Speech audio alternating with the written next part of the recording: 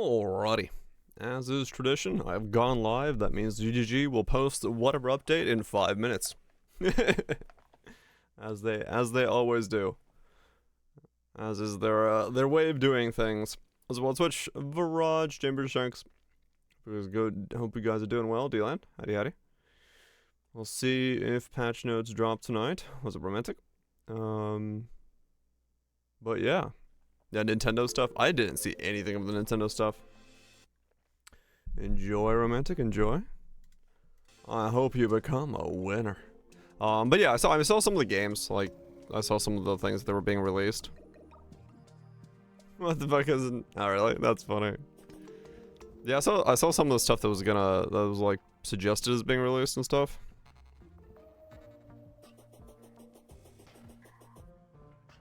This drop still on. Games montage.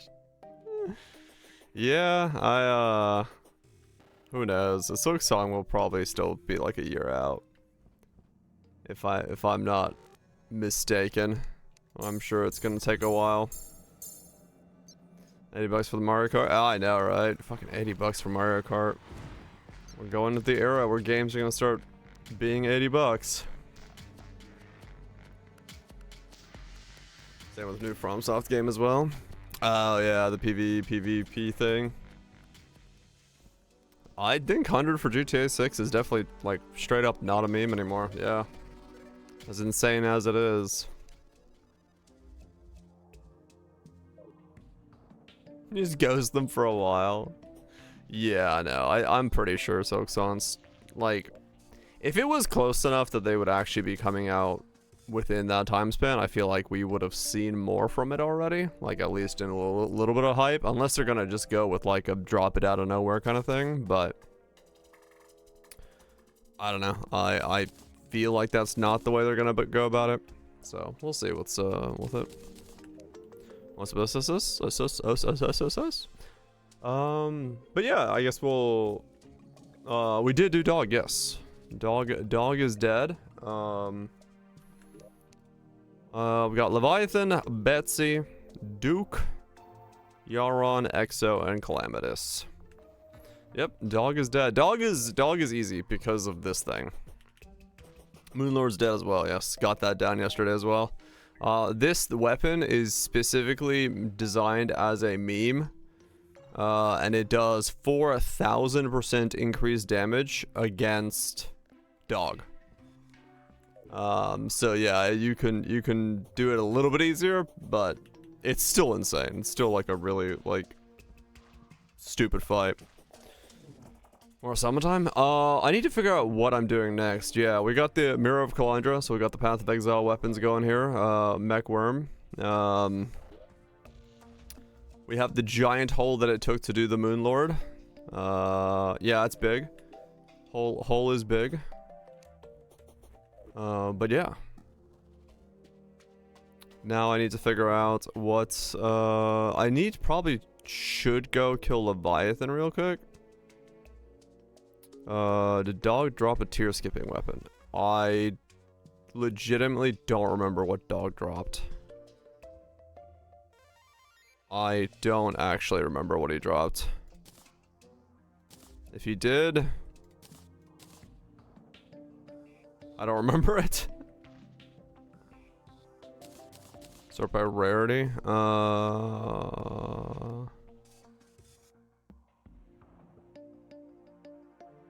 Damage? There's no rarity.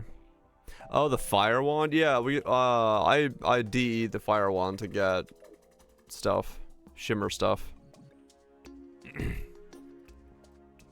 So I got that. But beyond that, no, I didn't get anything else from it. We got our HP buff from that as well. Yeah, he drops 9,999 of every torch. Okay, let me go. I think Leviathan should be fairly easy, so let me go do Leviathan real quick. Well, I say should be, but I have actually no idea. Because Leviathan could still be like a fuck ton of damage more than I'm expecting it to do. It should die quickly, but it might It might still be able to kill me, to be honest. Because of just how much damage Leviathan was doing. There's a way to do it, I don't know entirely what to do in that fight to, like, make it more doable. So let's see if we can kill Leviathan real quick. Just gotta wait for the strange creature to spawn. There it is.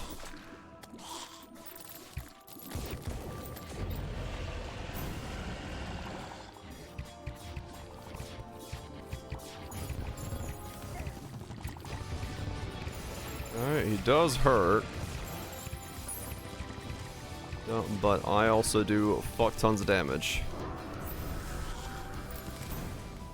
Okay, we're good. So Leviathan's pretty easy. I just do that much damage now. Alright, cool. There's Leviathan dead. Not a problem. Now let's do... Oh, there's the community. 9.1 increased damage, crit chance by 4, max health by 9, damage reduction by 4.5, defense by 9. 1 regen while suffering from damage debuffs, increased movement speed, flight time, become more powerful to by 88% power. Okay, interesting. So we have access to that if we want to. I just kind of did that to take a box, but all good. 9,999 bouncing boulders. He drops a lot of boulders. How's gamer? Fancy greed ring. Cool. Don't need that, don't need that. What, Leviathan doesn't have a trophy? Oh shit. Until next update. I was gonna say, wait a second, isn't that like right around the corner? Alright, so Leviathan dead. Let's do...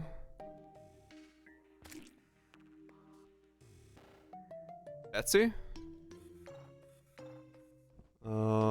Yeah, let's do Betsy. What is it called? Crystal? Jim Crystal? What is the thing called to activate the event again? Fuck, where did I put it? I don't even remember.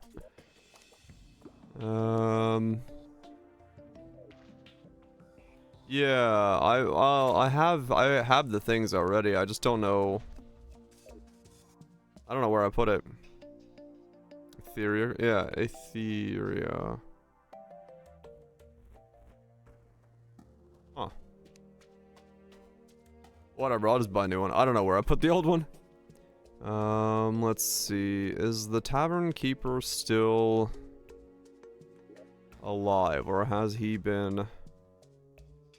No, he's somewhere. Silksong is always real. Oh, there he is. Yeah, what real means is a whole different question, but it is real. Okay, I think I still have... Do I still have the platform over here that I was doing it on? Yeah, Dungeon Defender was great when it came out.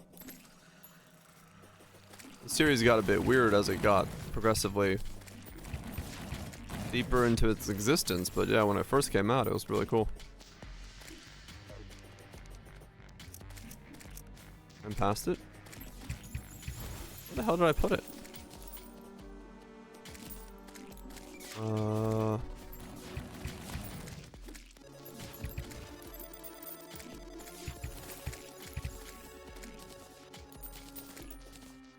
Oh, there. Wow, that blends in. Oh, right. I need to put it on a flat plane.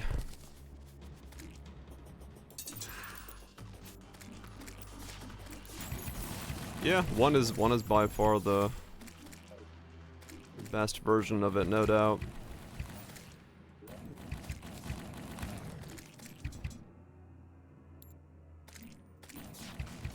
Really? I don't want to flatten this whole place out.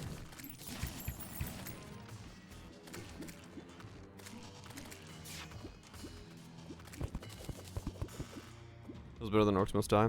Yeah, I mean, they both came out at the same time. I remember, when those came out. Is it on platforms? Ah, fuck.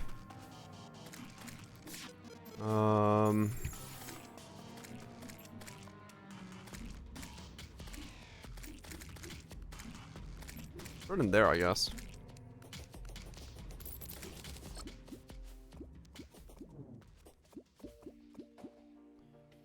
We'll put it over here.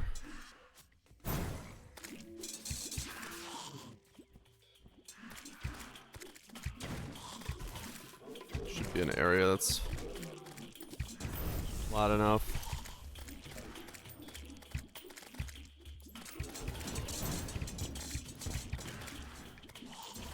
Oh, no, it's not.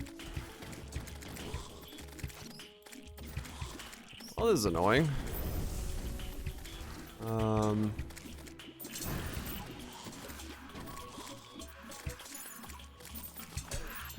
I guess just the water here is getting in the way.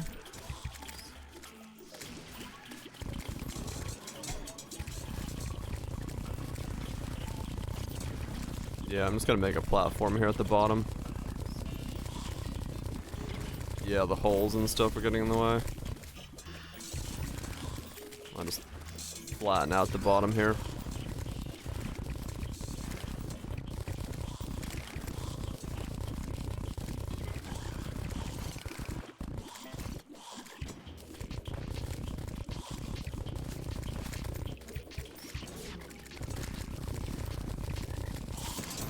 When ends tonight? Probably. Well, most likely.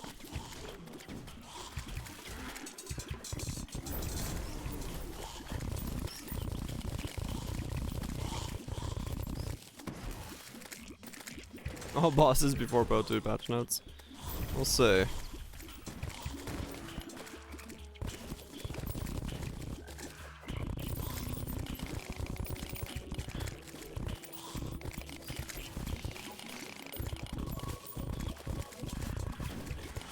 I have my doubts in finishing all of it, but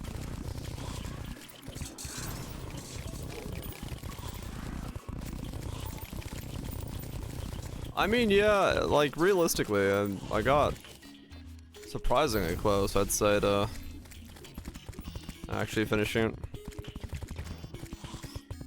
Yeah, Calamity has a weapon that was added that gives the or a summon that makes it's the Mirror of Calandra, and it summons the 5 weapons.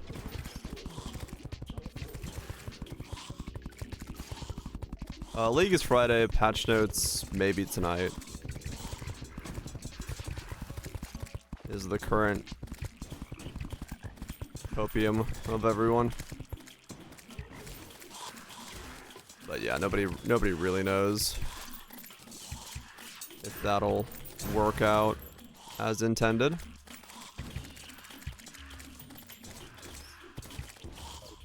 There we go. Why is it summoning uniques? Good question.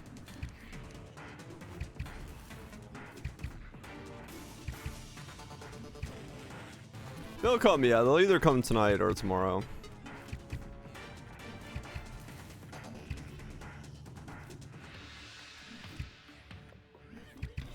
Yeah, unless something goes horribly wrong. Right.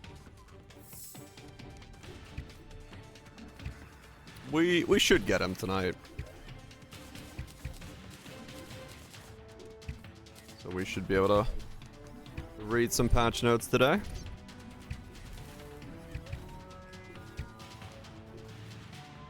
Yeah, they release stuff like exactly when I go live at 8, or they release stuff at midnight my time. It's usually the times that we see stuff pop up, so it'll be one of those two. It'll be one of those two.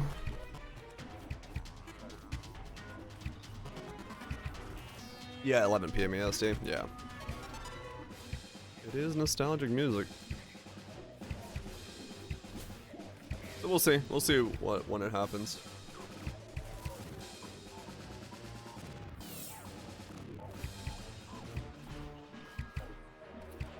Who knows? I mean, realistically, even like, you know, probably reading through them, I will, like, I probably will not read the section that's like every fucking number change, because that's just gonna be too many fucking number changed. But we'll read everything else, so we'll see. It's a little exciting. I mean, it looks interesting, like in terms of like there's a bunch of new stuff coming added in, so you know, in that regard it's good. Skip just skills you played? Yeah, probably. It's really gonna depend on how the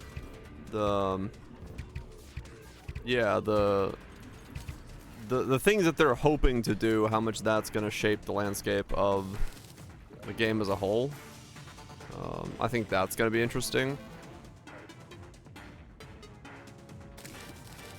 So hopefully, yeah, hopefully the game is, you know, a way more balanced version of what it should be. How much Spark is nerfed? Well, yeah, hopefully. Hopefully they nerf it in a way that makes sense. You know, that's the biggest thing. We'll see. We'll see.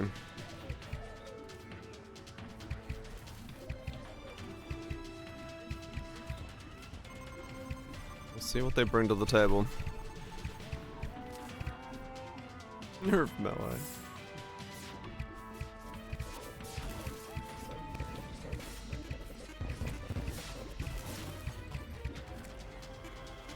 Betsy defeated.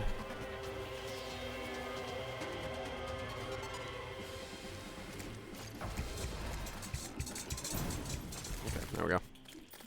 We've beat Betsy.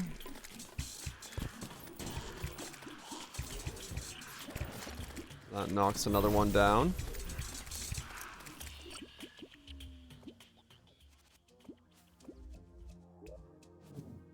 I hope so. I hope we get a bunch of new ways to scale, a bunch of new ways to do stuff. Yeah, that'd be the ideal, right? You know, that we get a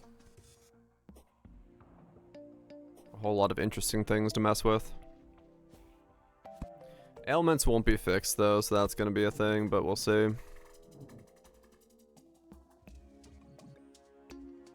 Oh, maybe Kazuya. Yeah, we'll see, we'll see. I mean, realistically, who knows, right?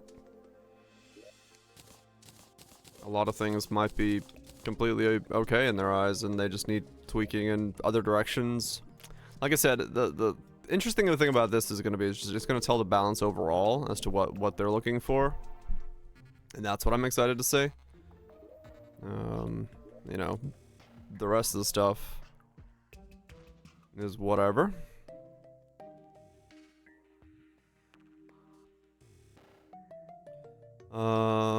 The bloodworm.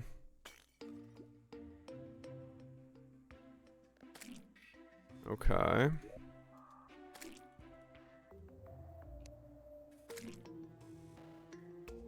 How did you get the bloodworm again?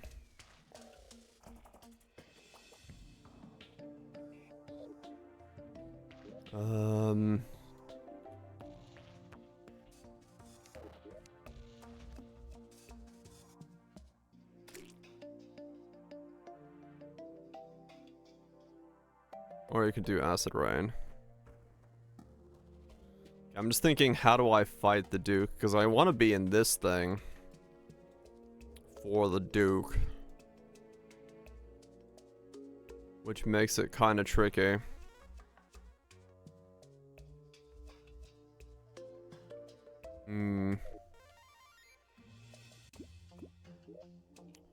Summon accessory for acid rain? Okay, well we'll do that real quick. I just don't know how I'm gonna fight the Duke. Maybe I can fight him here. Maybe that'll be okay. 'Cause he's just contact damage, but it depends on That is welcome to this mod. Yes, we've had to very much increase the arena size by a lot. Let's put it that way. Normal arena sizes are nothing when it comes to what you need for this thing. There is always the shaft winding chance.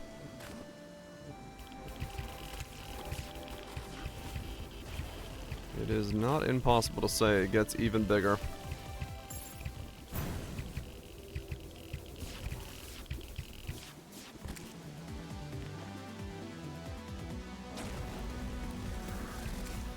Nuclear terror.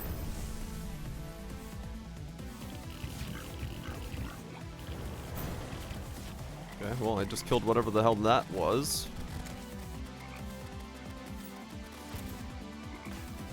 Cool.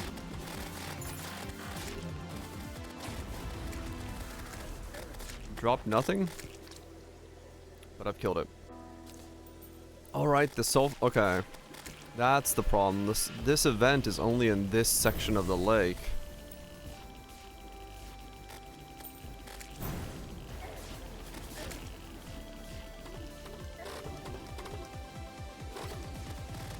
The arena size? It's because of the seed. To get Fixed Boy seed, combined with Calamity being on legendary difficulty, you have to really, like, tweak the arena sizes and stuff so that you can even just dodge around some of the mechanics. So that's why the thing is so big. Yeah, it's a combo of the two. 60, 70, 80, 40. Damn. Yeah, those are some spicier prices. But yeah, so essentially what's happening is like for Moonlord, there was so many things spawning. He was spawning so many of these bouncing balls that the only way to kill him was to make it so that I had enough space so the balls couldn't bounce off the bottom. That's why it goes from here to here. So I could keep falling and never hit the point where the balls would, like, hit me again. Stuff like that.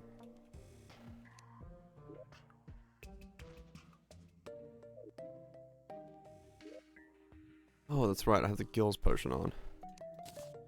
Like, man, I'm dying quick. What the hell? Gills potion. I was trying to breathe in air when I was supposed to breathe in water. I'm surprised they don't do enough. Oh, I don't do enough damage because I, like, unsummoned my minions. When the hell did I do that? Okay, weird. I was like, man, I'm surprised I'm dying over there. That'll do it then.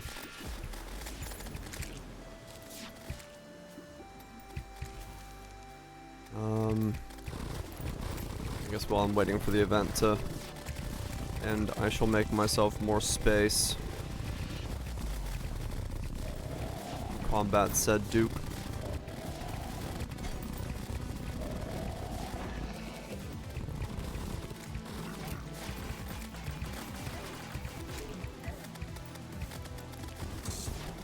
Is a summon weapon? Oh yeah, he drops the sentry weapon.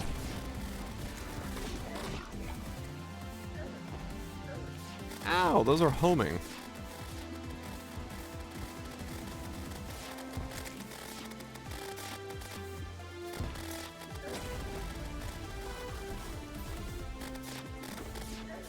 Oh, terror? Oh, okay.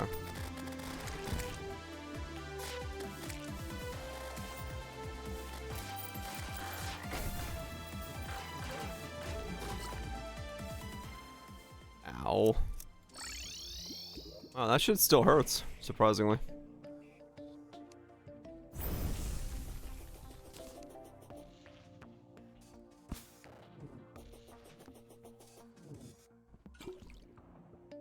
Where is my mech worm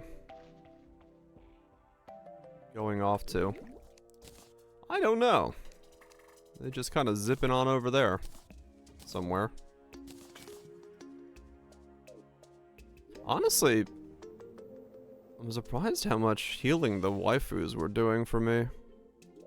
Maybe the heart is better than I thought it was. Huh.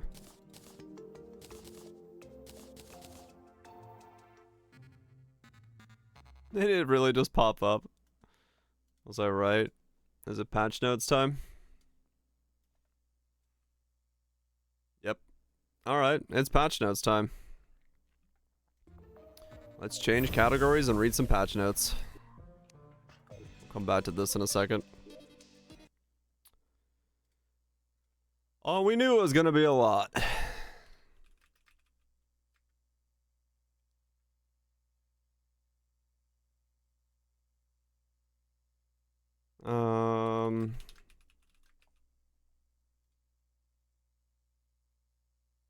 Alright. Time to fucking read. I'll move it over here so chat stuff can be over there. Chat, you're gonna pop back up there. There we go. Okay. Bedtime story. Hell yeah. Alright, here we go. Content update null 0.2.0. Path of Exile 2. Dawn of the Hunt. Dawn of the Hunt League. Start a fresh in a new economy with the Dawn of the Hunt League. All your old characters from early access launch are still present, but free passive tree refunds have been granted due to the changes. We would highly encourage you to join the new league to fully take in the changes we've made in null 0.2. There are standard, hardcore, solo, self-found variants of Hunt. They have some core mechanics and items as they have the same core mechanics and items as the existing league. New content: the Huntress, new ascendancies: Amazon Ritualist for the Huntress, the new Smith for the Warrior, Tactician for the Mercenary, and Lich for the Witch. 25 new skills with 100 new supports, 2 new classes of items, spears and bucklers, and 100 unique items. 8 new maps, 4 unique strongboxes, 12 rogue exiles. The Asmerian wisps, so the exiles are the ones that will pop up, fight you kind of mano a mano, and then if you kill them, they drop the unique items that they're equipped with. Asmerian Wisp are essentially the ghost from Path of Exile 1, but kind of revamped and done in their own Path of Exile 2 way. 15 new socketable items with new modifiers that you can craft onto your items. Added 15 new socketable items with new modifiers that you can craft onto your items. Okay. Twilight Reliquary Keys. Consume the Reliquary Key and enter the new endgame map. It grants you access to a vault with a chest that drops a special foil version of Unique. Currently 453 options for unique foils that can yield. Essences can now have Val Orbs applied to them to corrupt the essence with a range of unpredictable outcomes. Greater essences are possible to be upgraded up to 4 new corrupted essences. Those are the Hysteria things we saw in the preview. Continue to incrementally improve sound, art, effects, and environments. Okay, in-game changes. Areas of corruption on the Atlas now have central corrupted nexuses that is the source of the affliction. In this area leading to the nexus, corruption will spill out from the slain enemies and amalgamate into powerful monsters. So that's the Scourge mechanic. Upon reaching the nexus, you will begin the task of cleansing the source of corruption. Complete this task and receive a crystalline shards that can be used to obtain Atlas skill points. That's the new way of adding to your Atlas passive tree. That isn't just do this map 50 times. Boss for each faction has been added. These appear in the corrupted nexuses. Additional corruption monsters factions have also been introduced. Interesting. Additional corruption monster factions have also been introduced. I did see Silksong once again is real. How real? Who knows? Corruption monsters have had their visuals and animations improved and their skills have been rebalanced.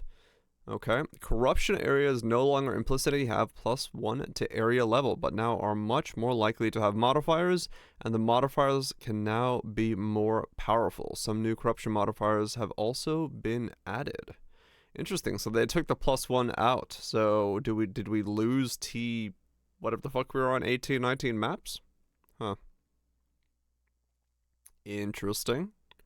Cleansing and Nexus will cause surrounding maps to become cleansed, which have their own set of monsters and rewards, including the newly introduced Fracturing Orb. Okay. Fracturing Orb fractures a random modifier in a rare with at least 4, locking it in place. Enjoy respawn, enjoy. Hopefully it's a good show. In order to open a corrupted Nexus map, the waystone placed in the map demise will need at least 4 modifiers. Okay. A specific implicit? Right. Yeah, maybe. Could be that. We'll see how it pans out in game then. You can now respawn and return to a map if you die upon first entering the endgame. You get up to 6 total attempts per map. As you add more modifiers to your waystone, the number of respawns goes down.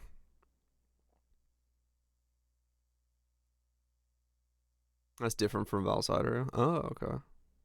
Huh.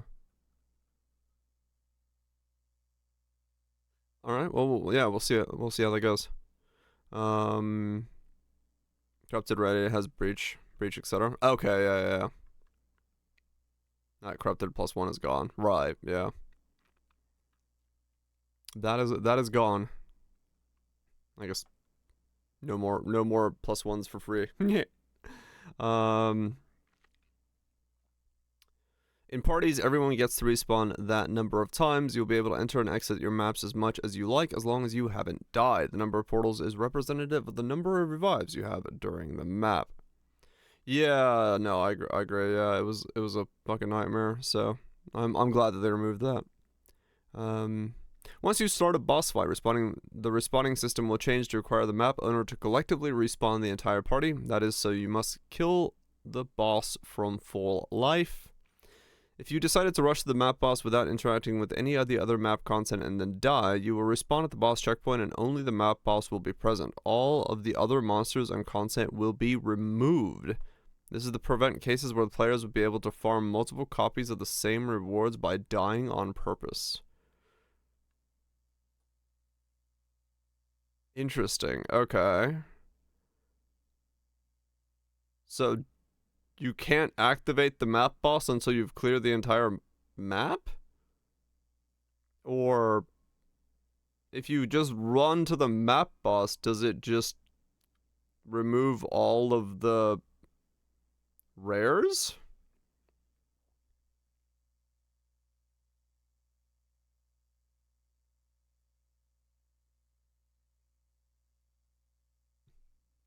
Moves all contents and don't die. Huh.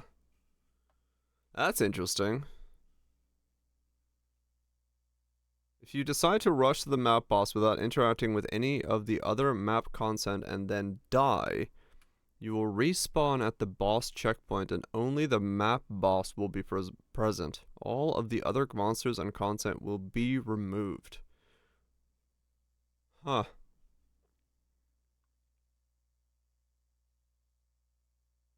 Interesting. Okay.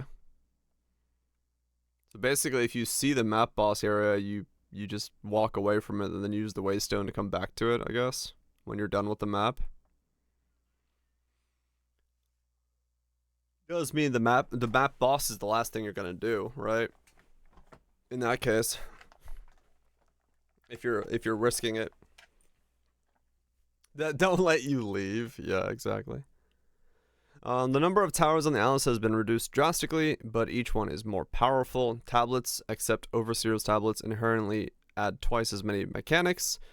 Using Hightail will also increase the number of mechanics applied by tablets. By tier 15, the bonus is double, allowing a single tablet now to add 4 times as many things as before. Alright, well hopefully that makes, using tablets not so pain, so we'll see. Tower maps can now spawn with all extra content mechanics, including bosses. The number of maps affected by tablets have been doubled on average, and also now scales based on map tier. Killing rare monsters required for map completion no longer has a chance to grant monster modifiers to the remaining rare monsters. Killing rare monsters required for map completion no longer has a chance to grant monster modifiers to the remaining rare monsters. I don't know what this is referring to. The bug? Yeah. I don't know what this is talking about. I didn't know this was a thing. Interesting. Increase the chances for rare monsters to have 3 or 4 modifiers on maps. Note, this means they drop more items. This is mostly to compensate for the removal of rare monsters, granting their modifiers to other rare monsters on death.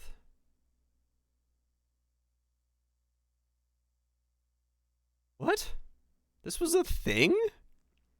Did anyone know that this was a thing? I didn't even realize this was happening. So, like, when you killed your first rare, it could have been, like... Other rares get tougher more. So, Kaiser's the only one. It was mentioned in the interviews? Okay. I had no clue that this was a thing. As a selling point? Okay, I must have glossed over that completely. I had no idea this was a thing that was even happening. Okay.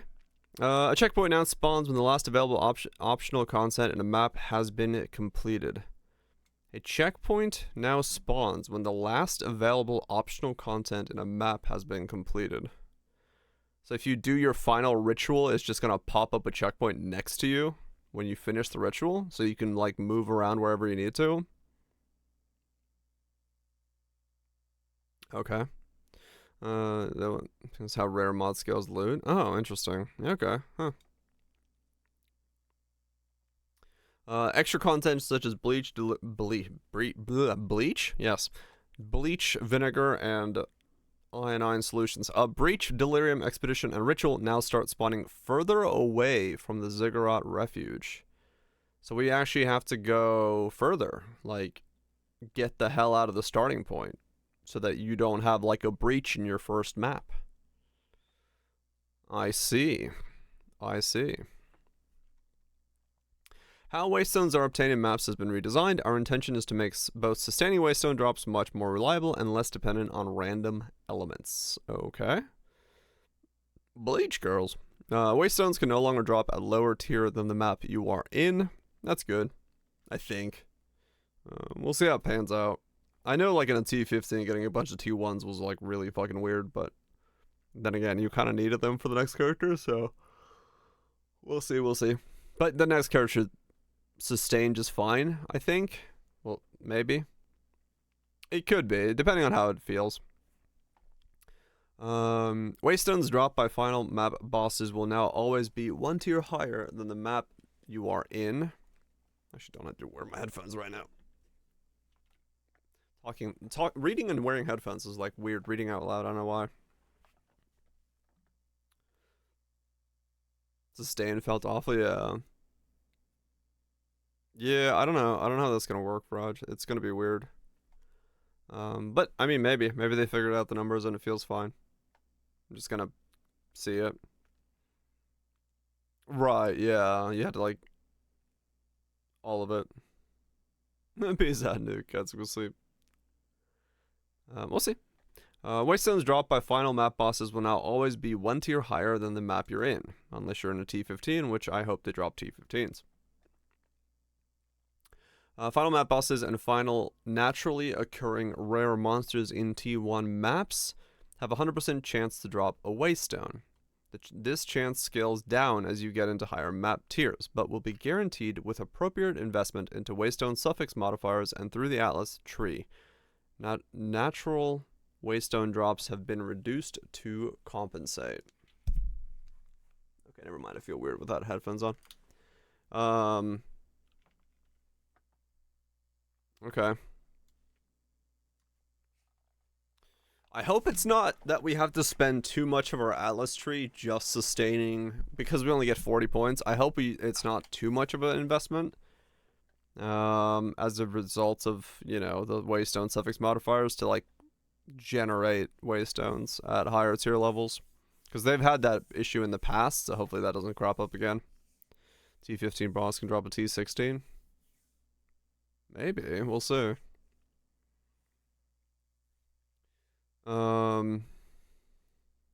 Yeah, if you do map bosses and you get the rare, you should be okay. But we'll see. It'll be a feel thing. It'll be a numbers thing. And if it's shit, it's gonna be changed in like week 1. It always is. And that's one of those like the first things they always patch out or patch up. If it is actually bad. Remove chances for waystones to drop a tier higher from the Atlas passive tree and lower the amount of waystones quantity available on the Atlas passive tree. We can express our out.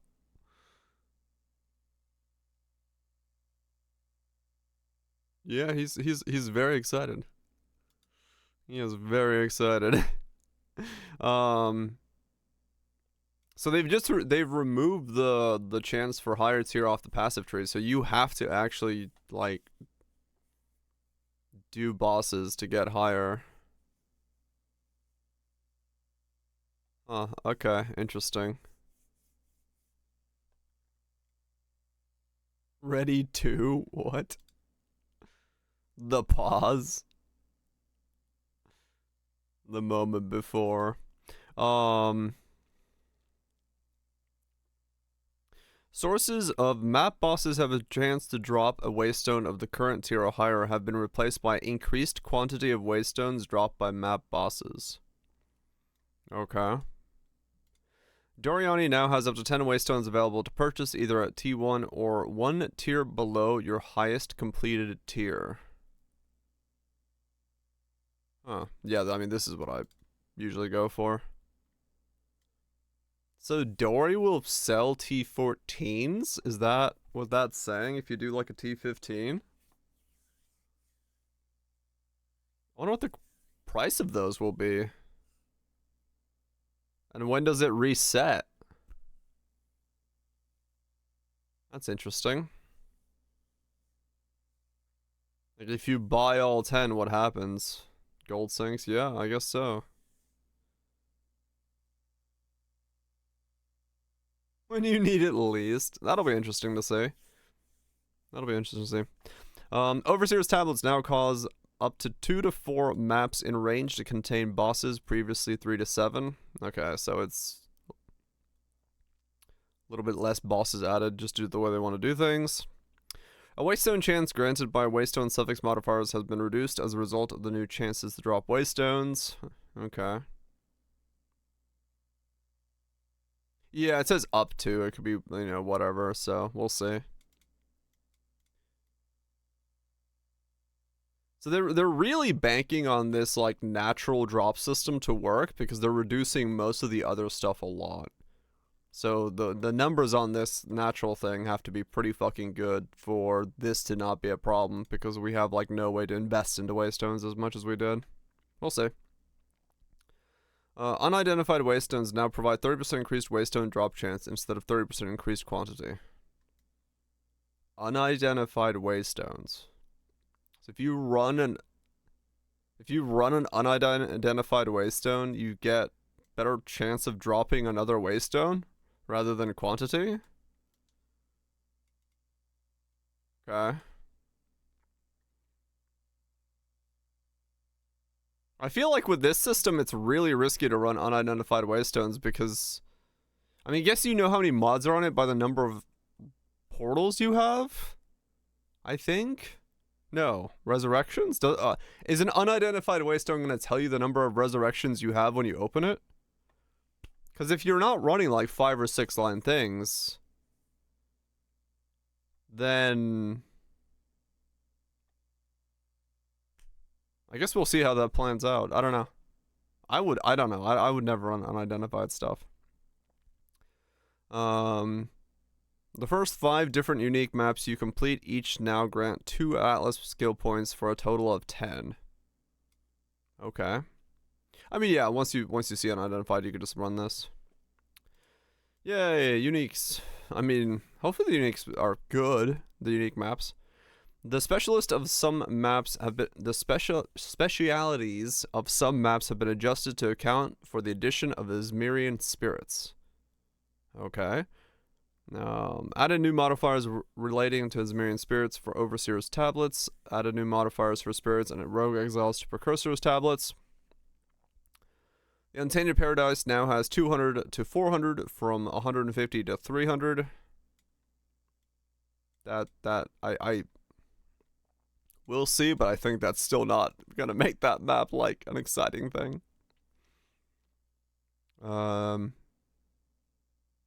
Yeah. Impressive, Challenger. 58. Only a couple more and we've been 5 years on the trot. Holy Hope shit. you are doing well, sir. DRGR happy. 5 fucking deers almost. Thanks so much for the 58 scouts. Appreciate it. I'm doing good. My voice is not going to enjoy this giant break of reading, but I'm doing good. I'm excited. Hell yeah. Well, I'm excited to see what this says. But I'm still excited for Poe on Friday, so double the excitement. Yeah, Untainted Paradise needs like 1,000. Yeah, I don't know. It's... yeah, well, hopefully it changes. A new crafting mechanic called Recombobulation has been added to the expedition, which allows you to select mods on 2 items, hoping to get the best element of each on a single item. As you select more mods, the chance of success decreases. If you are not successful, the items will be destroyed. This will be unlocked as you complete your first expedition and requires artifacts found during expedition to fuel it. It'll be interesting to see what the numbers for this are. Early game, mid game, I could see this being really handy. And then maybe some of the more late game stuff, but yeah, or beginning section. Maybe it makes those. Depends also the cost of it.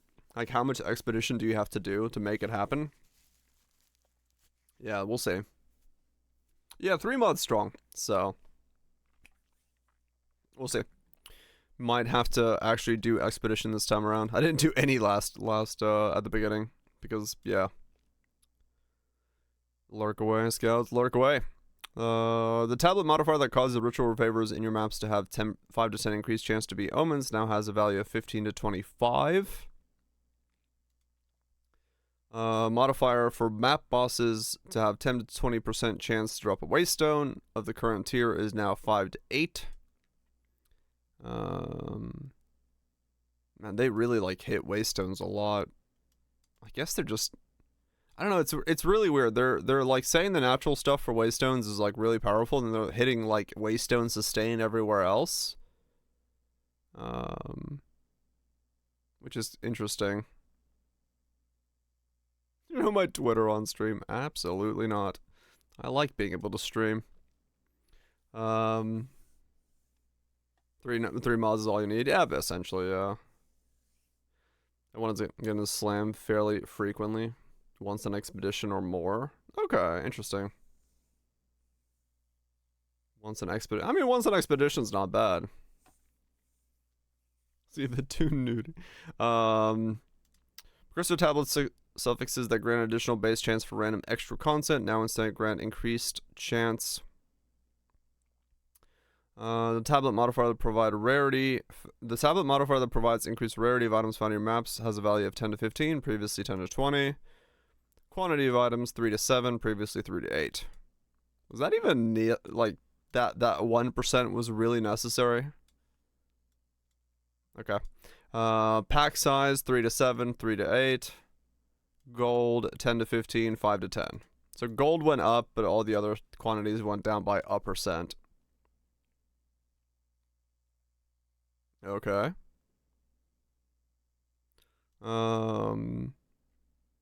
Breaches in your map's increased monster density now gives 4 to 6 from 5 to 10, while the modifier that also gives breach open faster has 3 to 5 from 8 to 12. Okay, so breaches are less dense and open slower. Tablet modifier, additional modifier. The tablet modifier, rare monsters having an additional modifier can no longer roll. Yeah, now that you could do 3 at a time, I think overall it's probably stronger. That's a good point. I didn't think about that. We'll see. Modifier and simulacrum for rare monsters having an additional modifier can no longer roll. Various endgame quests that lead to the Arbiter of Ash encounter has been consolidated into a single quest. Okay. All bosses that are affected by difficulty and simulacrum can now drop all of their specific unique items at any difficulty. However, rare uniques are even rarer at lower difficulty. This applies to the drop chance for reliquary keys from this content. Okay. Pinnacle boss content now takes roughly half the amount of time to unlock compared to before. In addition, pinnacle bosses have been made easier at difficulty 0 as well. It's our intention to allow you to face difficulty 0 of this content much earlier in your endgame progression while still preserving the difficulty of 4. I'm in like 2 minds about this change because well, we'll see when we get to the numbers and how it ends up feeling, but like there is a very real possibility that if you are versed enough in like building a character, that by the time you get to a difficulty 0 arbiter, if it's a lot easier, you might literally obliterate it. Like, I know they said that they're tweaking damage numbers and stuff, but like I'm like afraid that even if they would literally have to make us a torso with a head and no arms and legs to make it so that those of us know that what we're doing are not just going to absolutely incinerate difficulty 4, like difficulty 0. But maybe once we get in, if we get to it early enough in the character progression that it's actually a fight, but we'll see.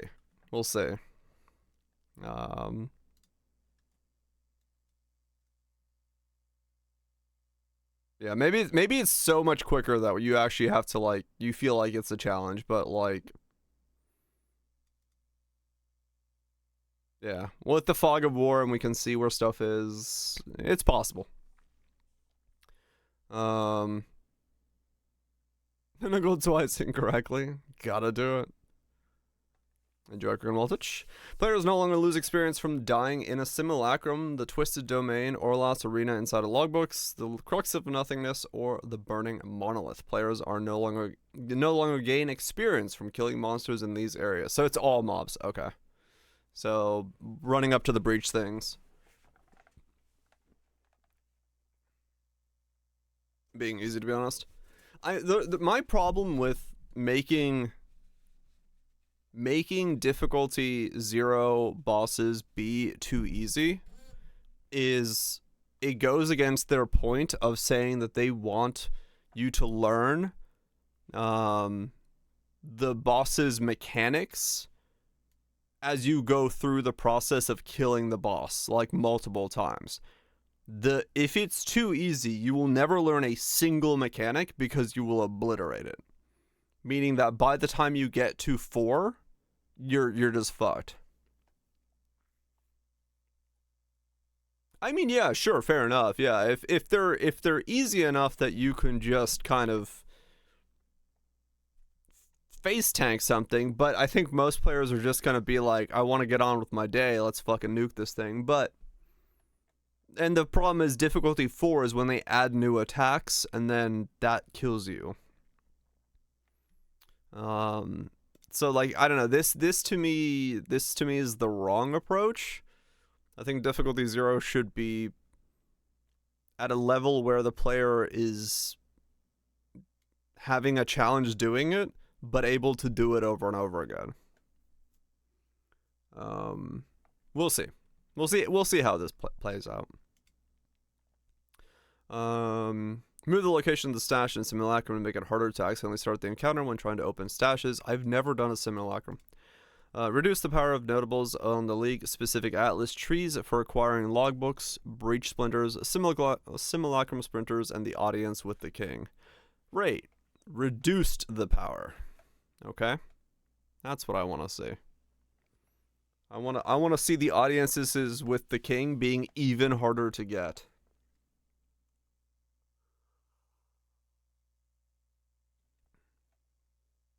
Be easier because maps are the primary end game. Well, yeah, for some. I hate mapping. I just want a boss. Boss. But now we have more bossing, so. I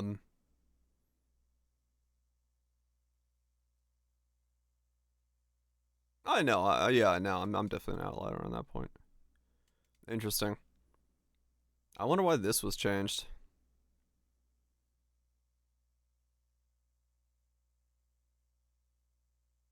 Feels like a weird change. There must be a reason for it. I just don't know what it is. Like this one's will be covered later. Okay. So I'm just like, what? Why? Delirium encounters and maps now reward 1 simu splinter each time a reward type is filled. Okay.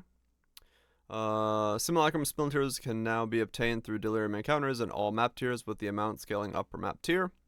The base number of monsters spawned in delirium encounters has been reduced, and the number that emerge by touching fracturing mirrors has been greatly increased.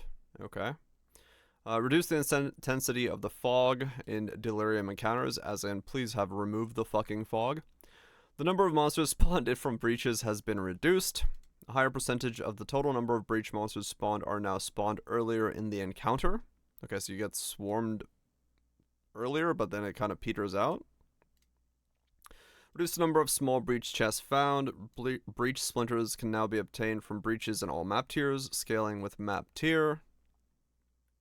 Breach delirium encounters now considered complete when you open the Breach and delirium encounters are now considered complete when you open the clasped hand or delirium mirror. Oh, as in just like the moment you open it, it is complete. I guess that's for like objective stuff. Strongboxes now spawn slightly more packs of monsters and maps. I really hope strongboxes have more changes than that. Yeah, it's just like Poe 1. Omens now always appear as ritual rewards in map areas. There's also small chance for an additional omen to appear. So you are guaranteed an omen, and there's a small chance you're guaranteed a second omen, or you get a second omen per window. So reroll fishing for omens is probably going to end up being what most people, if your omen farming is what you're going to have to do, you're going to just like fucking refresh the window. The vendors in the Ziggurat Refuge and those in your hideout now correctly have level 65 items available, rather than one having level 60 and the other level 70. Assuming you get enough honor, yeah. If you exit the game while in an in-game map area, logging back into the same character will now place you back inside the map instance if it still exists. Okay.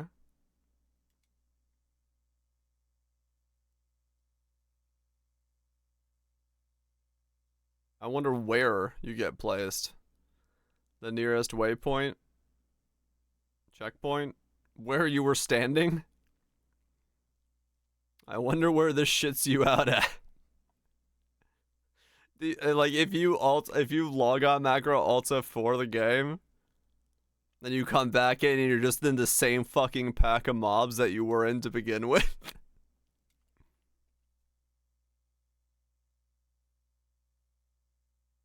Same spot, right?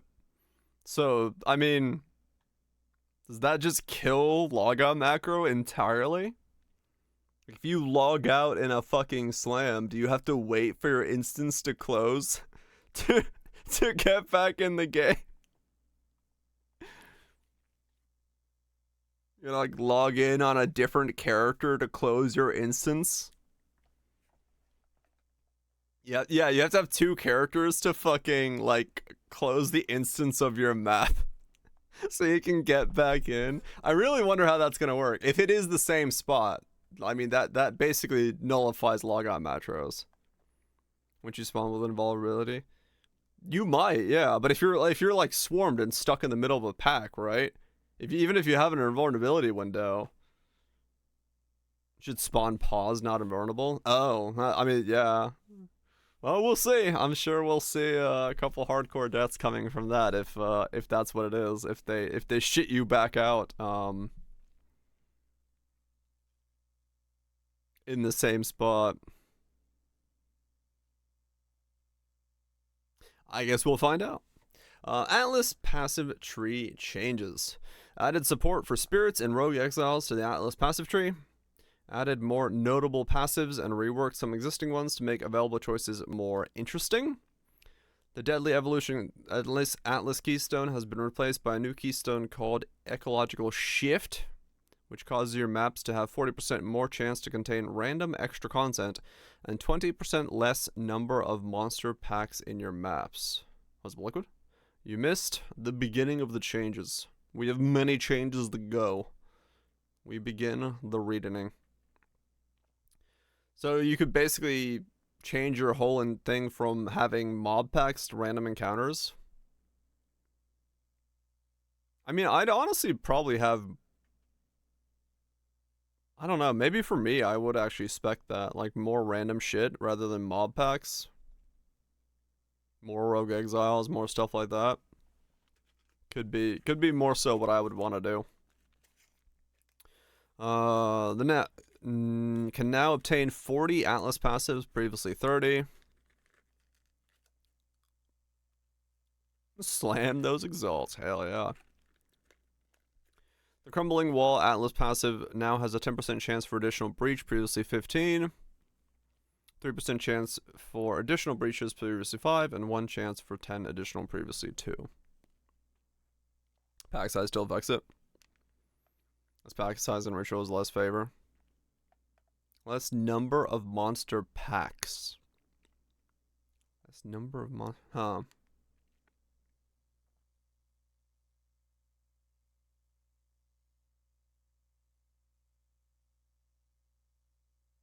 Yeah, maybe. Yeah, maybe it's counterintuitive. I don't know. Depends, I guess, on what you're farming. If you just need Expedition to show up, if you just want Rogue Exiles to show up,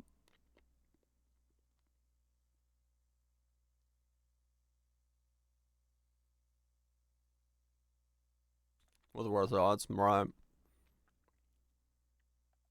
Yeah. Well, we'll see. Maybe it works, maybe it doesn't. The Extreme Archaeology notable passive no longer causes monsters to spawn with 20% of their life missing. Okay. That was apparently too strong. The Frenetic Invasion Atlas node passable now has 50% increased quantity of breach splinters dropped by breach monsters, previously 75.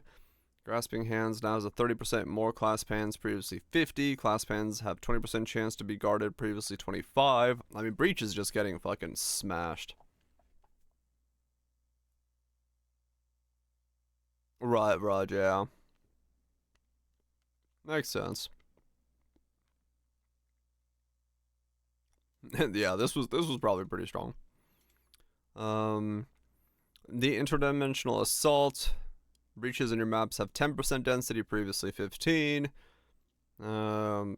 Rituals, the Omnis Portents, Atlas notable passive now causes Ritual Favorite in your maps to have a 100% increased chance to be Omens, previously 50. Okay, so they are pushing Omens a lot more. Okay. Hopefully it works. The Rising Pyre Atlas notable now has breaches in your maps have 25% density, previously 40. Okay. So Breach definitely took the biggest hit, which makes sense. Breach was the one that was like the roughest. And then slight changes to ritual stuff in terms of the omens. And then mobs and more passives and less things you're probably fluff investing into, maybe. We'll see. Okay, interesting. In order to work around a common crash that was occurring on NVIDIA drivers with recent drivers, the game now recovers from device removed events. When this event occurs, the display will have a loading screen and pause while it attempts to recover. This only applies for a very specific client crash and not all client crashes. This is the thing they were talking about. Okay. The reforging benches in towns have been repositioned for optimal locations. Okay. Strong boxes can now appear in certain Act 1s. Stash in the Trial of Chaos, thank fuck. Fire skills visually burn grass in areas. That's what we needed. Improve the performance of summoning and reviving minions. The performance of. So just like the general frame rate of doing that. Not like anything else with it. Okay. Safety checks preventing using movement skills to skip the elevators in Trial of Chaos encounters and prevent the encounters from functioning correctly. Isn't this the thing I made a bug report about this where I was like able to like clip through a bunch of like weird places in the Trial of Chaos with Blink? Is this me? Is this me? Nice. That's me. Oh, true, Roger. Well, yeah, no, I know I wasn't the only one, but I was like, what the fuck? I can teleport to weird places. The jumps performed when using Escape Shot and Toxic Growth now allow you to jump over enemies and small amounts of terrain. Vaulting Impact will receive this change at a later date. Holy shit, we're gonna start escape jumping and toxic growthing over our ledges. The decay debuff from decaying hex support now uses a more appropriate visual effect and displays below the enemy's life bar. Grenade skills now have a small amount of random variation in travel distance when firing multiple grenades at once. Oh really, DPL, that's funny.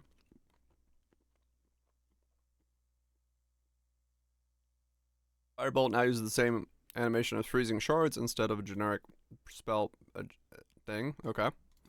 3D art of stash and guilds. Okay. Overall, general stuff, very general. Player changes. Characters are now required to be at least level 25 to enter Cruel, and level 50 to enter Endgames. Okay. The player's base attack speed while unarmed is 1.4 attacks per second, previously 1.2. Ah, yes.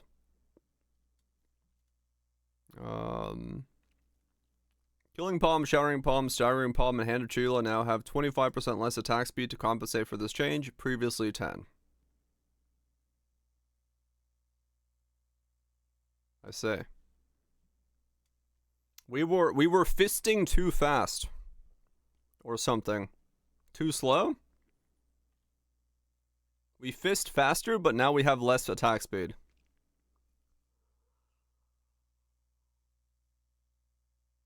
I'm not entirely sure numerically what this changes, but okay. Concoction buff? Yeah, true. Yeah, 1.4 to 1 from 1.2 to 1.4, but then these are 10 to 25. Freeze now builds up roughly 48% slower on enemies. Nice. Player base ailment threshold is now half of max life. Previously all max life. Hey, look, we can get frozen again.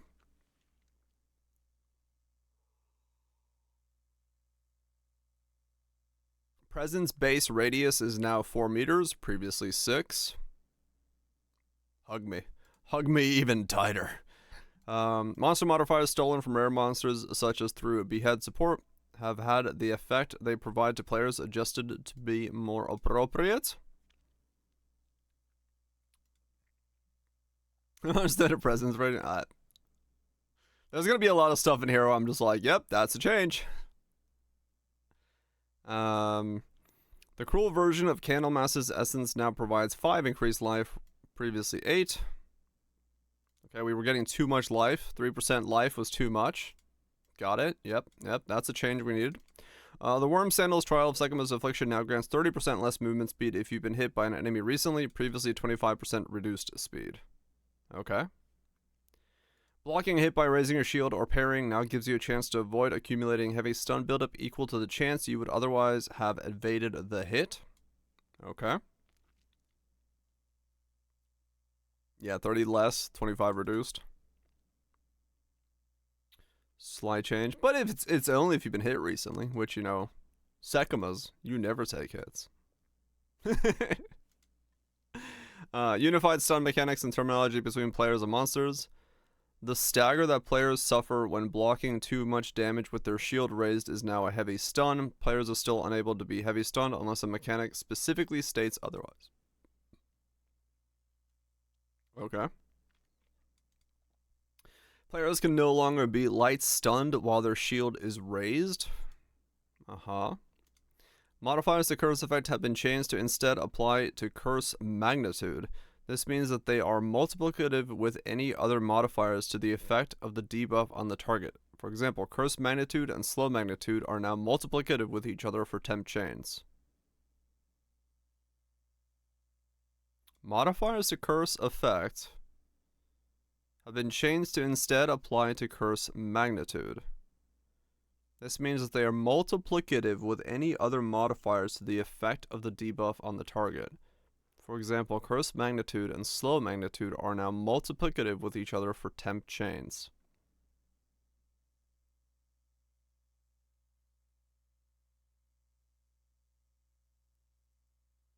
In my head, yes, multiplicative is stronger. But maybe I'm thinking wrong?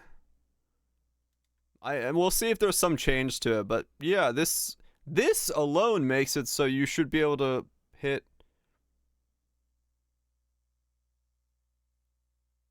Yeah. It's less investment for like a good 70% with this, I think. I don't know. We'll see. I mean, yeah, we'll see. There might be temp chains. Well, okay, hold on.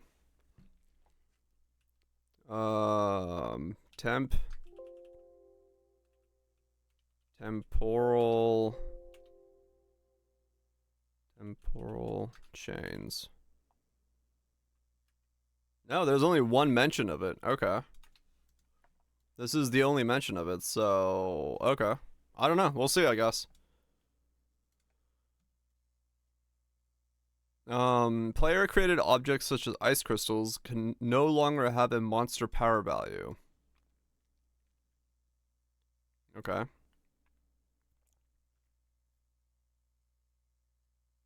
Interesting. Ice crystals can no longer apply on kill effects such as Herald of Ash or Temporal Trail's Overkill. Alright, that's just fucking kills that whole ice crystal thing. Speed deals 0.9, they've just changed it that way, maybe. Players have 50% more light stun threshold per time stunned in past 4 seconds. Previously 25% more light stun per 6 seconds.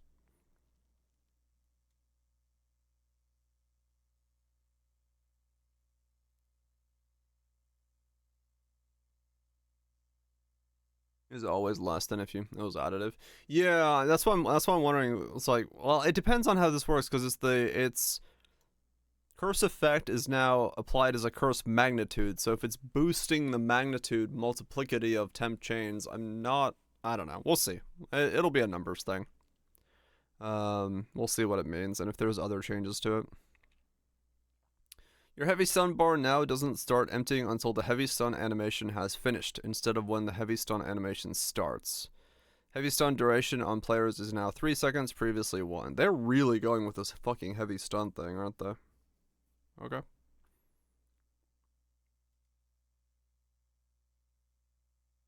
Players cannot block or evade event while heavy stunned.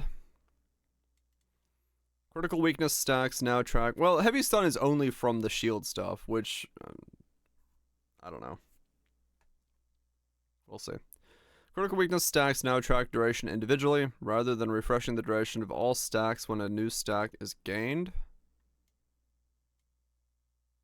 Okay. Pinned targets can no longer evade. Pinning a target now also causes them to be light stunned.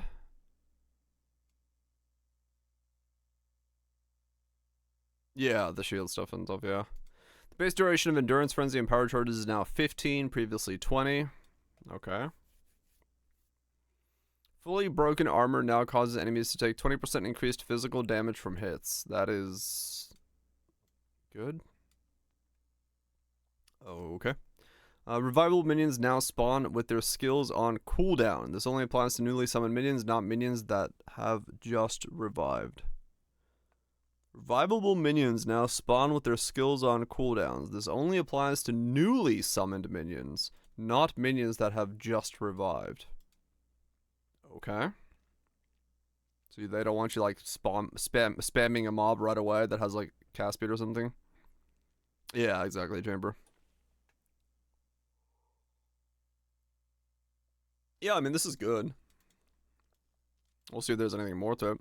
An Ancestral boosted Slam now deals 30% more damage and 20% more effect, previously 20 both. Okay. Persistent minions granted by Ascendancy passive skills will now automatically be summoned when you allocate the passive for the first time. Okay. Players and monsters now only count as moving while moving, rather than for the whole length of many animations that have some movement during part of them. Players and monsters now only count as moving, rather than for the whole while moving. Count as moving while moving, rather than for the whole length of an animation that has some movement during some part of it. So if you're doing like that melee thing that like runs forward and then slams, only for the section where you're running forward, not where you're slamming, is counted as moving. Yeah. So you don't get to the whole animation is not considered as you being at the point of impact. You are not considered being moving. Is this a nerf? This would be a nerf, yes. Because, well, it depends on what you're spec'd into. If you're spec'd into things that make you do more damage when you're moving, and you're using something that makes you stop moving when you cast, yes.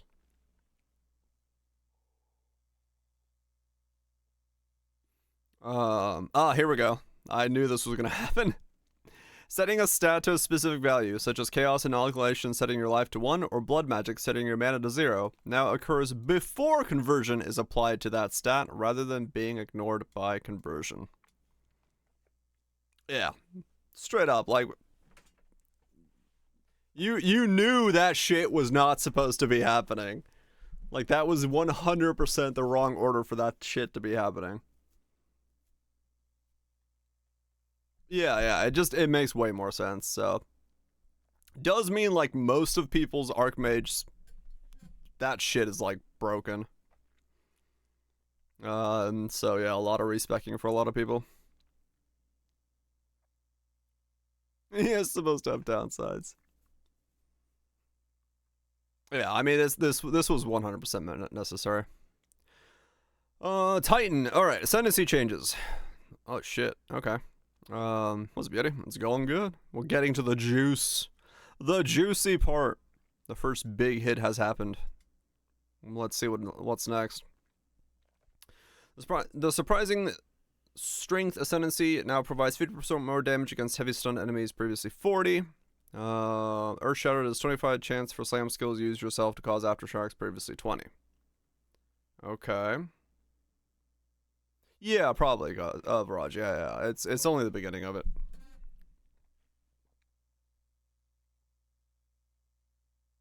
The Warcaller's Bellow Ascendancy skill now causes Warcries to explode corpses, dealing 25% of their life as physical damage. Instead of providing corpses in your presence explode when you Warcry, dealing 25% of their life as physical damage. This allows for Warcry area effect to scale the corpse explosion radius. Okay. More shouty shout.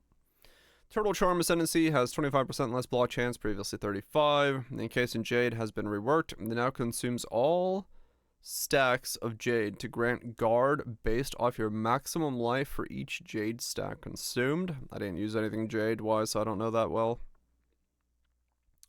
Ancestral spirits granted by insert call ascendancy skill now has minions from this skill have 1% increased accuracy rating per 3 of your dex. And minions from the skill have 1% increased damage per 3 of your strength. Minions granted by this skill have had the following changes. Cooldown lowered to 10 from 15. Stun build up 300 from 200. Okay.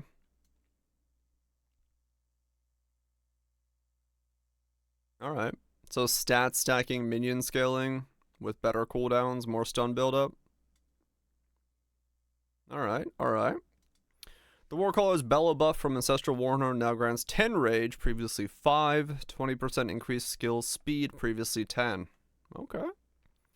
The Polished Shell aura from Ancestral Spiritual now grants 80% increased defense, previously 50, and 40% increased block, previously 25. Okay. I mean, yeah, these seem good. This is a pretty sizable boost. The Enhanced Effectiveness Ascendancy skill now also grants 20% less attributes. Enhanced Effectiveness Ascendancy. Hold on. Jimling Legionnaire.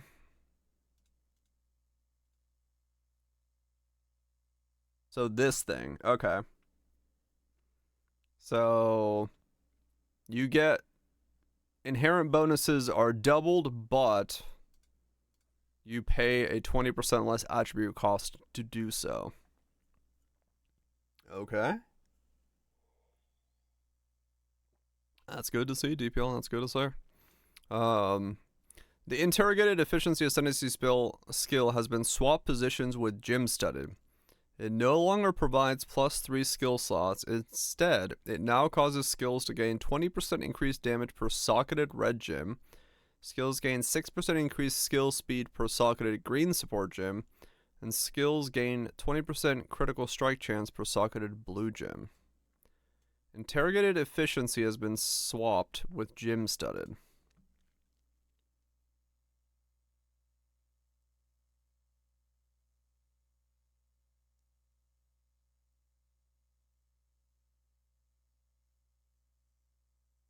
Ah.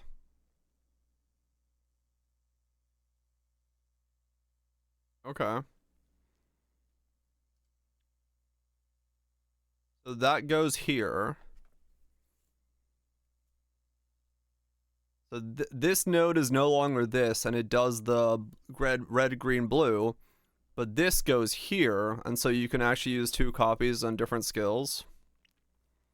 I like the fact that this is more easily accessible now. Because even I thought about maybe using this on a setup, but I was like, it's too far here. So having it here is actually way better, because you can do like that, and then like maybe over here or something. Yeah, okay, that's not bad. I like that. That's a good change.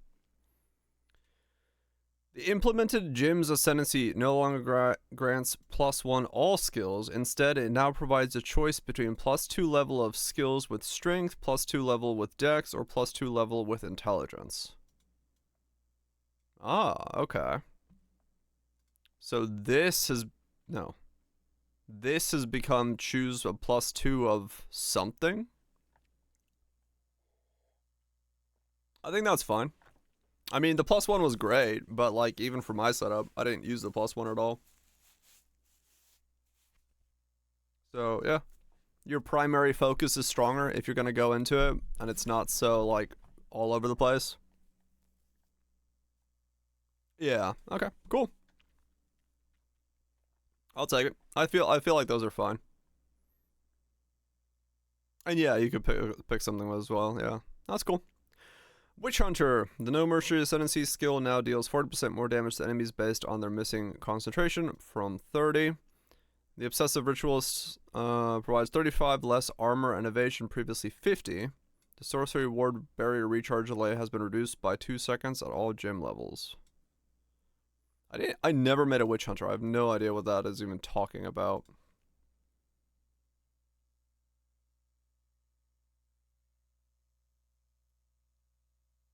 Sorcery Ward. Okay.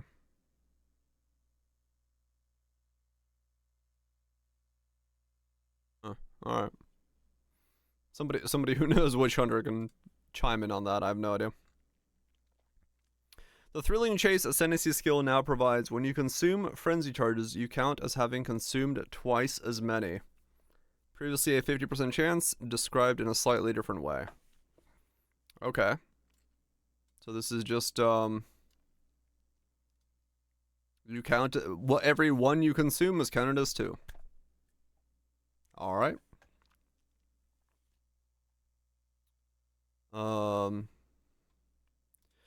The Running Assault Ascendancy skill grants 50% less movement speed penalty from skills while moving, previously 30. The location of this passive has been swapped with Relentless Pursuit. Interesting. Okay.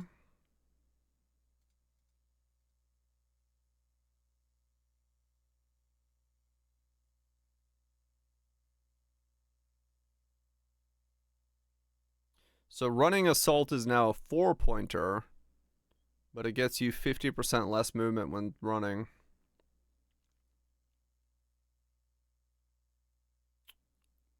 Okay.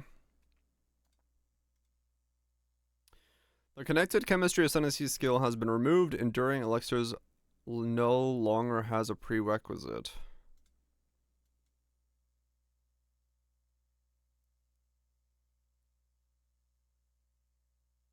Huh. So no increased amount of flash charges gained? Ah. Mustache, stop it. Okay. Interesting. That is rough for fast builds, yeah. Add a new multi-choice practical remedies ascendancy passive skill that provides the ability to allocate ground sticking, dousing vial, or thawing campfire, which provides immunity to shock, immunity to ignite, or immunity to freeze, respectively.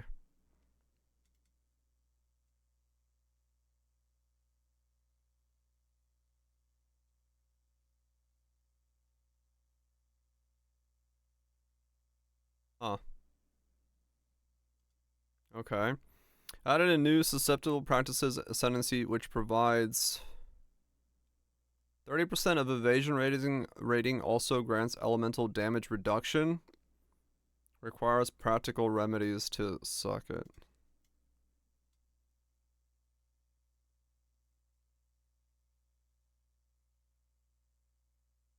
Damn. I feel like this comboed with the parry shield and stacking evasion, you're gonna be really fucking thick because you just like avoid the hits, and if you do take a hit, just 30% of your elemental damage reduction is like based off your. Yeah, that'll be fucking nuts. Okay, interesting. I mean, this seems cool. This is kind of whatever, but it's still interesting. It's something you have to pick up on the way, so. Alright. Embrace the Darkness. Ascendancy has now provides +8 to Darkness, previously +5. Okay. Ravenous Doubts Ascendancy skill no longer provides Mana Leech is instant. Instead, it now provides Mana Leech recovers based on other damage types as well as physical damage. No more instant leech of the mana. Honor lost during the Trial of Seconds is now taken before Darkness. And no more free Suckumas. The ... and Protect Me from the Harm Ascendancy now provides 50% less evasion, previously 40. The Lead Me Through one spirit for every 8 energy shield on body armor, previously 6. 1 spirit for every 20, previously 15. Okay, so that got nerfed as well. The Elemental Expression skill granted by Scatter now deals 40% more damage at all gem levels. Okay. Okay. So a bit of a nerf there. And then that's a bit of a boost. Righto. The Blood Barb's Ascendancy skill no longer provides 10% damage gained as extra fizz. It now causes bleeding you inflict on cursed targets to be aggravated. Huh.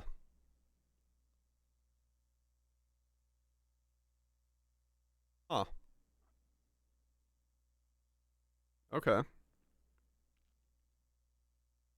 That is a very easy way to aggravate.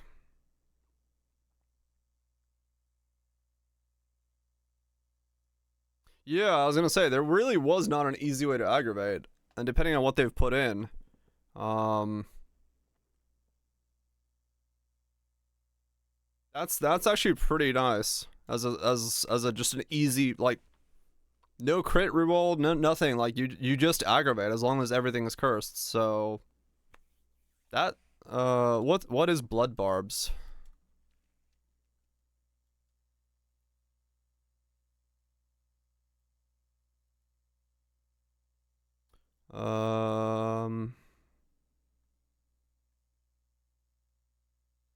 So elemental damage also contributes to bleed magnitudes, and bleeding is aggravated on a cursed target.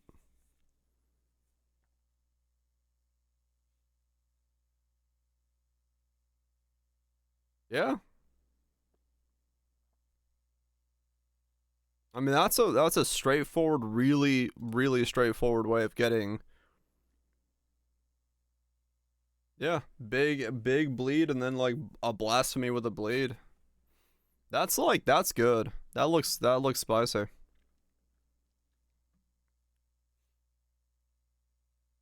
That looks pretty good.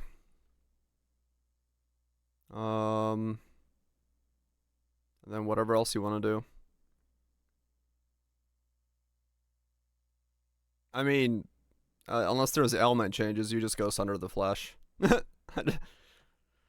Just like fucking max out your crit with a 15 base crit and then go Sunder the Flesh so you have massive crit bleeds.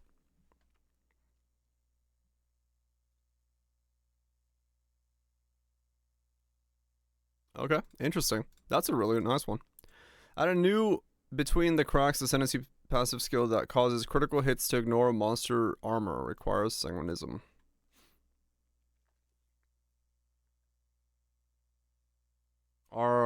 I think in Poe 2 armor does not affect bleeds.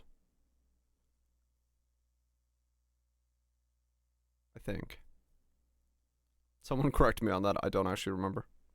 But I think it's I don't think it does. Infernalist. That is a that is a lot of text. The demon form skill granted by demonic possession ascendancy now has a cooldown of 15, previously 20, and a maximum demon flame of 10, previously uncapped. You now lose a flat amount of life per second per demon flame, scaling with skill level, rather than a percent of your max life. The dodge roll when demon form has had its distance reduced. You now lose a flat amount of life per demon flame, scaling with skill level. Yep. And you lost the dodge distance. The Seething Body Ascendancy skill now has while on high infernal... Wait, no, wait. That's not the order you put these in. What? What does Master Darkness do then? Oh, Demon Flame has no maximum. Okay. I was like, you can't just tell me what that one does and then not tell me what the next one does that has to deal with it. Okay. So if you want to go no max, you can go here. But depending on how much the stacking is, you might have just do a 10 stack. Okay. The Seething Body Ascendancy skill now has while high on Infernal Flame, you and your allies in your presence gain 50% of damage as fire damage, previously 20. Damn. 50% of damage. Big boost. The Grinning Emulsion Ascendancy skill now provides 50% more critical damage bonus, previously 30. Okay. My crit bonus on my dude is fucking through the roof now. Interesting. The Pyromantic Pact Ascendancy now causes 50% of Infernal Flame to be lost per second if none was gained in the past 2, previously 10. Wow. So if you don't gain Infernal Flame constantly, they took it from 10 to 50. Okay.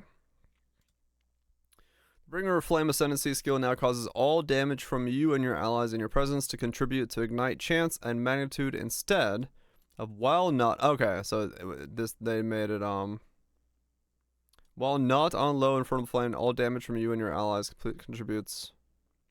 So it does no longer required Pyromantic Pact. Oh, this is just its own node. It's just this is just all damage can ignite now. They just made it a fucking Shaper of Flames node. Interesting.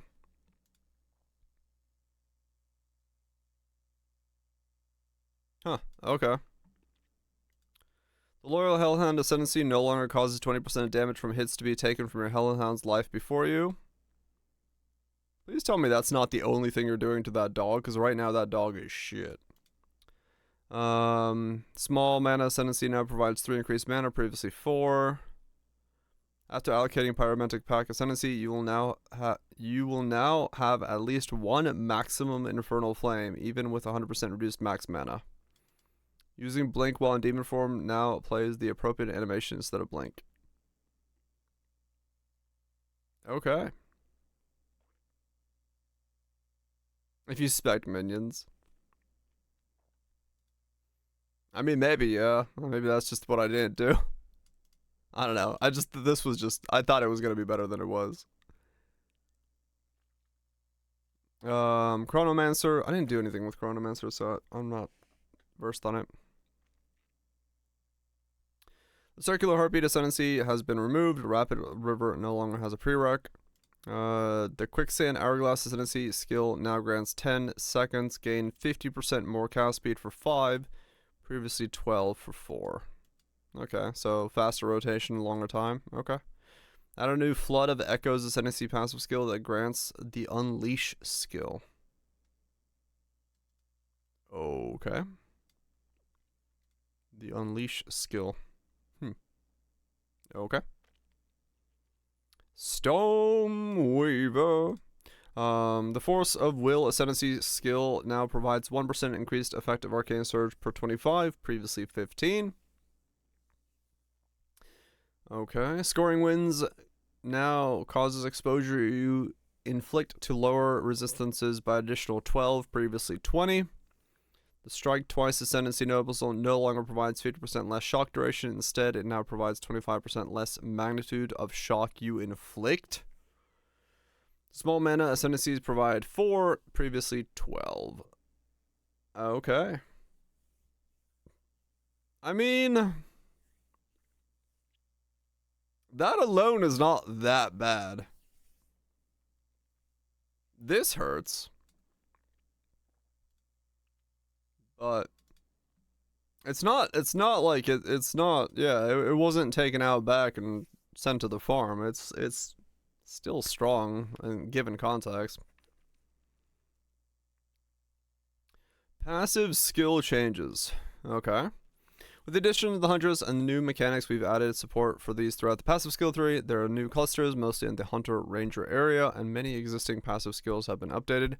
These changes may result in your existing passive trees being forcefully refunded if you had allocated nodes around the area where the layout is changed. Okay. Reading this shit never works for me. I need to just see the passive tree.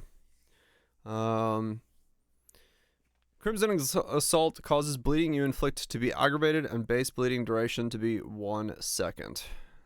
That one's okay.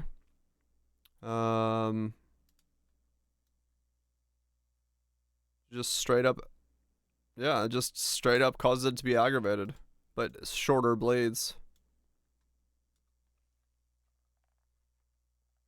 There's less jewel sockets. Oh.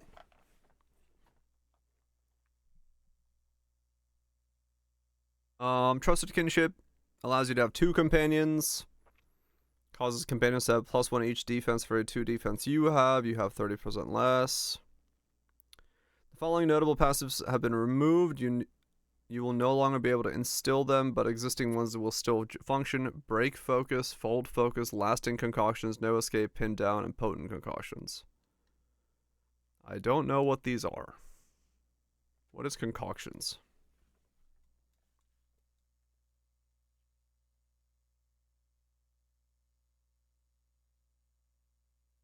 Oh, the flash sustain stuff?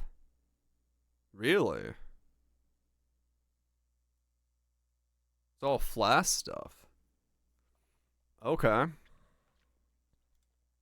12 jewel sockets have been removed. Existing characters with jewels in these sockets can reclaim their jewels in the main image by using Reclaim Jewels chat command.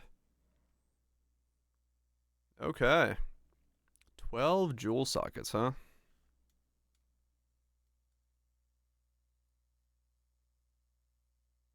Jewel socket. 1, 2, 3, 4, 5. 6, 7, 8, 9, 10, 11, 12, 13, 14, 15, 16, 17, 18, 19, 20, 21, 22, 23, 24. Half. Jewels got cut in half. Okay. Acrobatics is 75 less from 70. Okay. Oh, marks got removed? Interesting. Eldritch Battery Keystone now has the additional property of doubles mana cost. Okay.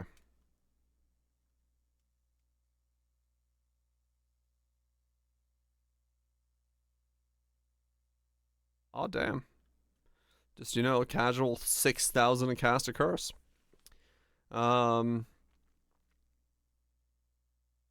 mean, yeah, this should be still workable, depending on how the rest of the stuff works out. I mean, those guys had fuck tons of mana, so... And then, I guess, yeah, for some things, it's a benefit. The Giant's Blood Keystone skill now has triple attribute requirement for martial weapons. This previously only affected axes, maces, and swords, but was described as weapons. Oh, okay. That's just the wording thing. Kind of like agility, 40% increased evasion of dodge recently from 25. 1 attack speed per 25 dex from 15. So that was nerfed. 15 movement, reduced movement penalty for skills. Oh, there, okay. They're adding more of this stuff on the tree. Interesting. Heavy buffer now grants 5% damage taken, bypasses energy shield instead of 10% reduced max life. Freeze threshold equal to 50% of max energy shield, previously 100. 5% increased mana from 20 mana regen. Master Fletching, 20% increased bonus from equipped quiver, previously 30. The small prior now has 6, previously 10, while the 2 passive skills after now provide 20% chance to inflict elements with projectiles or 15% increased stun buildup. Interesting. Oh yeah, true. This thing. Even less damage you're taking. Lich is beefy. So this is doing the quiver stuff, so you can't get to the breakpoints just as easily. That's fine. The Pylon notable passive skill is 30% armor break debuff. Okay. 7 attributes from 10. Okay. 8 mana from 12. 13 to all instead of 7% increased attributes. So no percent there. Stat stackers losing some stuff here and there. 10% chance for mace skills. Use yourself to cause aftershocks, dealing the same damage to enemies. Oh, that's the same. Okay. Just putting a radius on it. 12% reduced movement speed penalty when using skills. Previously 3 movement speed. 8% reduced speed penalty. Okay. The Unwavering Stance Keystone no longer has your stun threshold is doubled. Instead, now has cannot be light stunned. Okay, so just normal stuns won't affect you, but if you're wearing a shield, you can get heavy stunned. if you're holding up the shield or parrying with it. Small passive, previously 8% increased effective auras from your skills, now grant 5. Notable passes provide 20 increased effective auras, now has a value of 12. Okay, got it. So they're nerfing that a little bit. Alrighty. Skill changes. That's a lot of skill changes. Alright. Many skills have their base and their damage growth per level rebalanced. Most of these changes are not specifically mentioned below, as the changes are too widespread. Dang fuck, I don't have to read a fuck ton of numbers. Good. I mean, yeah, it's nice to have the numbers there as a reference. Fair. I don't know. Well, I guess we'll just have to fucking wait and see what happens with it. Because, yeah, you can't really, like, go in knowing the numbers. You just have to guess if the scaling early or late is going to be weird. We'll wait for the data mine? Kind of, yeah. The mana cost for all attacks, marks, and war cries has been reduced, most notably at higher gym levels. Hey, look, I can summon totems without needing 6,000 mana. Thank fuck for that. Hopefully it's been significantly reduced. Because, yeah.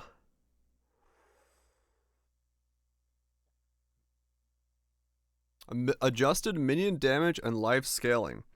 General damage and life is the same early game, but lower than before at higher levels, especially past level 20. Okay.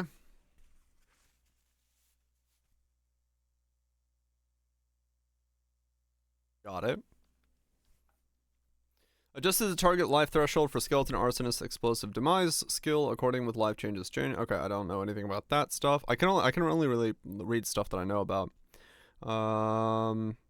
Arc no longer deals more damage for each remaining chain, and chains 6 to 8 times at gem level 5 to 20, previously 2 to 5. Oh, it chains a lot more. Now provides 2% more damage for each remaining chain, previously 5. Okay, so chain stacking arc is no longer like boosting its damage. Which kind of sucks. That's kind of like the identity of arc, but oh well. Archmage now causes non-channeling spells to gain 3% of damage as extra lightning damage for each 100 mana you have at all gym levels. Previously 5 to 6 at level 14 to 20. So that's half. That was cut in half. Non-channeling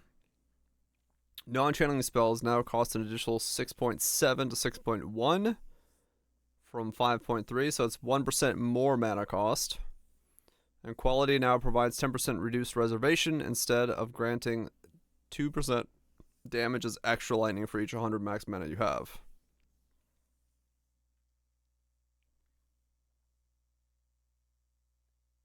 I mean, yeah. 8 to 3%, so yeah. Yeah, it's... I mean, realistically, I think that puts it in range of, like, where they... Yeah, makes it, I don't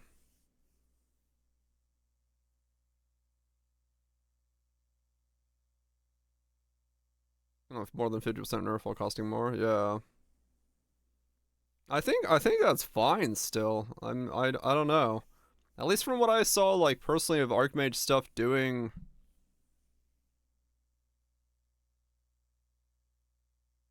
content-wise, I feel like that's probably still just fine. I mean, true, Gaze and Stormweaver on top of it. It might hurt it a lot overall, but...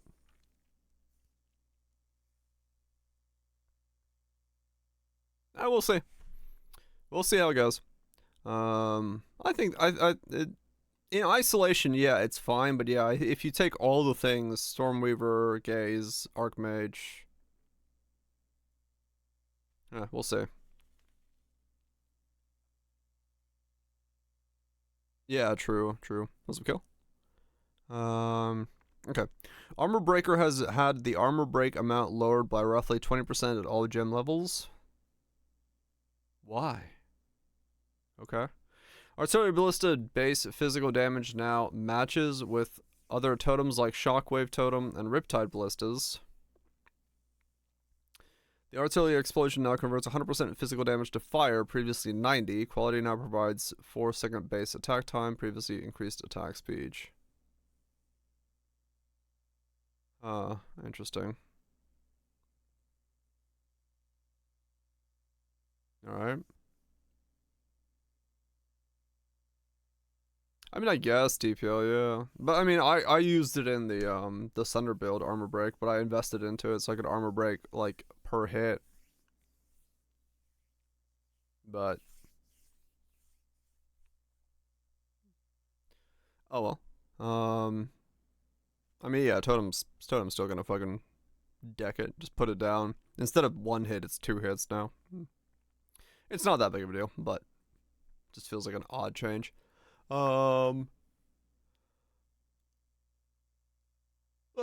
Barrage repeats now deal 50% less damage at all gym levels, previously 23 to 15.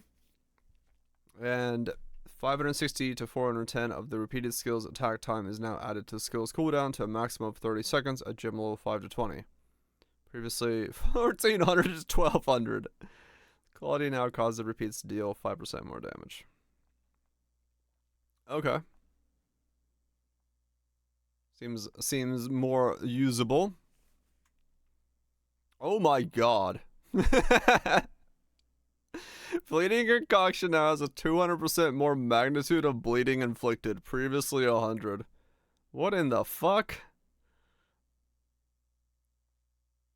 It was already one-shotting!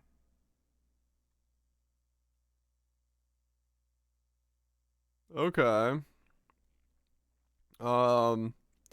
Barrier Invocation now only builds energy from enemy hits to energy shield rather than all hits to energy shield. Barrier Invocation grants 1 energy per 10 lost to damage taken, previously 5. Okay. Don't know what that means. Blink is now a travel skill. I don't know what that implies. Does anyone know why Blink being a travel skill is good or bad for for anything?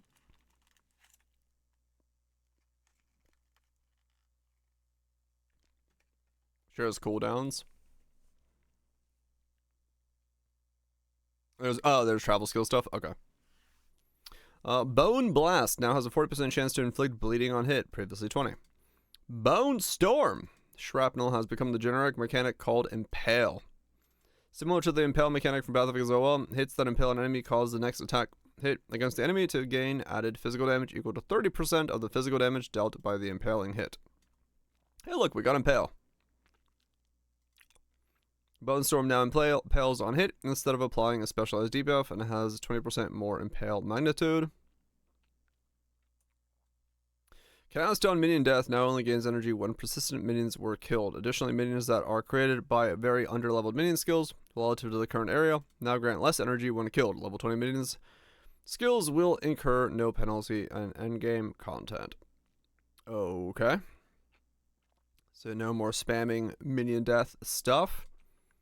Cast on Shock is 1 energy per power. Now grants 1 energy per power of enemies you shock with hits from skills, previously 2. Wow, Cast on Shock is shockingly bad. I guess it works on bosses. Cluster grenades, mini grenades, explosion radius is 1.4 from 1.2. Combat Frenzy now has gain a frenzy charge when you freeze, electrocute, or pin an enemy no more than once every 5.3 to 4.1 seconds at gym level 8 to... Wow. They doubled the time for frenzy.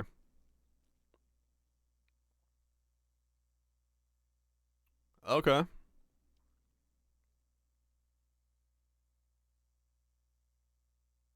Oh, here it is. Concoction skills now require an unarmed weapon set. They no longer deal your base unarmed damage, instead dealing only attack damage specified by the skill, like marks. They now consume 5 mana flash charges per use, previously 3. I see. That's why it was made to have 200% multi. Yes. That is, They're now shield skills, I guess. Like, you wear a shield and have an armed weapon set. Okay. Yeah, this is so fucking weird. Like, this change should not be happening. This, yes. This, no. Like, the fact that they removed the fact that they're removing this node and all the flash stuff off the tree and then doing this as well makes no sense at all in terms of, like, what you need to do to make the fucking flask work.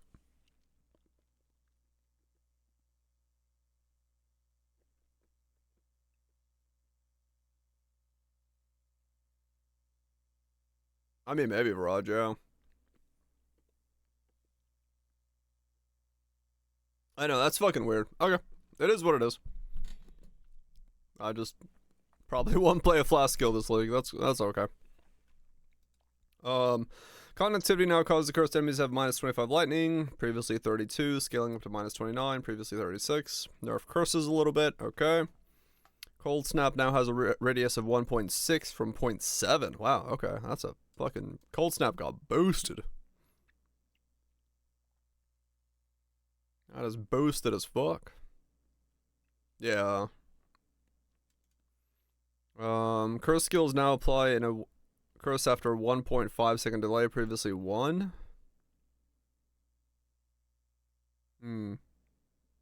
Freeze, which is a pain. Oh, right, yeah.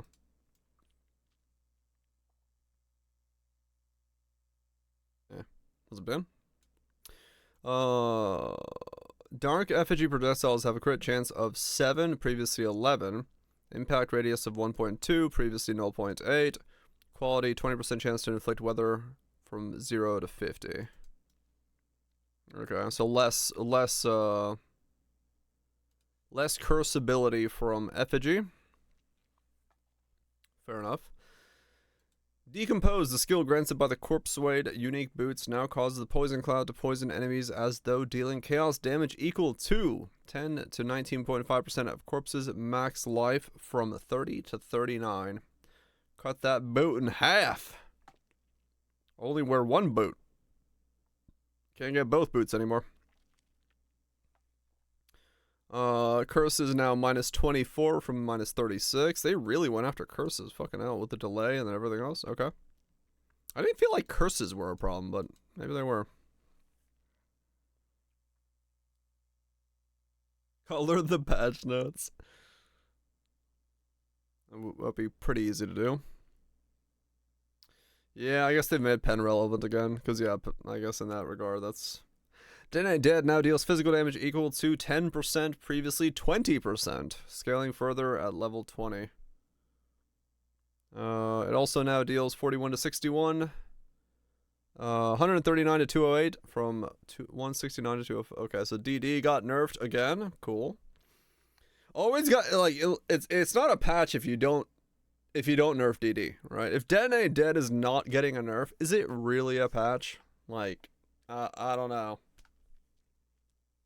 DD buff because of Spectre is true. True. That's probably true. Detonating arrows explosion radius is now 2.4 from 1.8. Direct minions now has a cooldown of 0.5 seconds. You can't spam direct minions. What if I want to direct my minions on a 0.1 timer? How dare you? How dare you tell me I cannot direct my minions? Elements of Invocation now grants 10 energy per power of enemies you freeze with hits from skills. Previously 10.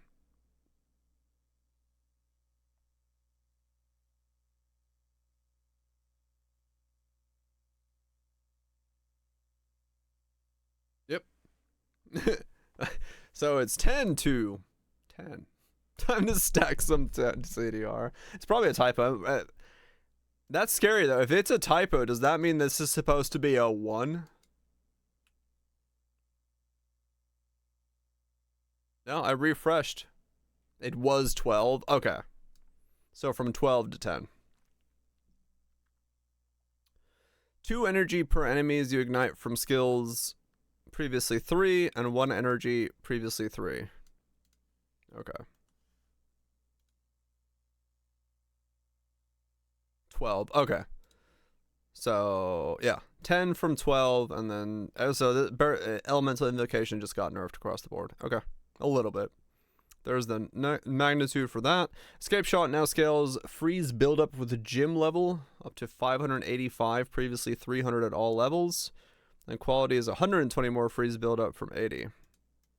Okay. I mean, yeah, this one's huge. The shock stuff is really being hit hard.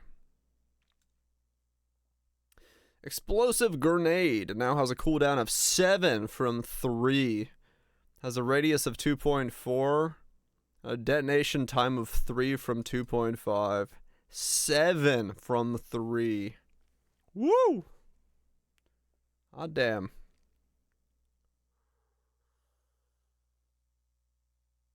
For 0 reason. I mean, no, there was that one build. You know, there was that one build where the guy was blowing up the screen. That one dude.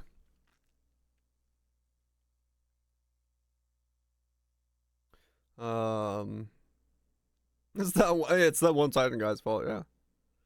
The buff crossbows. Hell yeah. Eye of Winter now gains 75% of damage as damage of the corresponding type when passing over elemental ground, previously 50. I really hope we have more ways to put elemental ground on shit from the supports, because holy fuck was that difficult. The skill also no longer incorrectly states the projectile applies the passed over ground effect to nearby enemies. Oh, it didn't even do that then. Oh. Wait. It just randomly said that on the skill, and I was like, oh shit, that's how I can apply elements. No, it actually never was meant to do that. And it didn't do it. Sweet. Okay, cool. Well, there we go.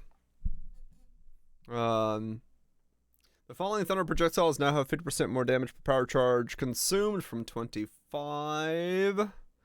Fireball no longer bypasses the Raging Spirit limit. The secondary fireball projectiles are no longer affected by additional projectiles. This was mostly to prevent performance issues when used with Wild Shard's support. Righto. Firebolt now has a maximum downward tilt angle against closer targets, making it harder to hit enemies with multiple explosions. Dude, they're telling me how far down I can tilt? You don't understand. I can tilt all the way down. I can tilt as far as I need to tilt, damn it. How dare you tell me how far I can tilt. Firestorm's improved bolts now have a critical chance of 7 from 14. Firestorm was something that needed nerfing.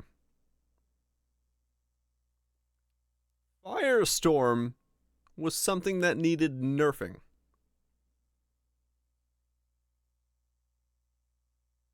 What build was casting Firestorm enough to need nerfing?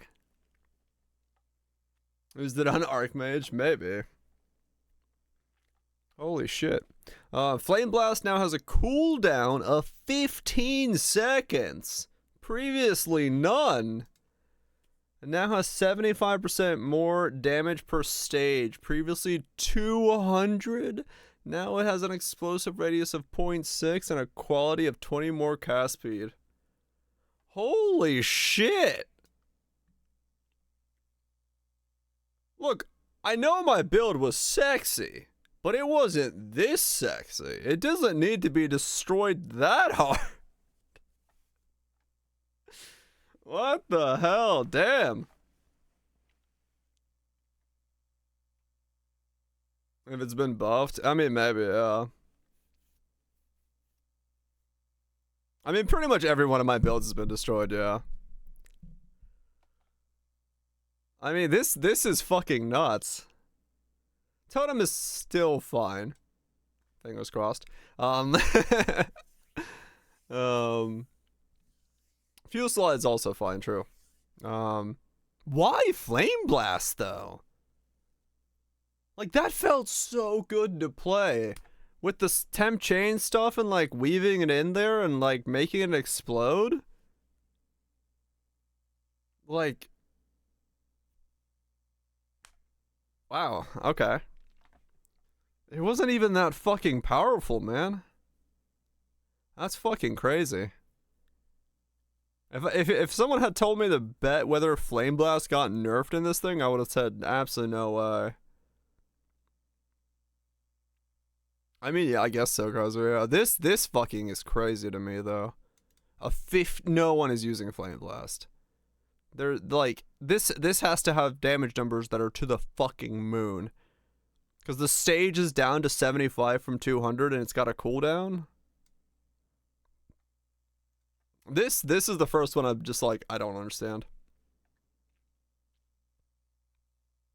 Flame Ball now causes projectiles which pass through it to deal 48 from 91. More significant reductions have been made past level 20. Okay. Flammability is a 29 from 36. Oh, the Spectre idea is bright, yeah. Flash Grenade is 500 from 400, okay. Fragmentation rounds is bigger explosive radius. Freezing shards fires 5 projectiles, previously 7, but causes more buildup. Freezing salvo causes freeze buildup. Up to 107 more, okay. I mean, these are positive, I think. I mean, it causes the less projectiles but more buildup, so... Frostbomb has a pulse radius of 2.7 from 2.4. Welcome back, World Twitch. Frostwall now has a cooldown of 5 from 3. How are the notes?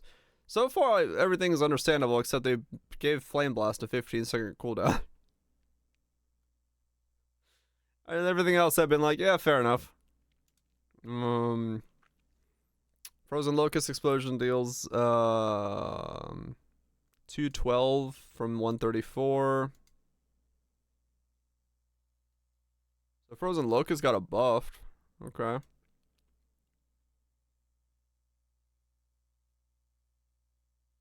Yeah, I mean, it could be just damage numbers.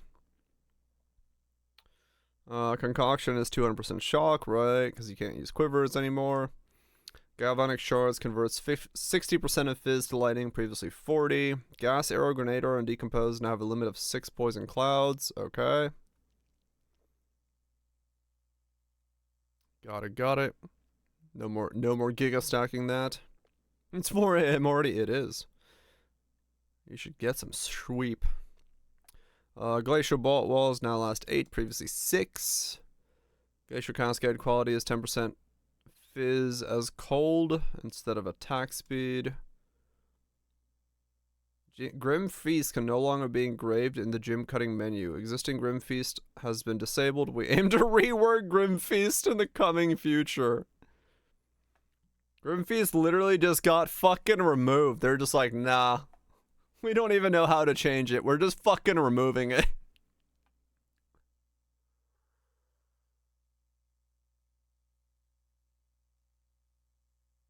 Oh god. Here we go. Hammer of the Gods no longer has a cooldown, but now requires 20 glory to use. Gotta go to the old glory hole to get some glory. Glory is a resource that gets built up by heavy stunning enemies. The amount of glory gained is based on the stunned monster's power. Quality is now 0.4 to impact radius, previously a 1% increased cooldown recovery rate. Okay. So essentially, yeah, you have to be something that's heavy stunning mobs. Good night, romantic. Get some more sleep. And then you build up some glory. You never get to use it on bosses. If you can heavy stun them.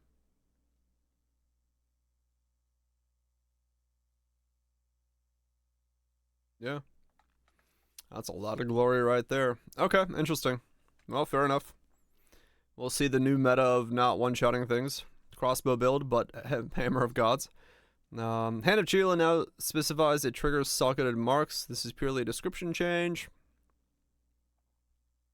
Herald skills with attacks now properly state that their hits cannot be evaded. This is not a functional change, just a descriptive one.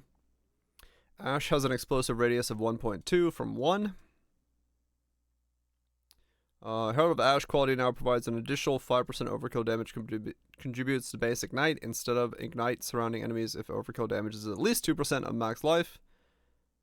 Benefit that was actually actively detrimental. Okay. Radius of 1.6 from 8 for a Herald of Ice. They haven't mentioned the Herald change yet, but it's not here. Herald of Plague now requires a martial weapon, making it consistent with the weapon restrictions of the other Herald skills. Okay. Herald of Thunder impact is 1.4 from 1.6. Okay. I'm assuming the other Herald thing is going to be somewhere about propagation, but we'll see. Yeah, I guess no Herald of Plague plus concoction because you're unarmed, because you're not a martial weapon. That's probably in the rig. Maybe, yeah. Hex Blast can now only detonate curses for which at least 50% of the duration has expired. This means it can never explode curses that have infinite duration. Curse orbs will be visibly different than when 50% of the curse duration has expired if you have Hex Blast equipped. Explosion radius of Hex Blast has been increased to 2 meters, previously 1.6, and it now has a maximum of 3 per cast, previously 9. Wow, they did not want Hex Blast kicking around in its current state. Damn. Hex Blast damage has been lowered by 17% at all gym levels, and their explosive radius has been reduced by 1.2 meters. So not only is it limited to 3, it's been nerfed by 17 and making it to make it so you have to wait for the curse to expire, so you can't have infinite curses. Yeah, I mean, they're definitely working pretty hard on getting the game to 50 to 500k range. Hexblast was doing a fuck ton, yeah. This is interesting though, because this is the first time we've seen them say it like this. Like everything is at all gym levels just nerfed by 17%, and everything else we've read so far, they haven't really mentioned like a specific like all gym levels. It's always been like after 20 it's slightly different. This is just like, yeah, it's just 17. I mean, it is weird, yeah. It's like Hexblast explosion radius has been 1.6. Maybe it's not. Maybe that's not supposed to be Hexblast. Maybe that's supposed to be something else. Actually, I don't know. I'll probably trust you. All right. Well, Hexblast is gone to the normal level of damage. Hypothermia causes enemies to be 29 out of 36. Ice crystals by Glacial Bolt and Frostwall now have lowered life scaling past level 20. Okay. So ice crystals, another bop. Refresh when you hit the bottom. Okay. Ice Shard's explosive radius is 1.4 from 1.2. Has a maximum of 16 active shards, previously 12, and now 16 bolts loaded per clip. From 12, shards have existed for at least 0.5 seconds, previously 1 second, now deal 700% more, previously 900% more. Don't know what this means, but okay. If you have multiple travel skills with cooldowns, their cooldowns are now shared. Okay, gotcha, DPL, okay. Yeah, I didn't use ice shards, so. Got clarification. Okay, cool. Well, when I get to the bottom, we'll see it. Improve ball lightning's description to clarify the ball itself does not hit enemies. Yep. Improve skeletal cleric behavior to reduce cases where they would run at enemies and attempt to attack them. I'm gonna heal you to death, damn it. Incinerate now has 25% less ignite duration, previously 50. Okay. I mean, that's fine. Leap Slam has 88% more sun buildup. Lightning Conduit now performs a number of extra lightning bolts if it consumes shocks from an enemy. Lightning Conduit now performs a number of extra lightning bolts if it consumes a shock from an enemy. These bolts are distributed among the targets in the skill area, but can hit the same target multiple times if enough targets were hit. Interesting.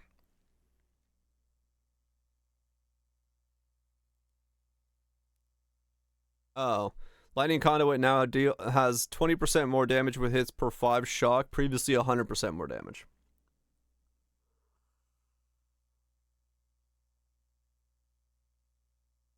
Yeah, random players won't know until the weekend. They'll start playing and be like, what the hell? What the hell? What the hell? What the hell? You're dead. No, nothing's dead. Everything has just been brought in line to the same level of damage.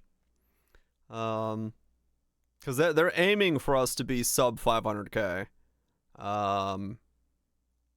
Which is a lot. Some of my builds were in that range this league. Like Flame Blast was perfectly in that range, so we'll see.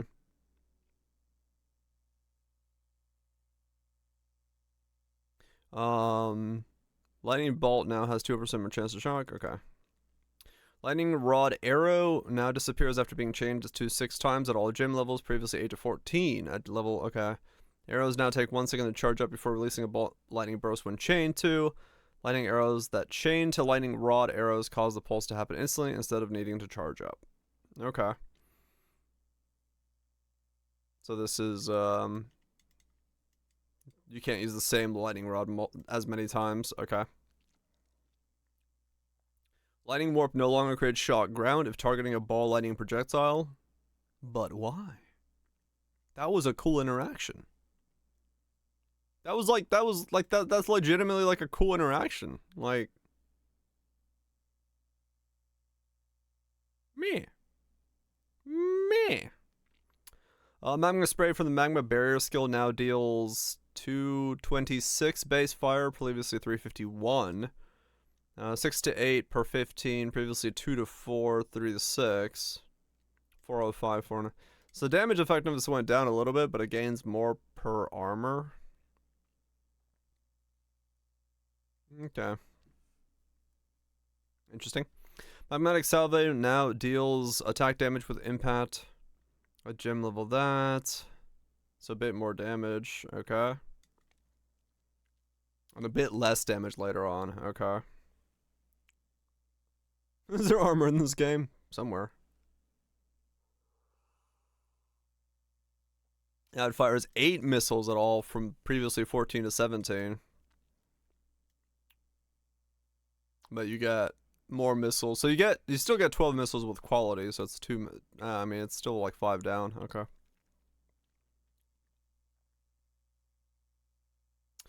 Mana Tempest quality now grants additional damage gained as lightning instead of causing its effects to linger after you exited the temple, which did not actually function. I was thinking it didn't.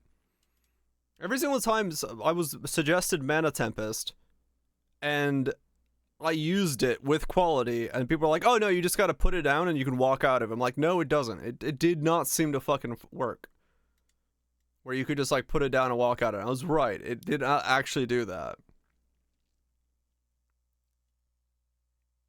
SIBO. Yeah, they just had so much damage they couldn't see that it wasn't actually working. Mantra of Destruction's Purple Flames of Chula now has a duration of 8, previously 6. Okay. Malice now applies critical weakness every 0.52, previously 0.64. Okay, Malice is just better, I guess.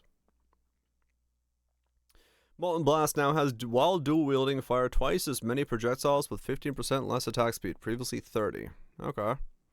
They want Molten Blast to be dual wielded. Hell yeah, Barrage.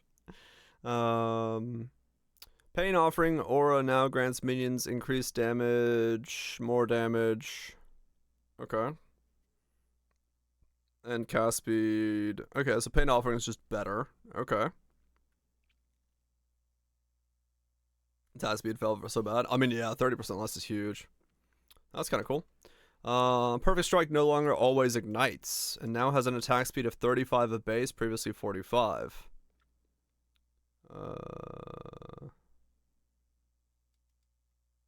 I've seen a clip from Donkey's video.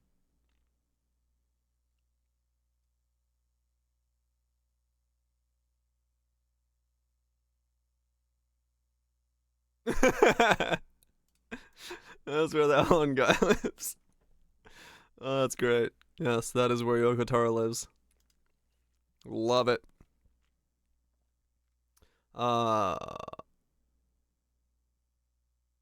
What the hell? Okay. Where was I? Really DPL. Typed in near. Hell yeah. Perfect Strike no longer always ignites, and now has an attack of 35. Quality now provides 20% more chance to ignite. 20% increased magnitude has been removed.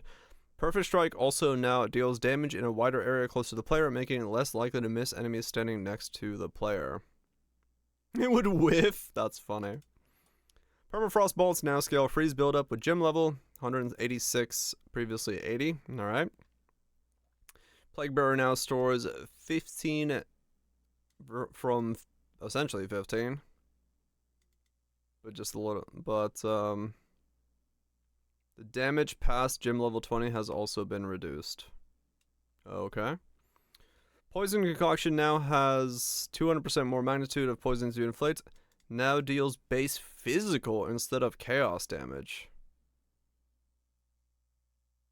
Okay. Interesting.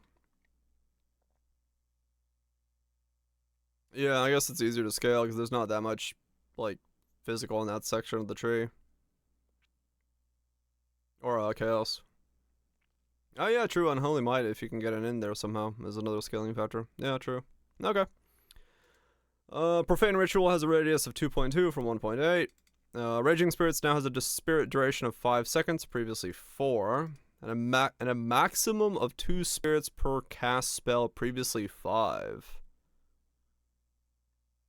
Okay, and the description of Raging Spirits has been updated to make it more clear that triggered spells will not summon spirits. 2 spirits per cast.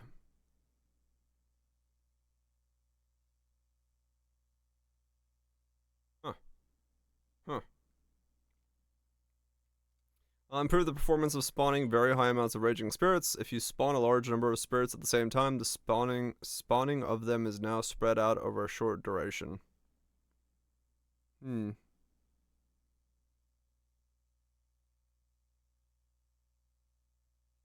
Yeah, it's Omega Dead.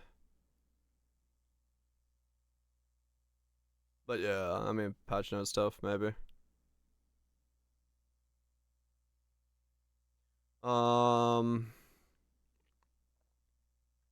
Rain of Arrows landing frequency is now affected by projectile speed modifiers, meaning that, for example, increased projectile speed causes the same number of arrows to land in a shorter total time. I mean, that's good. I don't know if it's going to make Rain of Arrows good, but I mean, at least that makes sense. Reaper's Invocation now grants 15 energy per power of enemies you kill with melee attacks, previously 10. Ripwire Ballista Bolts now pin enemies as though dealing 400% more damage, previously 250. Okay. Rolling Slam now has a +1 second total attack time, previously 1.5. And the mana cost has been adjusted accordingly. Adjusted accordingly.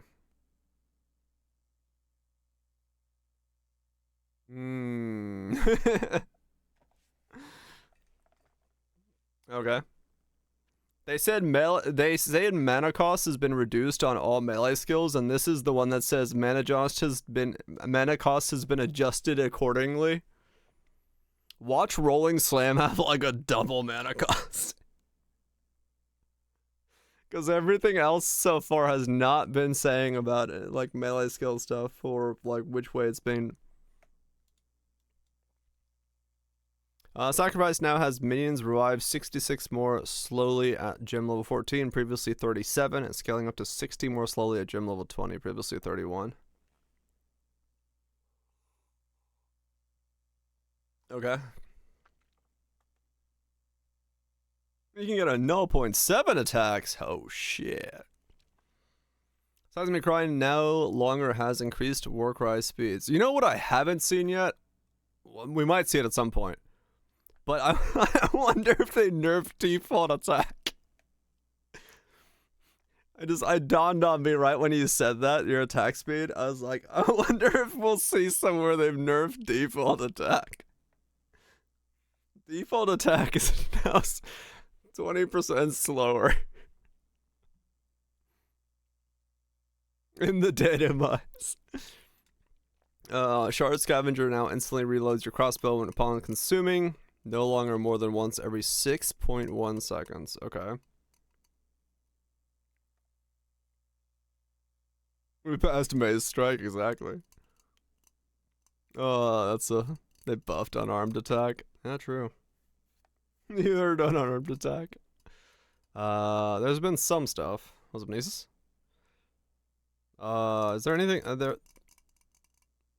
I'm trying to think of like what affected your setup. There was that one thing about unarmed at the top. So you can fist harder.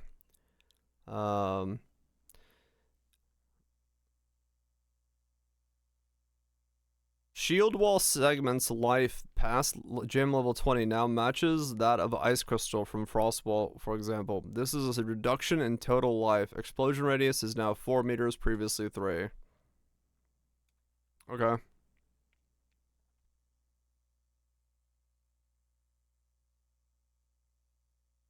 I wonder if that will make it viable to do what I was trying to do. I don't know. I don't know. It wasn't hitting correctly though. That was the problem. It wasn't. But maybe it was a radius issue. Yeah, maybe the radius was just too small. I don't know. We'll find out, I guess. Shock chain arrows can now chain up to 8 meters, previously 4. Siphoning strike shockwave radius is 2 from 1.8. Skeleton arsonist explosive demise skill deals additional fire damage equal to 12 minion life from 15, and a radius of 2.4 from 2.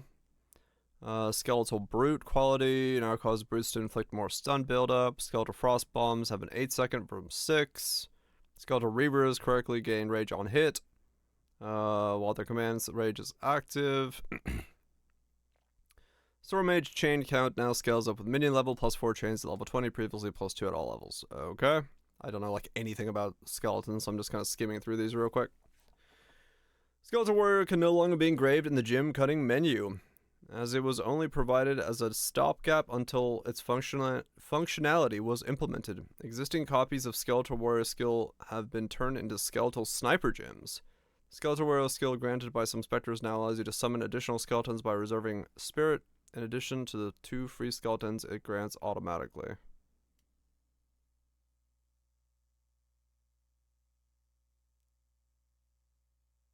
Okay. As it was only provided as a stopgap until its functionality was implemented. Huh. Yeah, it's just the item. Okay, interesting. Just on the scepter. Huh. Snipe attack speed multiplier mana cost has been adjusted so the attack time matches the time until a perfect strike. This is mainly to improve description, and the function of the skill is unchanged. Cool. Stormwave now has 100% more chance to shock. Neat. Soul Offering 77 increased spell damage at level 20 from 39. Oh, Soul Offering is 77 increased spell damage from 39 more spell damage. Damn, Soul Offering got like the gut. Oh, maybe Divider, yeah. Spark now fires 49 projectiles at gym level. Spark now fires 9 projectiles at level 20 from 14.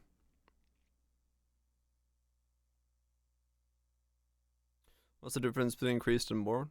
Increased spell damage is like, you know, the normal you know, the more multiplier. You know, this is pain attunement. This is just increased on your thing. You know? Yeah, more is difficult.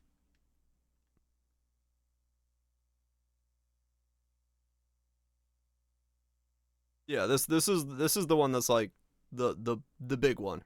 More is the better one.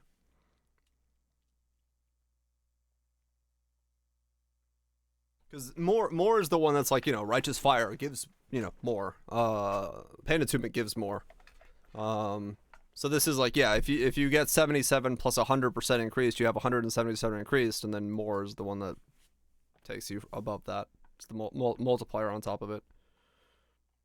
You know, this is times 1.39. This is just the increase. Shut up. Spark is at 9 projectiles from 14. No longer has increased projectile speed. And lost another 4 projectiles from quality and gains its projectile speed back from there. Okay. So it went from 18 projectiles to 9 projectiles. So it got its projectile count cut in half. Okay. Sunder has an attack time of 1 from 1.4. That still does not make my build feel good.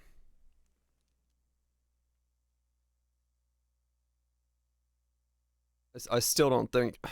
yeah, this is the same. Mana cost adjusted accordingly. I still don't think this makes my build feel good. 1 second's still too long, I think. Maybe. I don't know. We'll have to see. Stampede quality now provides chance for aftershocks. Oh, yeah. I mean, true, yeah, I guess so. Yeah, the flat time is, well, maybe enough patches, maybe they'll remove it. We'll see. Storm bolts no longer have less reload speed. Stormcaller arrow now has 5% more chance to shock, previously 800. I will say, in terms of like, not to like bitch about something stupid, but this type of number, like seeing an 800%, 500% more chance to shock, this should already be like in the development phase, like an alarming amount of percent more that you need to add to something to make it feel like it's capable of doing the thing you wanted to do. I don't know, it just feels weird to see like 500% more chance to shock on ball lightning.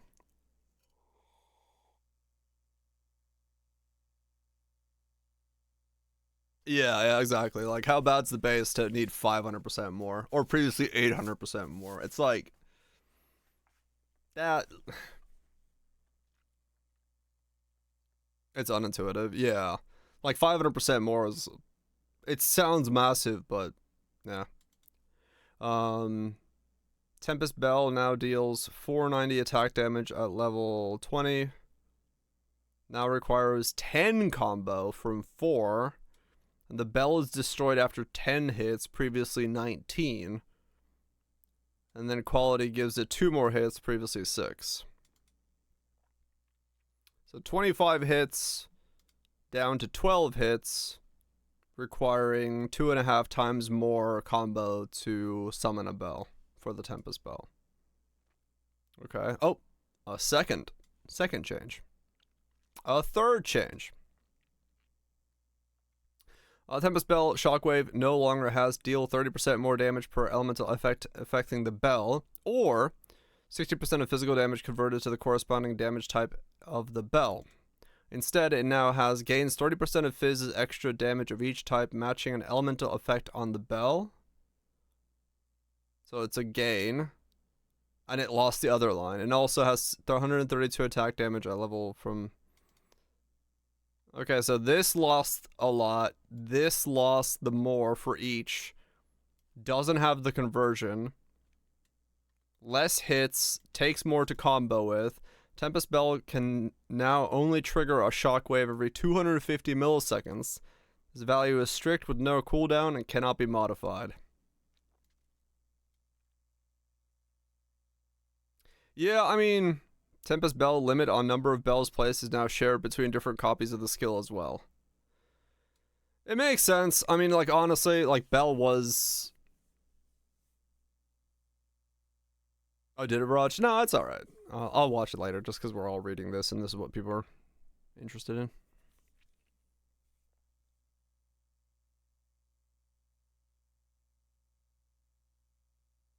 Some gem links do double bells, yeah.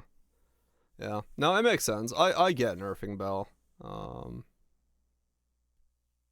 Cause yeah, it was in too much of a powerful state, I would admit. It was too strong. The on-kill effect of Herald of Skill. Here it is. The on-kill effects of Herald skills can no longer trigger from the kills caused by Herald skills. So the prolif is gone.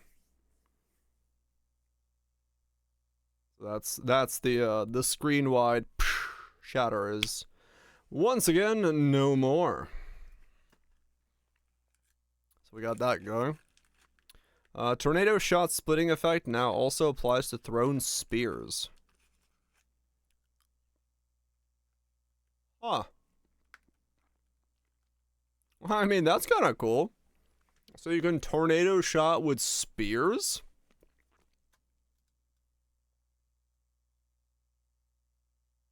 Huh. I agree, Lime. Yeah.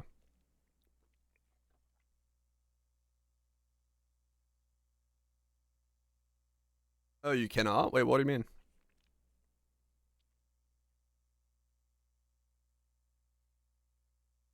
Once the tornado takes in projectiles do stuff?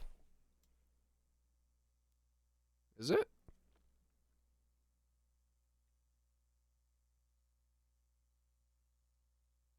Oh, it's this thing. Okay. Make a tornado and then you can do it with spears. Okay. Yeah, still probably a cool combo then. Yeah, okay. It's that one, right. Yeah, I kind of agree, Lime. A lot of this stuff is stuff that, yeah, that... It is what it is. Toxic growth now requires stored poisons to reach maximum radius and damage. Toxic growth now requires more stored poison to reach max radius and damage. The more stored poison to expire faster. Postulate duration is now 15 from 6. Stored poison now adds plus 1.5 meters per radius, plus 1. Fires 6 arrows, previously 8. Quality provides plus 2. Now has a limit of 6 pustules. I don't know enough about the skill to know what the hell... If that was like... how big or good or what that means, to be honest, because I didn't play it. Also have a limit of 6 pustules. Hell yeah. So yeah, I don't really have any words on this. I don't know. Don't know enough about that one. Unearth's bone construct duration is now 15 seconds, previously 12. Quality provides 5 seconds to bone, previously 4. Okay. Vaulting Impact has 88 more sun build up from 30. Cool. Vine Arrow now has a limit of 1 plant, but can be increased to 2 with overabundance support. The vine now has a plant duration of 8, previously 6. Okay. That was the thing that was nerfed really early on. And now they had to touch it again. Volcanic Fissure now has a limit of 8 concurrent fissures on the ground, and the aftershocks no longer erupt other fissures. Oh. Okay. Voltic Grenade deal cooldown is 6 from 3. Explosion radius of 2.4 from 2.4. Detonate time of 2.5 and 1.2. Was it bits? Man, the grenades have been hit hard, man. Yeah, I was gonna say I'm surprised how much they're hitting the grenades. Like, I wonder if there's a lot more grenade cooldown on the tree or something. Because this is like... I'm surprised by how much they're hitting grenades, because grenade builds seemed like people were having fun with that. They weren't listed in the notables, no. I don't know, it's weird that they're touching grenades so much. I didn't think grenades were, like, you know, overperforming that much.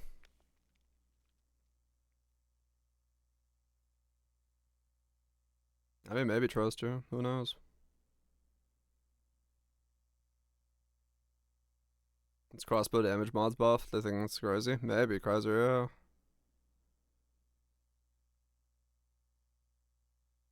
was needed investment. Yeah, exactly. Like we saw some good we saw like videos and like showcases of good grenade builds, but they definitely weren't massively popular. So yeah, it's surprising to see that they're touching grenades to like.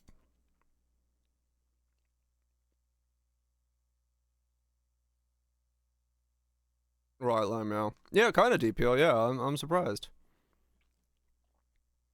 Like it feels like those were exactly what they wanted people to do, is like really refine a build and make it good at these high investment levels, and I feel like grenades were in that spot. But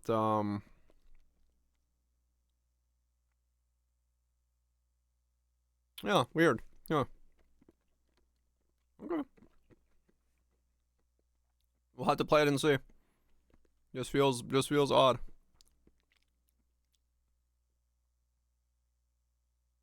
Like I don't know. Like it's the thing I bitch about in D4, right? Like I don't want cooldowns on my skills that are so long that I can't like use them actively. I'm like a flame blast with a 15-second cooldown. I'm just like, what the fuck do you want me to do with this? Like I don't want that. I don't want that in the game. And so with the grenade skills going to like 6 seconds, it's like I don't know, man.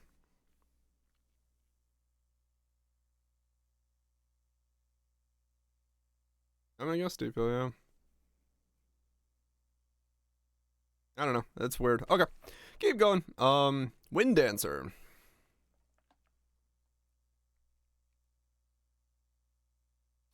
Now grants 10% more evasion per stage at all levels. Previously 19. Okay, so Wind Dancer got clipped. And gains the stage every 1.4 to 1.2. Previously 1.3. Gale Force now deals more damage. Now uses a critical hit chance of your main hand weapon instead of having a baseline of 5. Wind Dancer stages are now consumed on being hit by an enemy instead of from. Wind Dancer stages are now consumed on being hit by an enemy instead of on a melee attack. Wind Dancer stage gain timer is no longer interrupted when you are hit. Quality now provides radius to the explosion rather than plus max stages.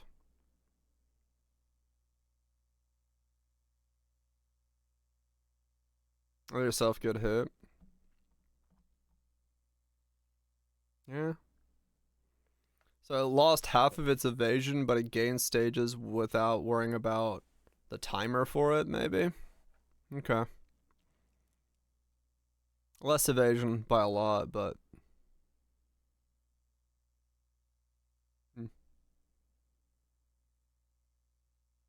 Evasion. Yeah, evasion is melee, but this is saying you lose stages when you take any hit. So if you want to trigger this thing over and over again, you can by just taking any hit. But it's only every 1.1 seconds, 1.2 seconds. Withering Presence, withered duration is 6, previously 4, and now withers enemies in your presence every 1.42 from 1.58. Okay. Skills with expanding ground effects were unintentionally scaling radius over time instead of area of effect. Skills with expanding ground effects were unintentionally scaling radius over time instead of area of effect. They still scale radius, though we have adapted it to description and lowered the value of many of the radius skills. Interesting. Poison cloud of gas arrow, gas grenade, and decompose is now gained 20% more radius per second, up to maximum 80, previously 50, maximum 200. Okay. 20% more radius, previous 200, 30% more radius. Okay. Oh, okay. The discipline and purity auras granted by some scepters now apply to the player wielding the scepter as well as their allies. Alright, well that makes him a little bit more useful, thanks. Yeah, I'll take that. I'll take that. Being able to actually use a scepter's skill and not just, have it be a brick stat is cheers. I'll take it. The spread of grenade skills with more than one projectile, such as when using scattershot support, has been reduced by 40% except for cluster grenade. Okay.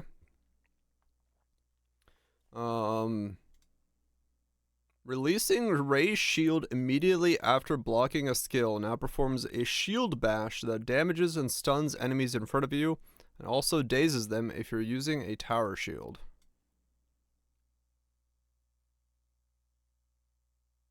Okay. So that's like, you raise shield hit and let go of shield and you like shield bash them? Interesting.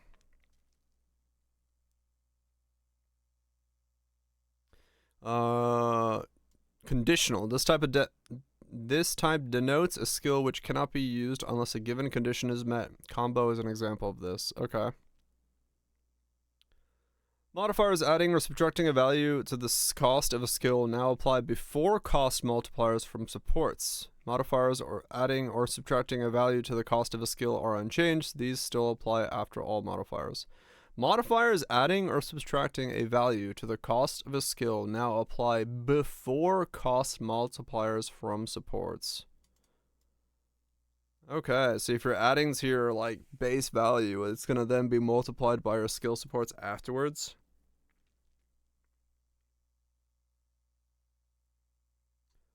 Good if you're doing less, really bad if you're doing more.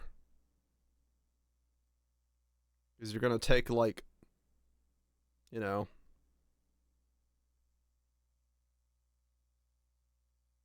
Yeah, minus mana cost, insane. Plus mana cost, extremely expensive. Because of the multiplier afterwards. Depending on the mana cost of stuff, of course, but... Okay, the only real change I see that's weird, besides the fact that, yeah, of course everything's gonna get nerfed, is one, grenades with their cooldowns, and then Flame Blast. Those are the two changes in the actives that I'm like, I don't get.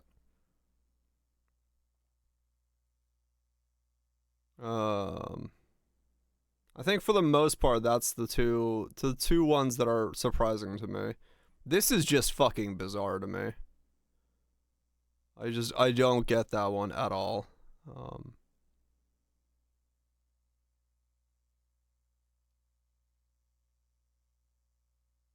Well, we'll see when we get the actual numbers, DPL. Maybe it didn't. Yeah, we need the numbers. Okay, let me use the bathroom real quick. Make another cup of tea so I don't lose my voice completely, which I am rapidly losing. But yeah, let me get some stuff. Is it a Nerf Fiesta? Yes.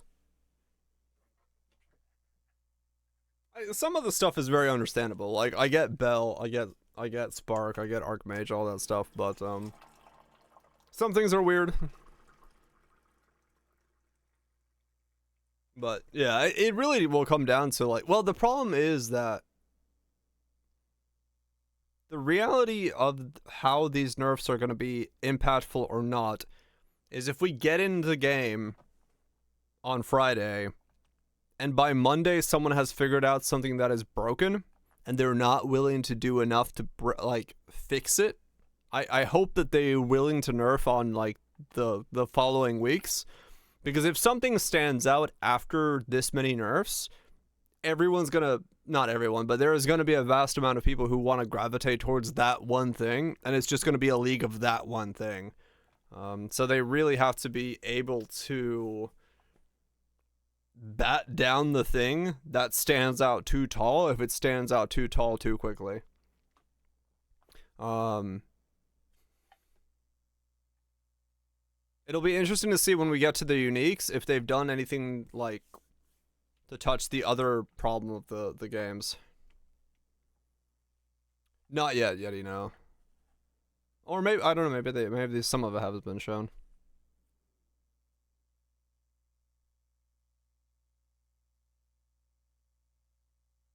I mean, right, DPL, yeah. No, I get it.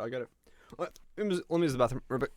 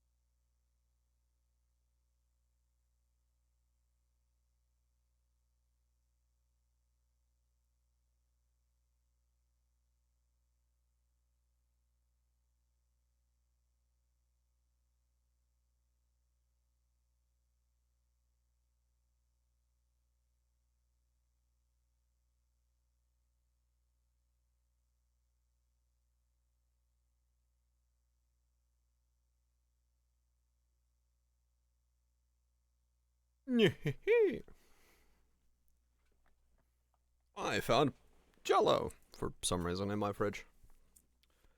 Because, I don't know, I want a Jello.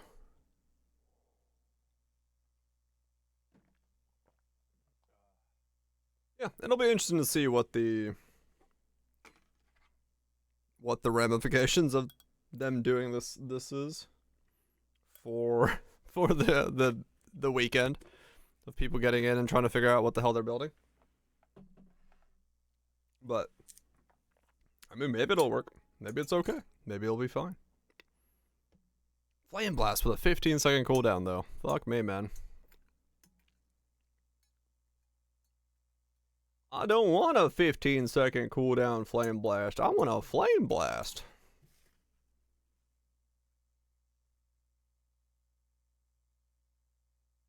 Why? Why does it have a 15-second cooldown? I don't know. I'm just like stunned by that. I'm actually just stunned by the 15-second cooldown. You want dinner after these notes? Hell yeah.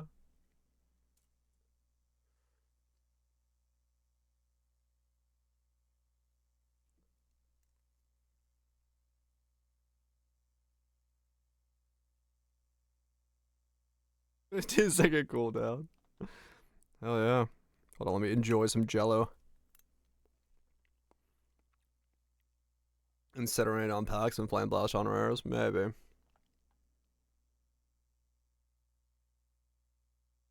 I mean, true, yeah. If it can ignite, then yeah, maybe he just uses Hammer of the Gods, but I don't know.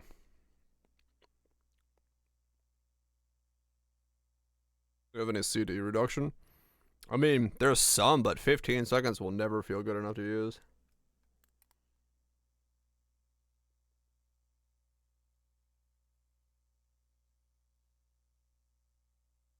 Yeah, I don't know. 15 is just long. Even 5 you can still work around, but I just don't get why Flame Blast of all builds needs a fucking cooldown. Like, what the fuck were people doing with Flame Blast that it requires a 15-second cooldown?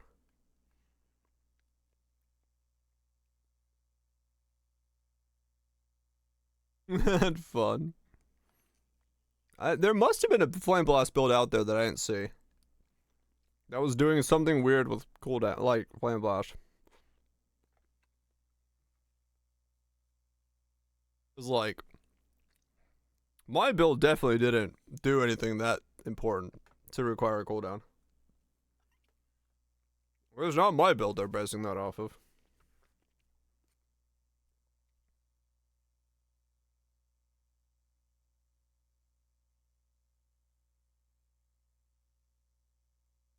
There wasn't the skill for it. I mean, maybe. Maybe there's a unique. Maybe. Maybe one of the new uniques or something. I don't know.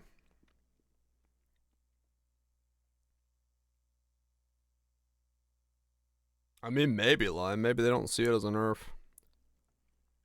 But I mean, that goes entirely against their idea of, like, we're not going to force you to use a multiplier, like a combo. You should want to use a combo. Maybe, Kaiser, yeah. Maybe. They're gonna force us. Fucking Flame Blast, man.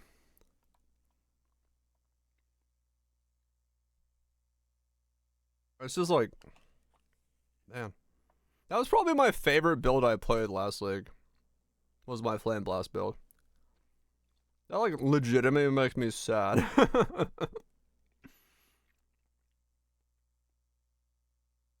Like, that was such a fun build to play.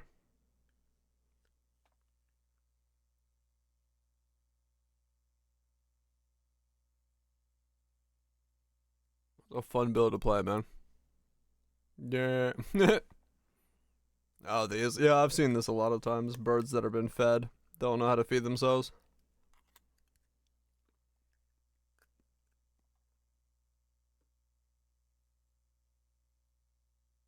Oh, yeah. Man, I lost Flame Blast. Lost my fucking Flame Blast. Sag. Everything else so far, I've just been like, yeah, okay, fair enough.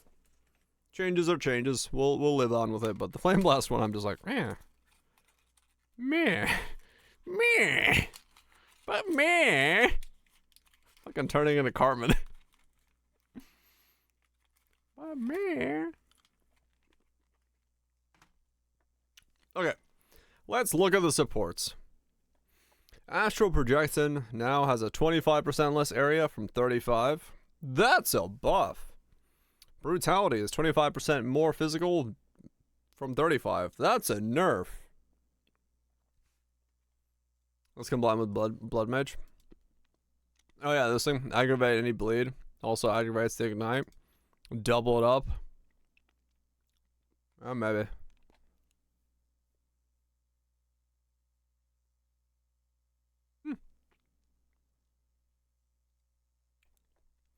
Okay. Burning Inscription has a higher cost multiplier. Cannibalism is 2% recovery from 4. This is too much of a negative now. Maybe. Capacitor is 130 from 100. Close combat is 120. Cost multiplier from 140. Considered casting is 115 cost multiplier. Okay.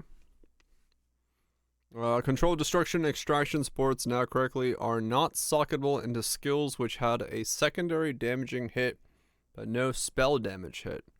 These supports were never scaling damage of these skills and were just incorrectly socketable. Okay. Crescendo's cost multiplier went up by 20%.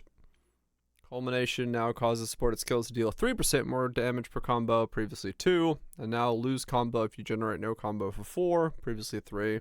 So Culmination is a bit stronger. Exploit Weakness now causes supported skills to consume enemy fully broken to deal 40% more damage, previously 50. So that got nerfed. I was using that. Feeding Frenzy and Meat Shield can no longer support minions which are undamageable. Okay. Fist of War has a cost multi of 150, one from 140. Mana costs go up on melee skills. Neat. Hourglass now causes supported skills to deal 30% more damage, previously 40. I guess, yeah, and overall it's a net positive, yeah. You get the increased damage, but not the 10% more. Yeah, fair enough.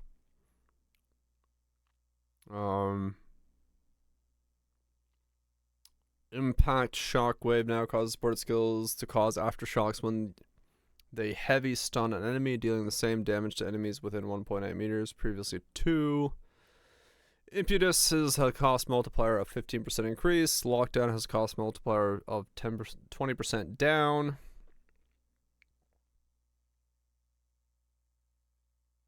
Magnified Effect now has 130 from 120 and causes supported skills to have 30 more area, 40. A lot of these are cost multiplier ups. I'm surprised they're wanting to do that as well. Metaflare has a flare radius of 2 and consumes 25% of current mana to deal that much versus from 20. Okay. Meat Shield support grants minions from supported skills take 35 less damage instead of granting them 50% more max life. Okay, so no life stack in the minions that way. They just take less damage. Mobility support now has 25% less movement speed penalty, previously 30, so it's a little weaker. Neuro Overload's multiplier is down by 20%. It's true lime, yeah. Mana Flare Bleed. I mean, true, yeah. Mana stacking. Deal fire damage. Blood stuff. Yeah, maybe.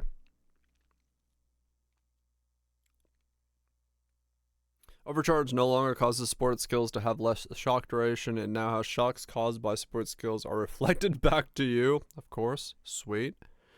Potential now causes supported skills to have 40% more chance to critical hit when consuming a power charge, previously 30. Can't crit. Oh, maybe. Yeah, that kind of breaks it then. Scattershot deals 35 less damage from 20. Wow, damn. Scattershot support now has supported skills deal 35 less damage. Previously, 20% less damage. Whew, grenades got fucking destroyed. Holy shit. The shock Streifen no longer being engraved. Existing copies will function. Oh yeah, I don't know, Viraj. I don't know what if it applies to that section of it. It might.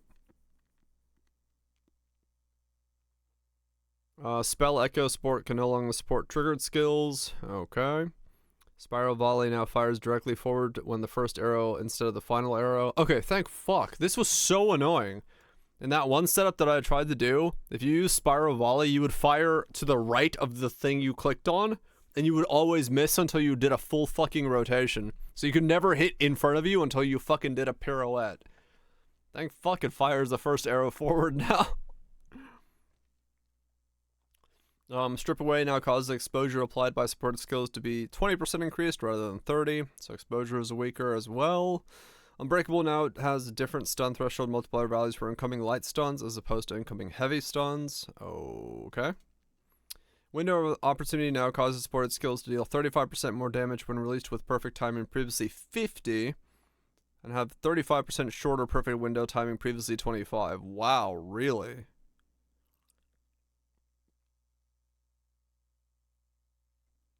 I did not think that they were going to try to make landing perfect timed skills even harder for less benefit. Huh. 35 shorter window, but 35 damage from 50. Am I reading that right? Now it causes sport skills to deal 35 damage when released, previously 50. And have a 35 shorter perfect timing window, previously 25. Yeah. That support makes the window extremely short and a 35 payoff. Harder for less benefit.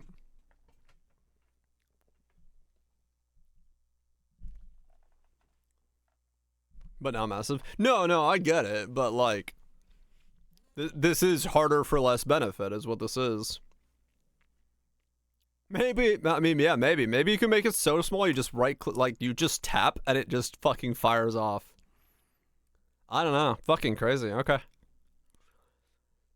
Withering Touch now has a chance to apply Wither based on the amount of chaos damage dealt by the hit from always applying the single attack. Allows the chance to roll over beyond 100, potentially applying multiple stacks with large hits.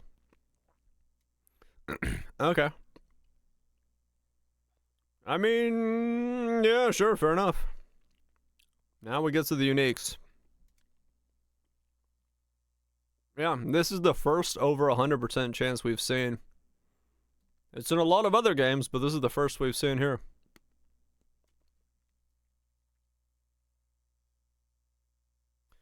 Okay, well, let's see where the world takes us. I can see line number 3 is already, okay, there's a lot of stuff in here. Against the Darkness unique, Jewel now has a medium radius, previously large. This change does not affect existing items. Modifiers that cause notable passives to be grant 2 to 4 increased specific attributes now have 2 to 3. They can be made worse with a Divine Orb. Alright. The Against the Darkness unique Jewel no longer causes small passives in radius to grant 1% increased max life or 1% increased max mana. Instead, they now small passive plus 8 max life or plus 8 max mana. Existing versions of this item are unaffected by this change. Okay. The Astromantis unique amulet now has a 50 to 100 to all attributes from a 80 to 100. Existing versions of this amulet can be made worse by Divine Orbing. Okay.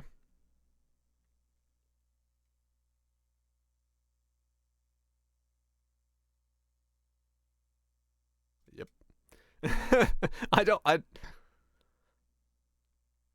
Okay, we'll see what the rest of the changes do. Ziri's Disdain unique helmet has a 10% bypass, previously 20 to 25, and 60 to 100 max mana, previously 40 to 60. It also now gained 15% of max life as maximum energy shield, previously 30. Existing items can be updated to new values with the Divine Orb. Okay. 10 from 25. 15. Right.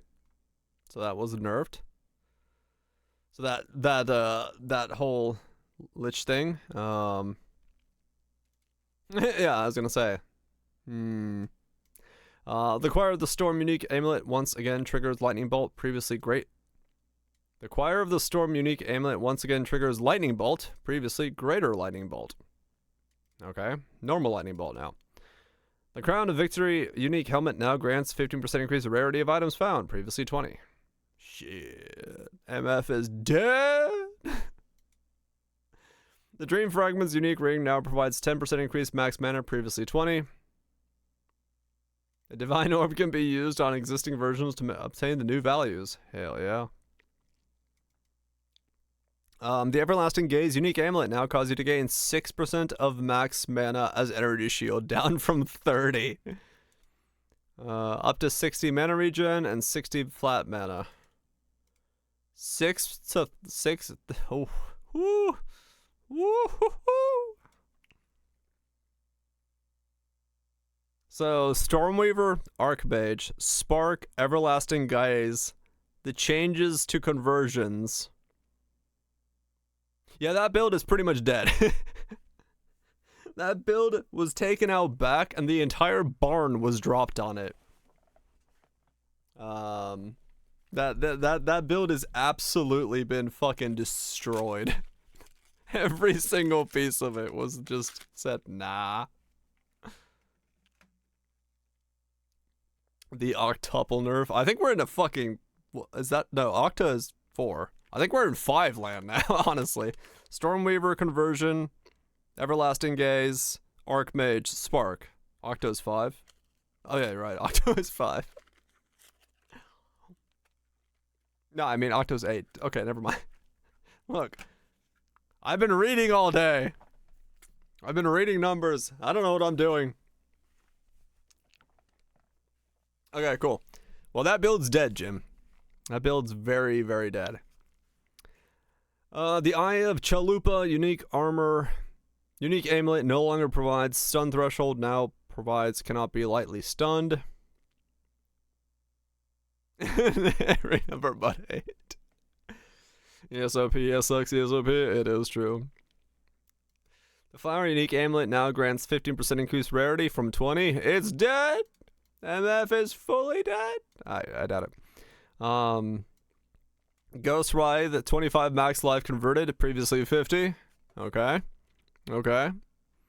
Ghost Writhe is like, no, that's too strong. That's too strong. Got it. The Hand of Wisdom in action unique glove now adds 1 to 10 lightning damage to attacks per 20 intelligence. Your intelligence is half as powerful, and now provides 1 attack speed per 20 dex, previously 3 per 25. Your attack speed is now 3 times as bad. The per attribute changes will exist. It's on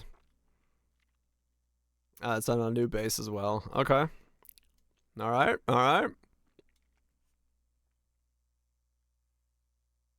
The whiplash that people are going to feel because they did not make these changes on the fly, this league is going to make reading any kind of fucking feedback an absolute shit show for them. Yeah. The Ingenuity belt no longer is 40 to 80 increased bonuses gained from equipped rings is no longer that. Instead, it now has 30% increased bonuses gained from equipped left ring, 30% increased bonuses gained from equipped right ring. Oh, because they don't want to have the +3 rings. It also now has +1 to 2 charm slots, 20% charm gains, and reduced charm charges used.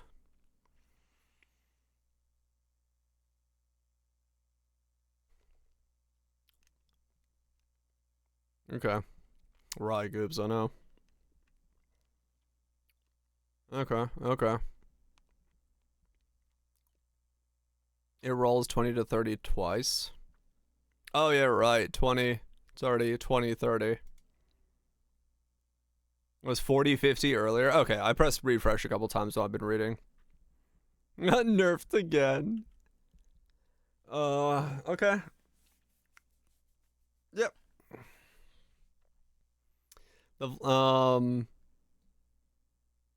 Yeah, you have to basically, like, fucking... Okay. The last flame unique relic now has damage taken cannot be absorbed. Absorption effects include guard, encased in jade, sorcery ward. Existing items are unaffected by changes. The fuck is this item?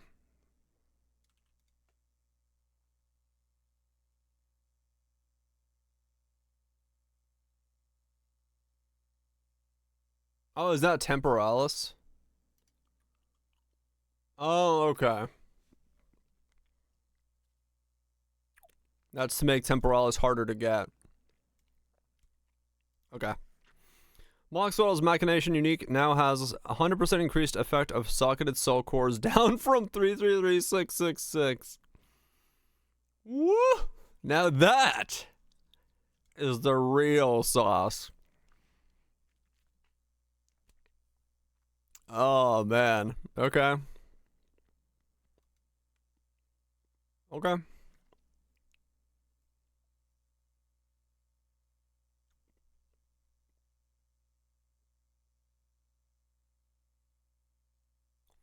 The Melting Maelstrom unique flask no longer has the property of recover all mana when used. Okay. That item's been hit a bit. Effect is not removed when unreserved mana is filled. Increased duration. Every 3 seconds during effect, deal 50% of mana spent in those seconds as chaos damage to enemies. Not recover. Deal 25% of current mana as chaos damage to you when the effect ends. Okay.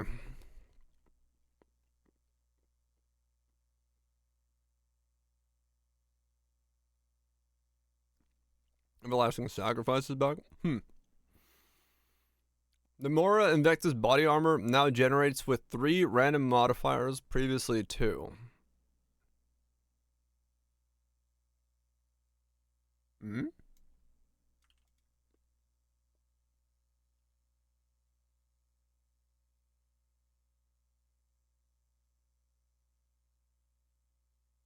2 random modifiers.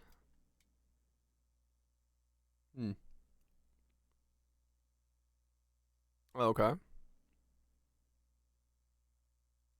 Wait.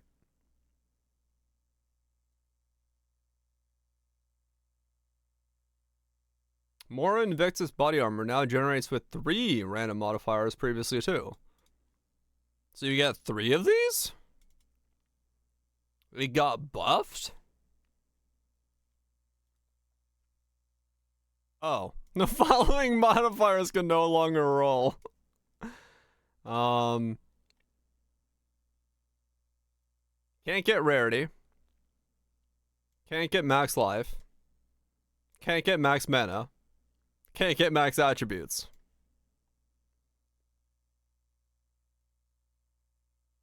Uh-huh.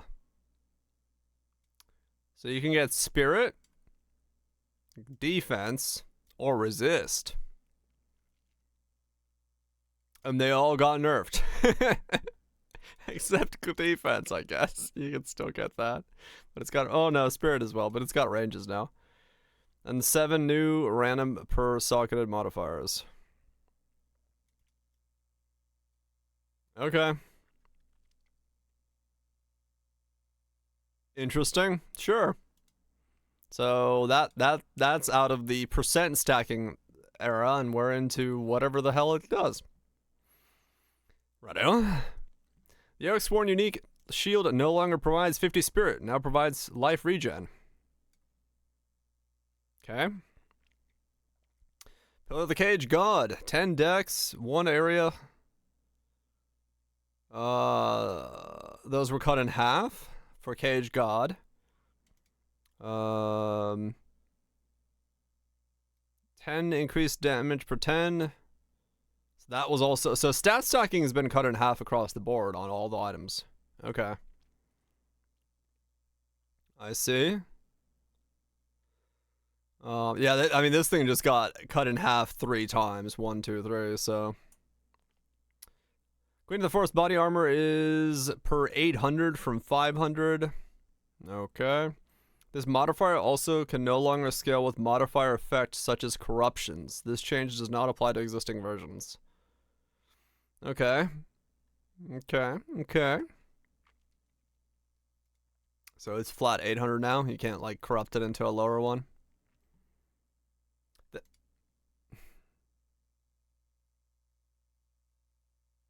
I mean, like, this kind of stuff I don't really get. Like, why have this corruption thing as a cool thing you can do and then not let you do it on certain pieces because of arbitrary, like, balancing stuff? Like, it's supposed to be a thing that gives you a reason to corrupt your chess piece and, like, have that as a gamble.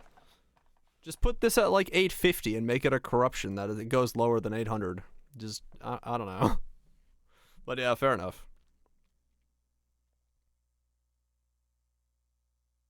Wasn't supposed to be beneficial, but it's a cool thing, right? That's the thing. It's cool. Cool is what matters. Sandstorm Visage unique helmet now cause enemies in your presence to gain critical weakness once per second for 15 seconds, previously 1 second. Existing items can be updated with divine orbs. Maybe this was supposed to be the thing, not this. Temporalized unique body armor now causes skills to have a -1 to -2 seconds cooldown, previously -4 to -2. Existing items can be updated to new values, but why would you? Well, yeah. I mean, yeah, that's kind of what we said what was going to happen with it, realistically. Like, it was going to be just a different thing, so it doesn't make it so you can spam the same skill.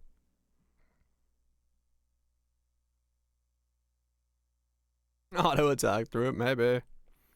+2 to the level of skill, minion skills, +3. Okay. That was a problem. All right, fair enough. Venso's Gamble is -25/25 from -40 to -40. Anything besides Blink? I think it was used in some setups for. Yeah, there were some builds that actually used it as like to do damage with on cooldown skills. Use it on Flame Blast now. I can't remember what they were. Was it Frostbomb used it? I don't remember.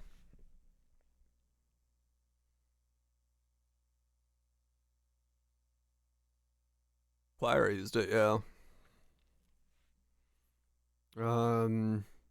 Grave Bind to correctly state the enemy must be in your presence, not the ally.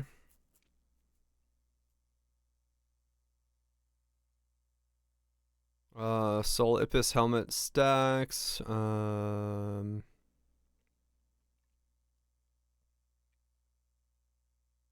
Time lost jewel modifier that grants noble skills increased magnitude of damaging ailments now grants 5 to 10 from 10 to 20. Time lost modifier that skills faster grants 2 to 3 from 3 to 7. Increased energy generation from 4 to 12, 5 to 15. Okay. The time loss modifier that grants noble skills Warguard buff effect can no longer be obtained. Okay. Some name changes to shit. Alright, well. Sure. That's some changes, alright. Yep. Item changes. So far, like I said, so far I have not seen anything that they had to wait on doing. They should have been doing this stuff like earlier, but whatever. It is what it is. This is just gonna cause him so much fucking headache and whiplash doing it this way. But oh well. Jeweler's Orbs now set a skill gem to have the specific number of support gem sockets rather than adding support gem sockets to a skill them with a specific number of support gems already. For example, now you can use a perfect Jeweler's Orb on a skill with 2 support gem sockets to set it to 5 support gem sockets. I see. That's good, but it also makes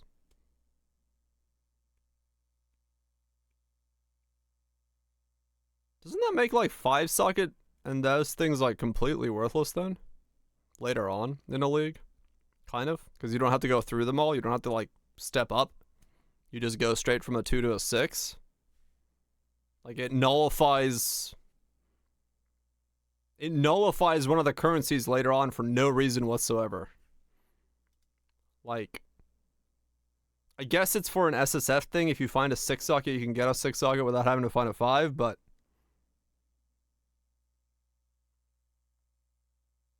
unless you can 3 to 1 them, true. I mean, it's much better, I guess, in that sense. Huh. Advanced and expert item bases now have distinct names. That they do. Runes now have 3 tiers. For example, the Storm rune has been split into Lesser, Storm, and Greater. You are able to reforge 3 Lesser into 1 Regular, and 3 Regular into 1 Greater. Cool. Doubled the drop rate of runes. Cool. You can no longer reforge 3 runes to obtain a random rune in return. Not cool. Using a Val Orb on an item can no longer cause a modifier with a value of 1 to be reduced to 0. Uh-huh.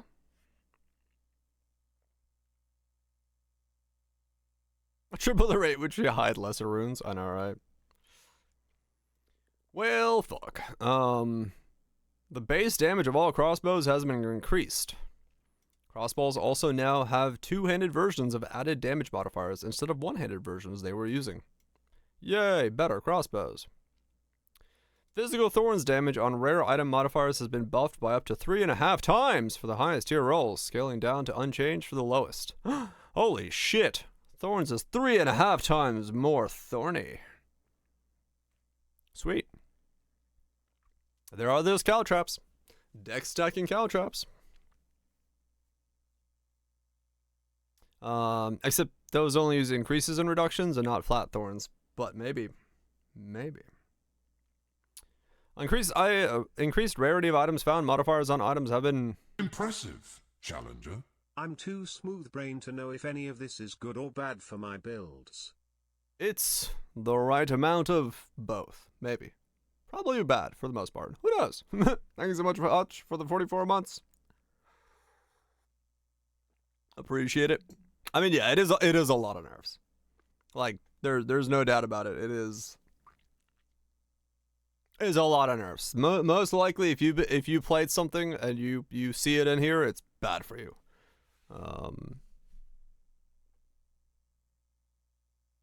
Yeah, most likely.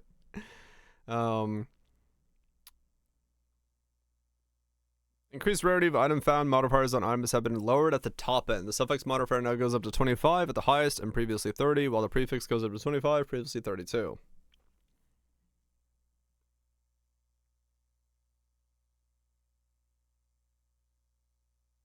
Let's use the... I mean, yeah, you gotta nerf something, right? Gold Charm grants 15 rarity, items found previously 20. Gold Charm needed a nerf. I get nerfing MF, but Gold Charm. The Gold Charm was too strong. Hell yeah. I didn't know Gold Charm was that strong. I didn't know.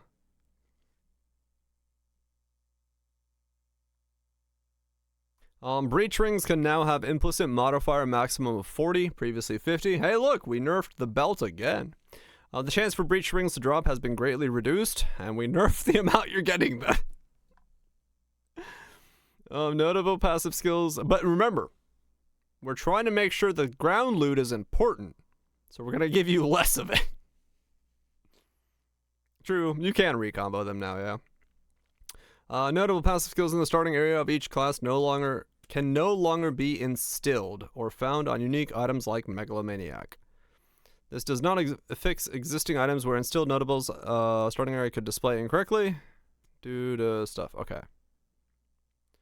Add a new jewel modifier that provides similar benefits to new passive skills added to the passive skill. True. What? Added new jewel modifiers that provide similar benefits to new passive skills added to passive skill trees such as companion. Oh, companions have increased life. Okay, so like the new stuff they're adding jewel modifiers that do the same thing. Righto. Jewel and time lost jewel modifiers that provide stats scarcely located on the skill passive tree, such as increased blind effect or damage taken recouped as life, have been adjusted. Generally speaking, the minimum range has stayed the same, but the max value provided is lower than before. Okay. Increased effective auras from your skills can no longer roll on jewels or time lost jewels. Oh, damn it. There goes my temp chain scaling. The fletching jewel and time lost jewel modifier that provides increased bonuses from quivers is now 4 to 6 from 2 to 3, down from 15 to 7. Alright, well that's gone. Sweet. The jewel modifier that grants increased energy regeneration is now 2 to 6 from 3 to 7. Definitely don't want you getting more energy. That would be bad.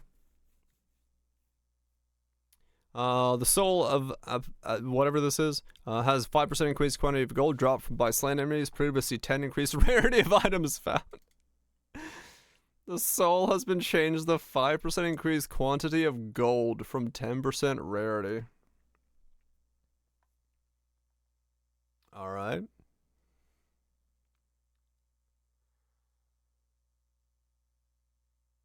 The corruption from 5 to 10 is now 4 to 6 on modifiers of jewels.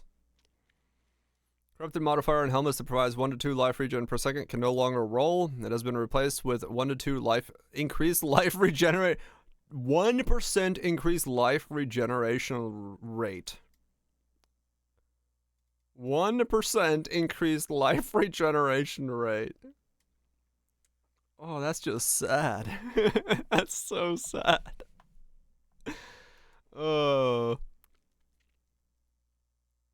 Scepters can now only roll up to +4, no more +5. I mean, recovery blow was insane, yeah. That's funny. Existing items are unaffected. Scepters can now roll up to 80 increased presence effect, previously 30. You can make your presence bigger. That's what you want to do. Amulet modifiers that provide 5 to 6, 7 to 8, 9 to 10 increased max mana are now 3 to 4, 5 to 6, and 7 to 8. Alright, 2% mana loss there.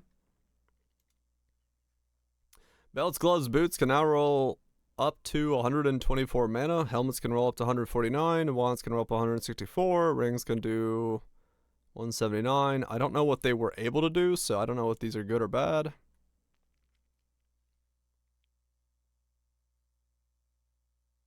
The presence change is actually huge. Yeah, but I mean, I guess, yeah. What was they said presence, wait, no, presence was it presence nerfed or buffed? Yeah, I was gonna say, because they nerf presence, right? Its base rate is a 4 from 6. So, yeah.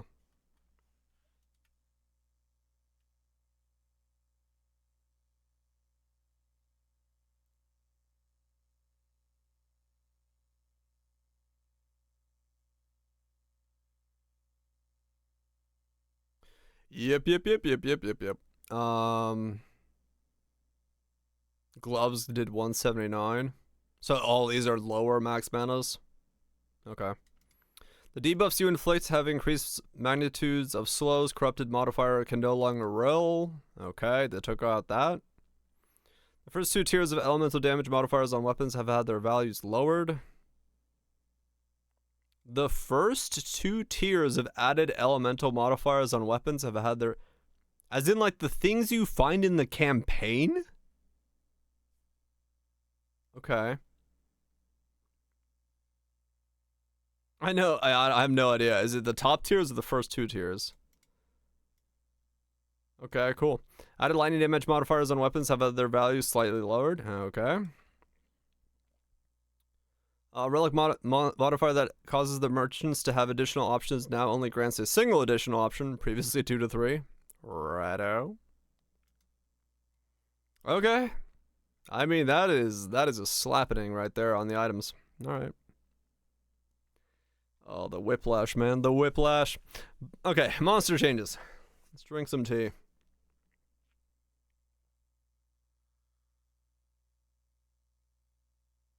This is gonna be an interesting time.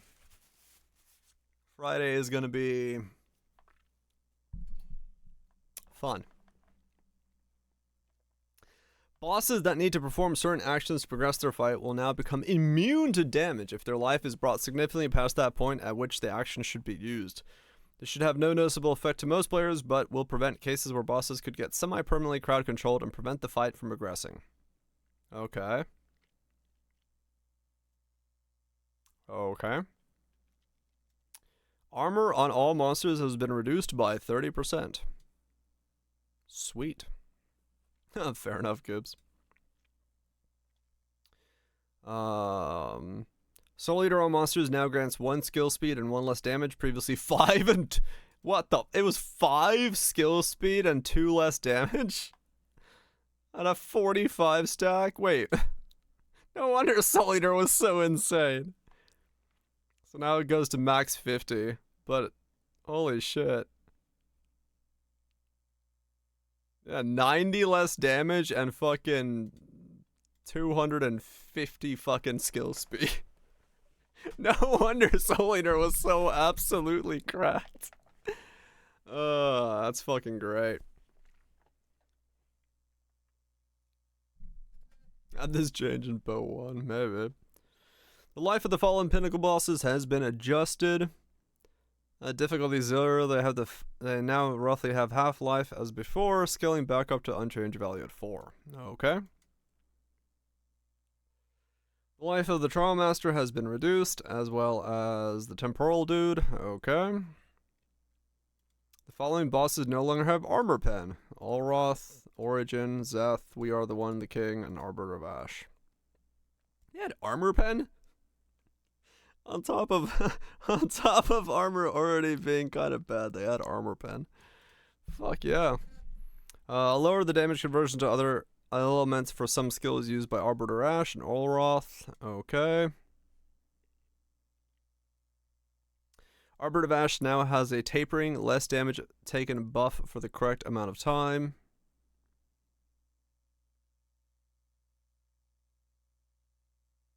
I mean, probably, yeah. Lower the damage conversion to other elements, maybe. It could be causing it to do then more fizz.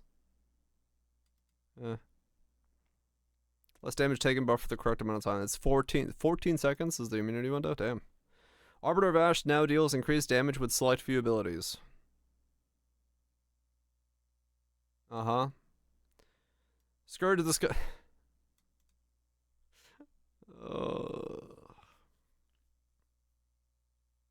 Yep.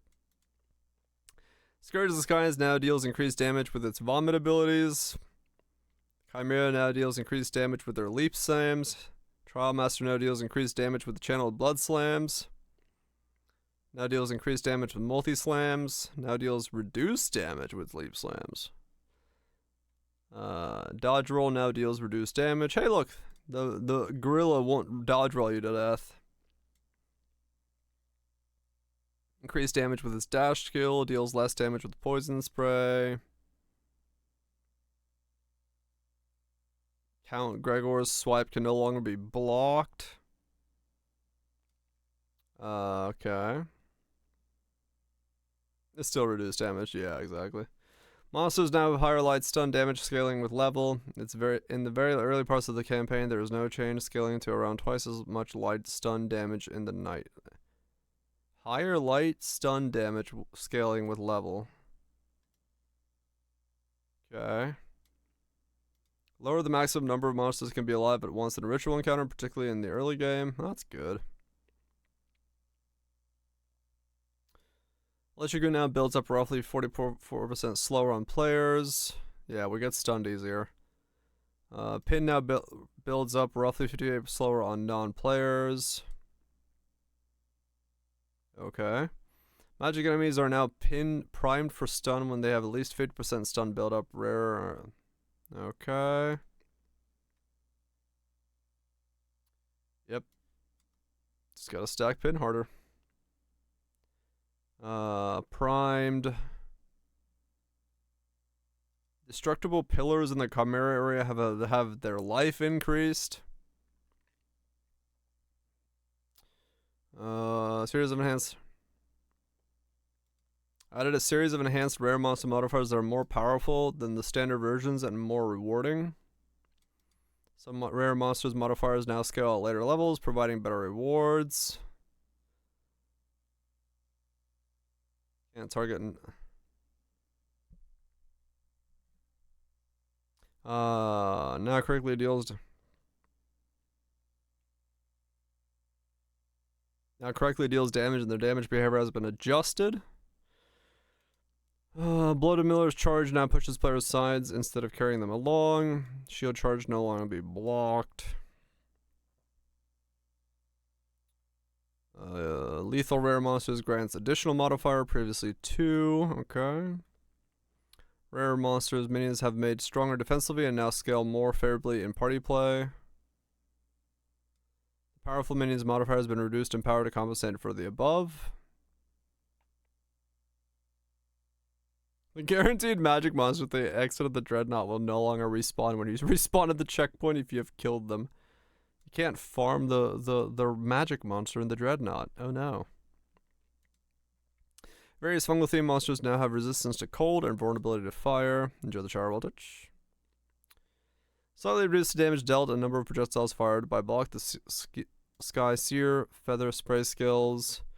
Iron Enforcers no longer use their Tentacle Grab skills. Some map has been renamed to Eater of Children to Baraka the Witch Crowned. She still eats children. Patrolling monsters can no longer be imprisoned in essences. Incremental improved monster behavior.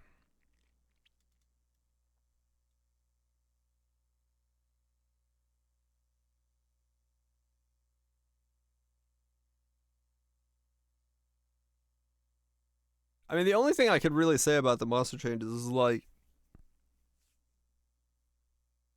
I was really hoping line 1 here just said monsters move at 50% speed. Because, like, making them do more damage and all this stuff, it doesn't work with the current game. It just means we just get one shot more. I don't, whatever. We'll see how it pans out. Like,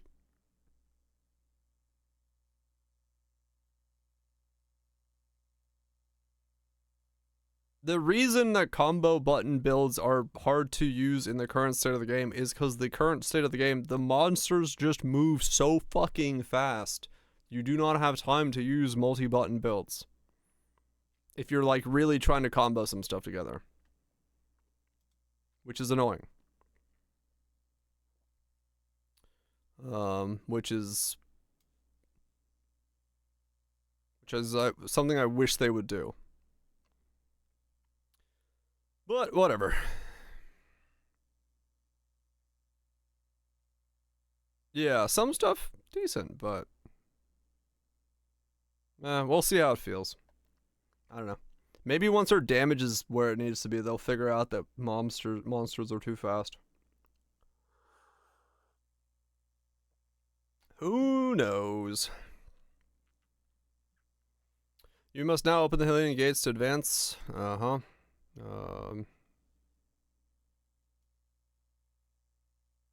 Okay, some weird quest changes. User interface. Added the ability to spectate if you've died in combat. Cool. Pan the minimap overlay when using the controller. Okay. Hovering over any instance of presence keyword will now show an indicator your character to visualize your presence radius. Oh, that's nice. That's a good change. So if you want to see how close how close you can be to something, just hover over it. I like that.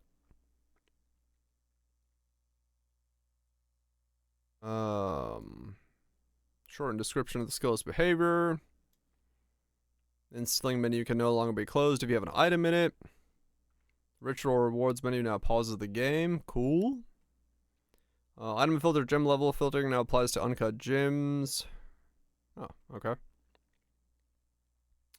When leveling gyms, changes are now highlighted more obviously. That's good. That was a little weird to say. Improve the visibility and readability of text and icons under the monster life bars. Okay.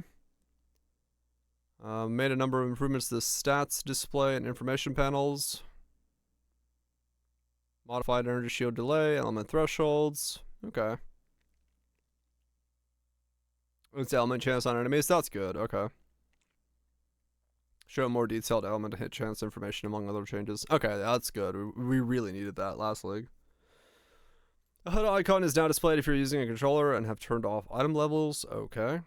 Improved many cases in couch co-op where the second player could not interact with mechanics. Relics can be now quick move to the relic archer when using a controller. Controller stuff. Couch co-op. Controller stuff.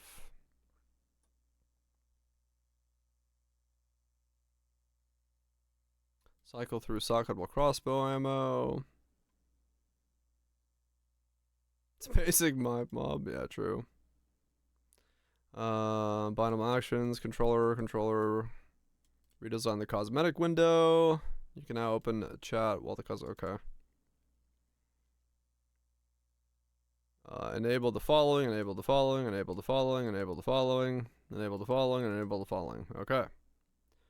Bug fixes. Jesus. Okay.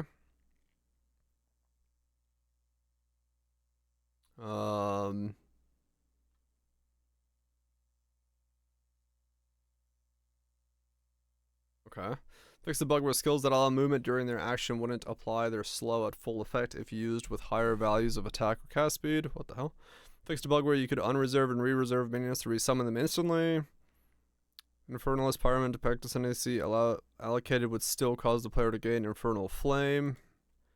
Wind Dancer could be kept after weapon swapping to a weapon set. Oh, okay, yeah, this was weird. Trigger skills were able to generate energy, such as Burning Inscription. Shattered palms occasionally fail to explode. Fixed a bug where ignited ground created by Incinerate was not dealing damage correctly compared to other ignited ground sources. Good or bad, no idea. Could cause support gyms applying persistent buffs twice. Sunder's aftershocks could hit enemies too many times. Oh, okay, that's not a good sign to see. Maybe that's why Sunder felt so good. Tremor support could interfere with aftershock chance from other sources. Resonating shield recovered too much faster from inherent ray shield skill. Fixed a bug where blink could be used to travel through walls. Good bug. We are no longer D2ing. No wall hacks allowed.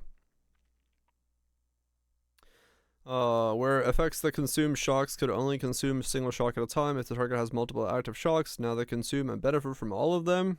What's the verdict so far?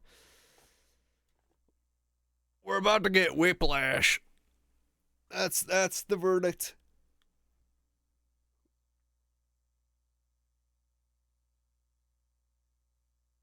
But yeah, now we don't have numbers for anything, so who knows? But yeah, if you just take what we see here, then yeah, we're definitely weaker, and the monsters are stronger. From just what we're reading here, but yeah, maybe numbers wise, it's fine. Who knows?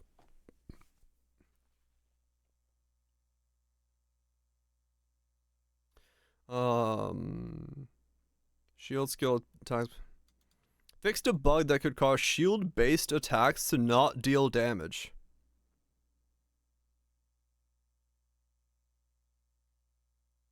Oh. I wonder if that was what was happening. I wonder if that's why that build made no damage happen.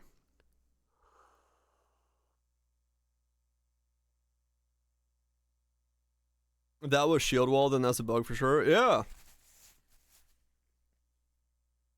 I mean, yeah, I'll just try it on standard at some point, but yeah. Maybe it was like legit just not doing damage. Because that's what I was thinking. I was like, what the fuck is going on with this?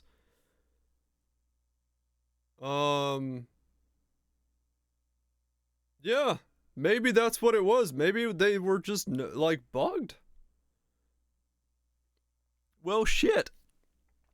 I might have to revisit that build again this league then. Huh. Huh. Fix the wonkiness with Flask and Plague Baronovas. Ferocity from functioning correctly.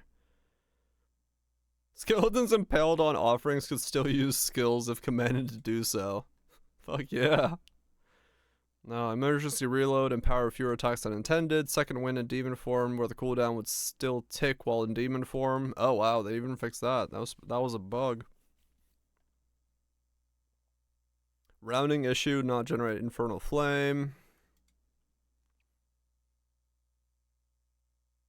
If you have very little unreserved spirit, the lingering spirit could stop functioning. Stomping ground support would not function if you have wand or scepter. Spell-related support gems could not support skeletal arsonist. Long fuse support didn't prevent grenades from being detonated. Crossbow shot would consume more than one bolt when firing more than one projectile. Fixed a bug where Eye of Winter passing over multiple elements would only get damage from one, not all of them. Okay. Collapsing Horizons. Collapsing Horizons unique quarterstaff was providing elemental gem level bonuses multiple times with more than one element. Huh. Fix the bug where shield charge was not correctly interacting with active block mechanics. Gain damage on a detonating arrow. Something. Cast on block skill granted by Svalin was granting the wrong amount of energy. It now grants 25 base energy. Previously displayed 250, but actually granted 2.5. Uh-huh, I see. You get 250, but you actually get 2.5, but you're supposed to get 25. Somebody put a decimal in the wrong place. Violent Fusion by Dark Effigy was not scaling area damage. Skill cooldowns could stop when under the effects of multiple sources of reduced cooldown rate. Okay. Fresh Clip, sure. Don't know what that one is. That would cause Mana Tempest to stop draining player mana. Tempest Bell not scaling correctly with knockback. Thorns was not causing stun, freeze, electric pin, armor break days, or knock up. Okay. Thorns buff, go! It's not bugged. Profane Ritual did not work under Hinder or Chaotic Free supports. Fire Death Explosion not considered triggered.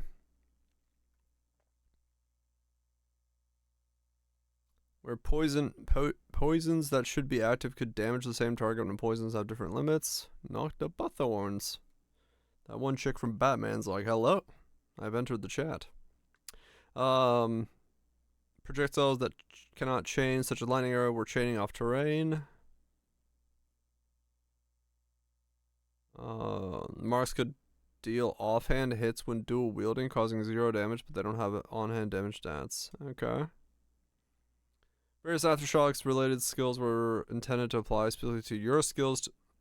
Fixed a bug that caused various aftershock related stats that were intended to apply specifically to your skills to also apply to skills used by your totems. I.e. the mace. That I used for leveling purposes. Yeah, I know, but I didn't use that on later on. Some of the stuff, it's fine, but yeah, it's still good. Yeah, I was only leveling. Fixed a bug that could occur if Iron Grip and Iron Will in combination with an effect allowing spell damage to increases to apply to attacks. Okay.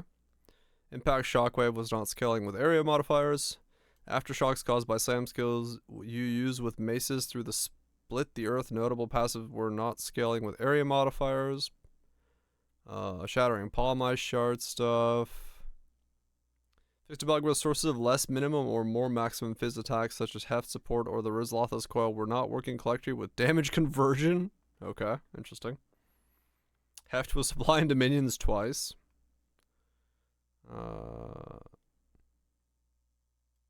Meta skills weren't counting energy costs correctly if they consumed a corpse. Delirium stuff. Seismic Cry could consume 2 charges. Gathering a Storm not affected by ground duration. Lord of the Pit was not being affected by map boss with difficulty modifiers.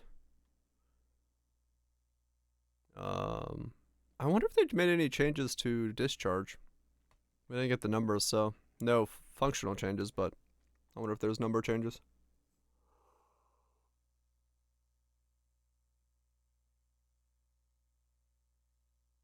Modifiers to break armor stuff. Base damage nerfs. That'll be fucking hilarious.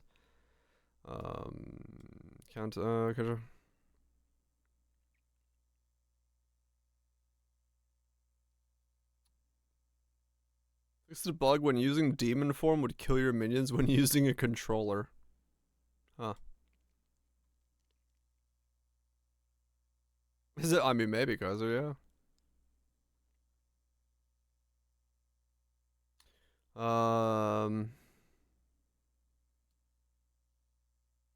Used to buy that could incurrently limit your life as to eternal youth. Ghost Dance quality was incorrect. Failed to create fissures when very close. Offering skills target the wrong skeletons. Fixed a bug where Shockwave Totem supported by astral projection would prioritize targeting in a specific direction from the totem. Okay. Ballistas could target imminent objects. Oh, was it this thing? I could see that being pretty annoying, yeah. Stats of Gale Force not being displayed. Toxic growth, maximum number of active lightning rods not displaying. Raging Spirits not displaying. Ballistic Totems not displaying. Aftershock Chance not being displayed. Stomping Ground lingering. Damage was dealt. Not display. Not display. There's a lot of not displays in here.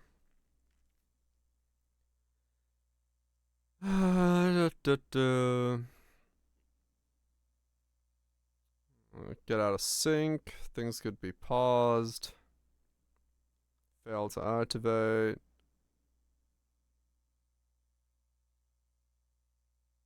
I don't see anything insanely.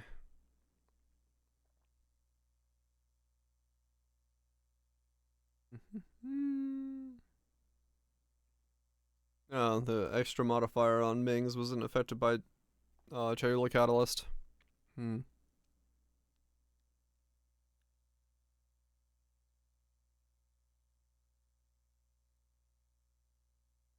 Also would fail to put her shield up. Wait, is that it? Is that one of them?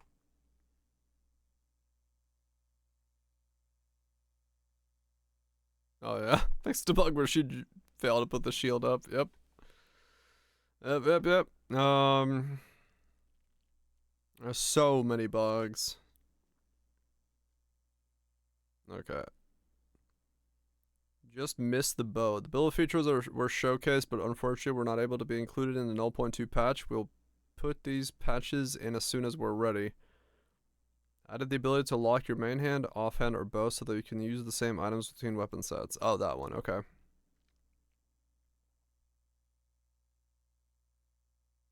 With the new stuff? Oh, yeah. Oh, yeah.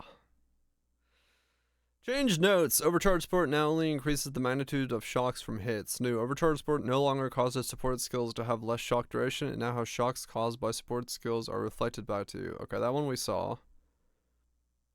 Ingenuity is supposed to be 20 to 30. 20 to 30. Charm slots. Charm slots. Okay. Oh, okay, this is where it is. Modifiers to curse effect have been changed to instead apply to curse magnitude. That means that they are additive with any other modifier to the effect of the debuff. For example, curse magnitude and slow magnitude are not additive with temp chains. Yep. So it's a nerf. It's not multiplicative. Because I was like, this sounds too strong.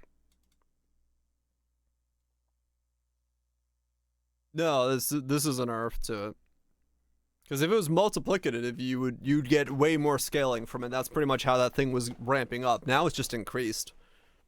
So, you know, if you have 5 and you get 250% combined, you have, you know, 20. Versus what you used to do is you go 5, 15, 35, right? Because you multiplied it by so much. So that takes away the insane temp change stacker. And the slow buff corruption's gone on gloves and all that stuff, so. I see. I see.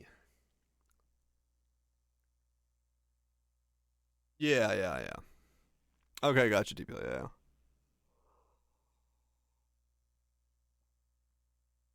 No, they don't DPL. They do not at all. They think monsters are just fine at the current speed. Was it Mussy? Welcome back. Oh man, that was a lot of reading. Yeah. That is a lot of changes. That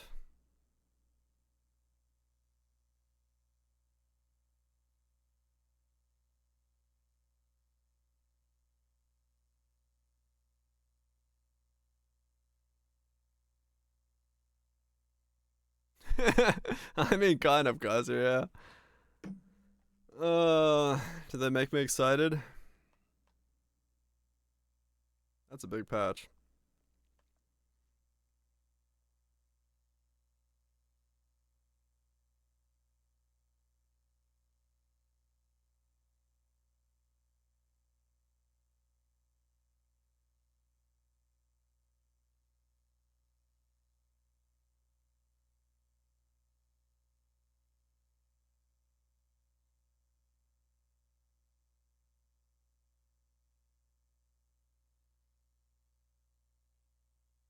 Was immune.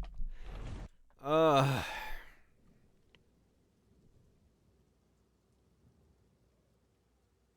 Patch notes are out.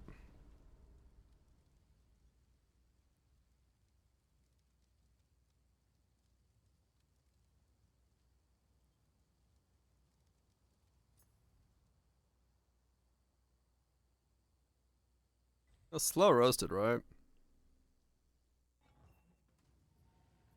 I mean, basically, Shanks, yeah.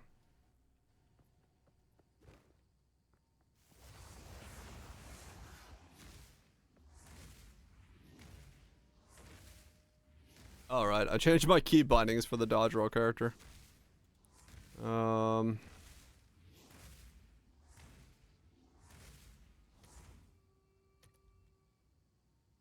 Where's dodge roll?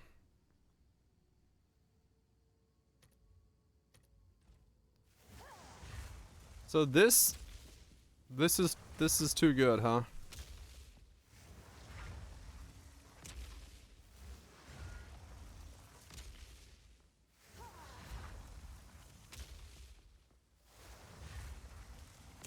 Man, this makes me so sad. I don't want to lose this build.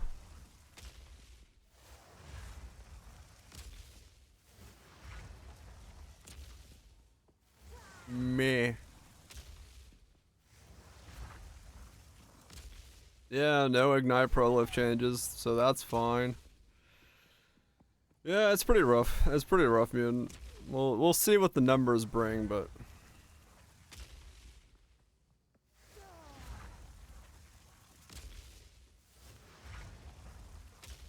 Poison Thunder got strictly buffed.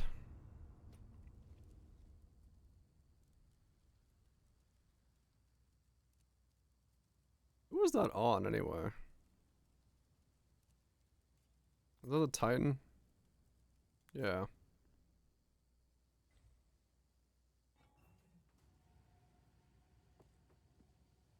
No, this was the full side character. It was Infernalist, right? Yeah. Yeah, this guy. I was thinking about the other build real quick. Man, yeah, this is the build that I really wish that would work, but it's a speed issue for the mobs.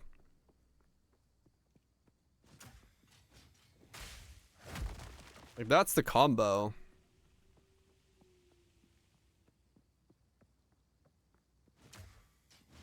It's like so long, man.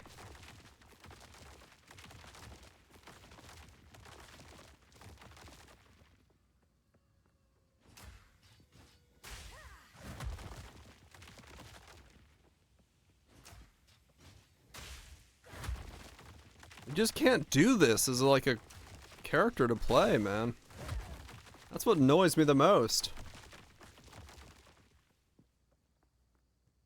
I want to play this character, but I just can't. Bleh. Out of mana.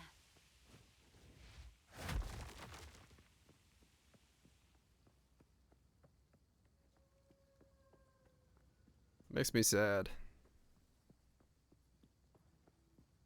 Makes me sad. What's Brinzer? New badge is nice. Hell yeah. Makes me sad.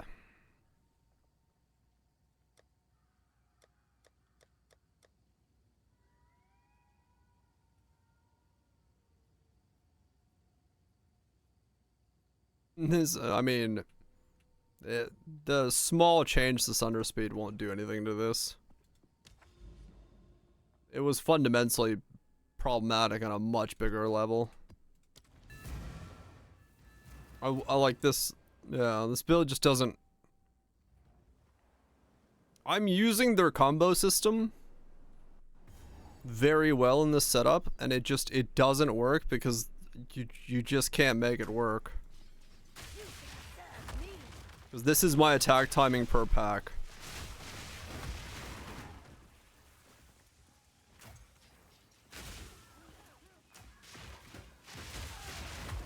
As you can tell, everything just like gets to my face and just rips me apart before I can even attack. Like it's just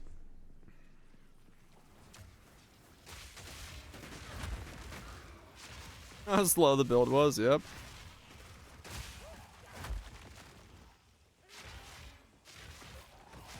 I bet they think it's super cool, but it's just it doesn't work in the context of their own game.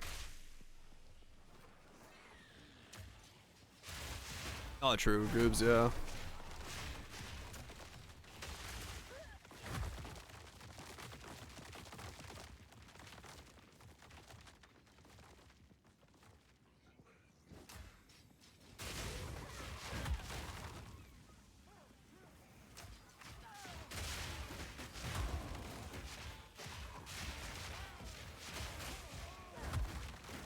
I'd love to play this type of character more, but yeah, it just doesn't work. Man, can't believe I'm losing fucking Flame Blast, man. Man, that pisses me off. That doesn't dare piss me off.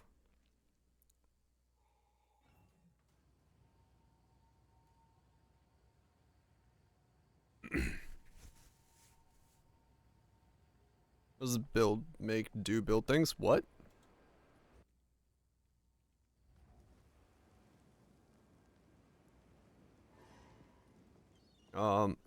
It needed to put down poison grenades to break armor to sunder.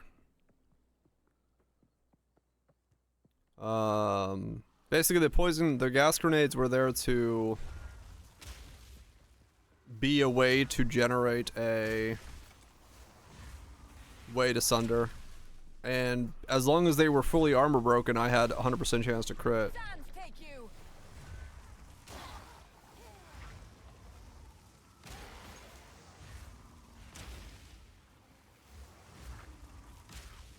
Man, this was also such a fun build. Man, I'm losing my fun builds. These weren't even powerful, they were just fun. Die, scum. Damn it. Yeah, no, we'll make plenty of new fun builds, but like... This was such a fun idea.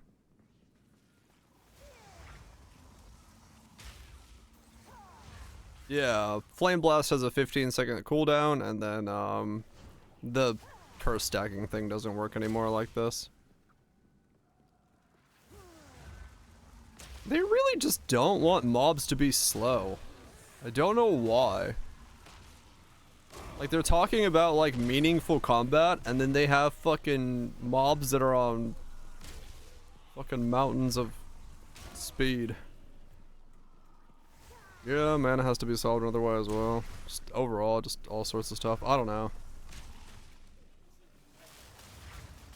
We'll see. I'm not gonna make too many judgments before I actually get to play the game, but I still don't understand their direction for the game. Like, at all.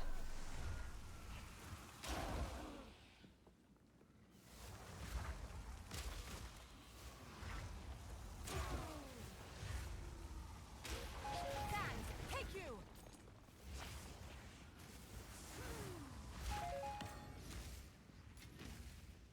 I don't get it.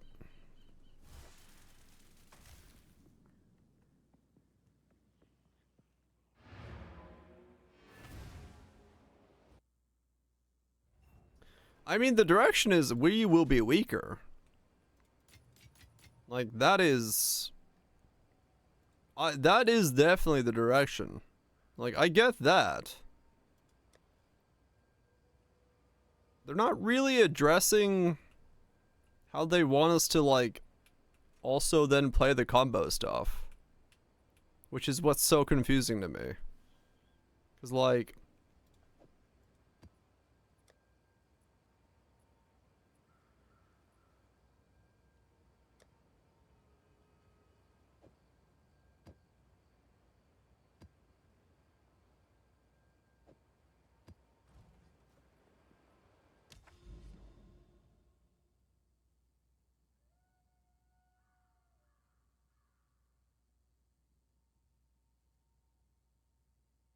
yeah, I don't know. I don't know. Just I'm left with more questions than I had to begin with. Which is a scary thing to think. But like,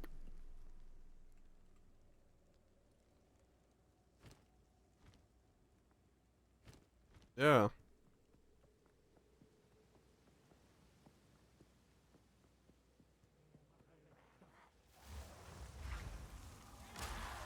Like, I don't get how those changes make us want to play slower combo based things in any way, or incentivize that to make it worth it. I mean, yeah, fair enough, Raj.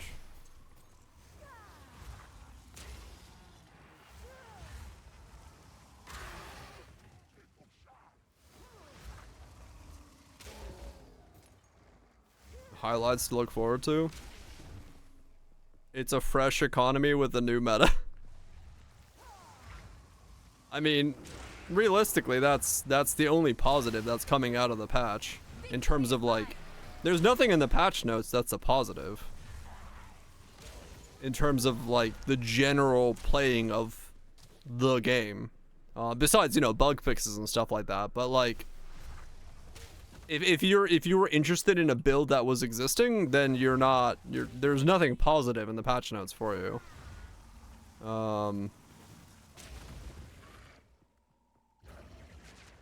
Yeah, that's what I'm saying. Like, general stuff for the game, sure. Bug fixes and probably Magic Find being tweaked, and, you know, stat stacking not being the meta. It's gonna shake it up, and it's gonna be new things to play. But I would say that, like, if you had a way that you liked playing the game right now, it's hard to look at those notes and be like, ah, okay, I can see the positive. But we'll see. You know, I'm still gonna play it on Friday, but yeah, it's in terms of enticing people to come back and play.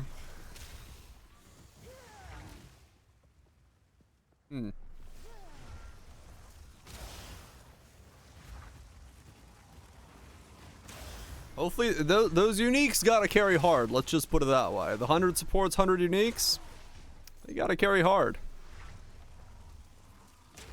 Because not having that information right now with just the negative patch notes is... yeah.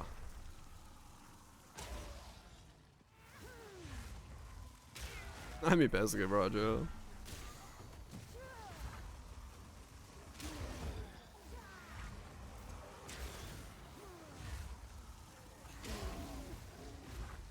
Die, forgotten. Least exciting.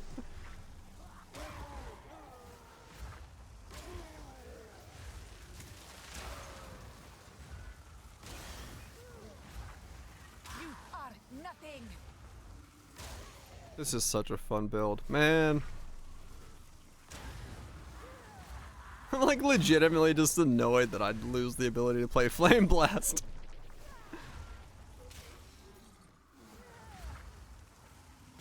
That sucks so hard.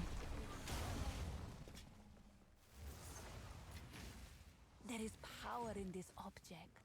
I can feel it. Totem guy's fine, yeah. For the most part.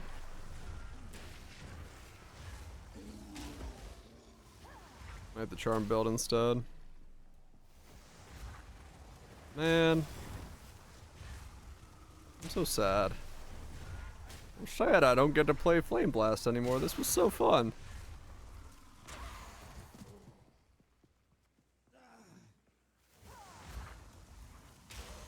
I mean, that's what I'm confused about, man. That's like straight up. The two builds that I logged back into play, my Sunder character and this guy, I'm just like, isn't this like the speed that they were talking about? This is what they want you to do? Nah, that's somebody else's department. They have a reason for putting Flame Blast at 15 seconds. I don't fucking know what it is, but...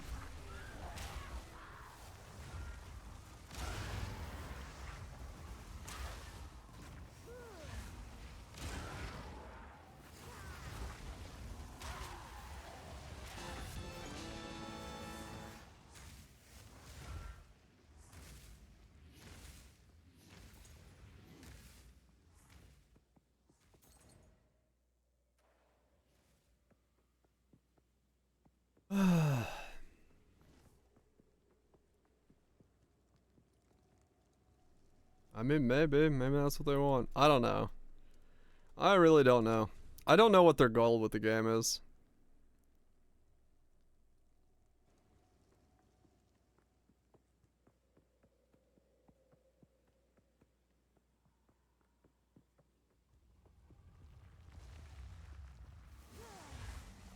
What about Frostbomb? Yeah, every time I play a build, it's weird. What about my skills wrong?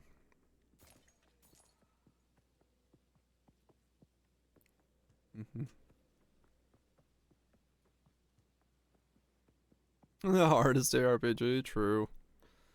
Trust the vision? Oh, I'm trusting it, alright. Die, forgotten. Rip Flame Blast.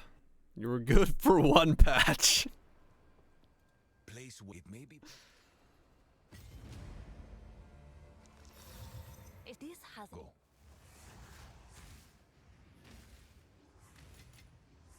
It was a drunk's vision. Maybe.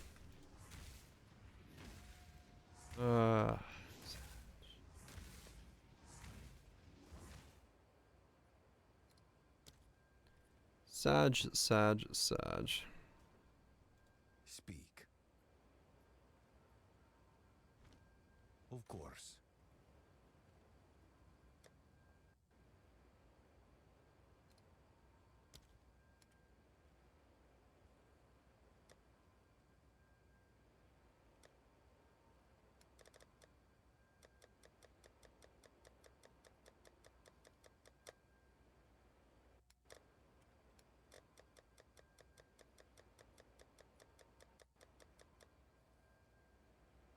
You can rotate 6 of them. I don't think that's what it's gonna be.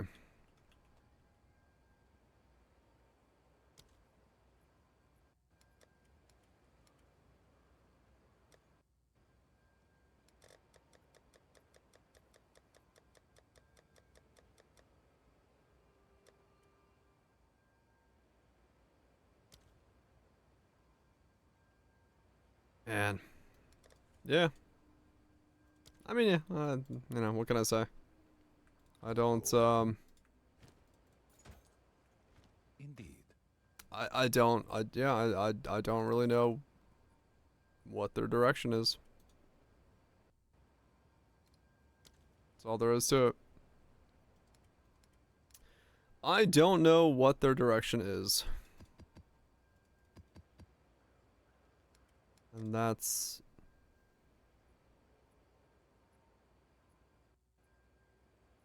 Yeah, kinda, Kaiser, yeah. I could see that. Oh man. Okay. Well, I mean, it's that. Yeah, that's the that's what's coming down the pipeline. Definitely gonna be an interesting meta to play into. I'm sure they're like, you know, yeah, I'm being a bit doom and gloom at the moment, but I'm sure there'll be fun builds to play and stuff to find. I don't think it's gonna be like there's nothing to play, but at the same time, it's like, damn.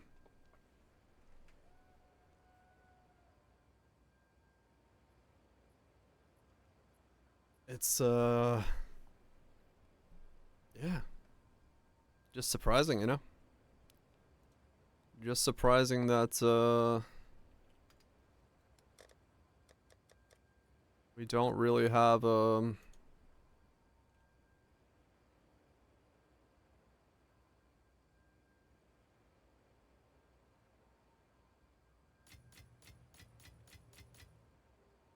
maybe struggling. Yeah, I mean, maybe it's just, maybe not having the numbers is like really messing with it right now. It's possible.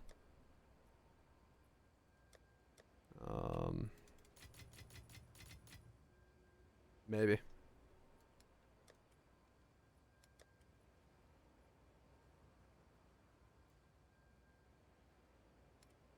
Let's go for him.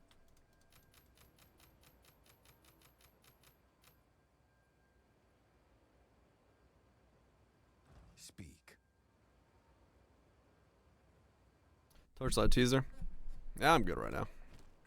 I'll look at it later. Time is of the essence.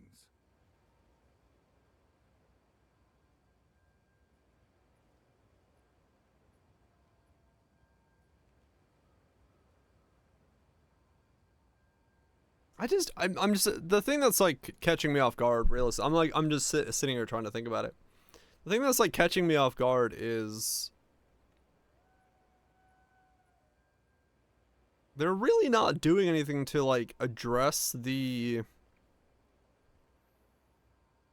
They're addressing, they're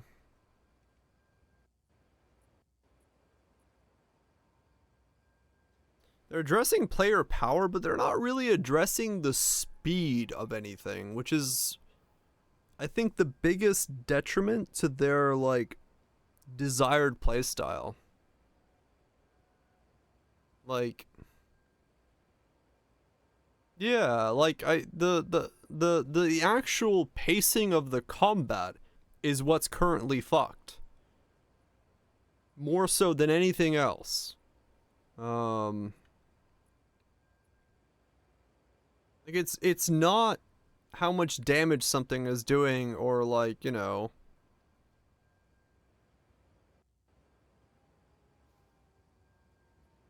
Right, Goobs. Yeah, it's like I don't because the way they were talking about it and that's why I said, you know, in terms of what they were talking about from the patch notes and the keyway and stuff like that, they were talking about trying to like address the desire to use the combos and use that stuff. And that's why I was like hesitant to be like, okay, it sounds like I like what they're talking about, but I want to see them how they're going to implement that. And right now, I don't see them doing anything about the actual speed of the combat, the speed of what you're having to deal with. And I think that's, they're not going to be able to fix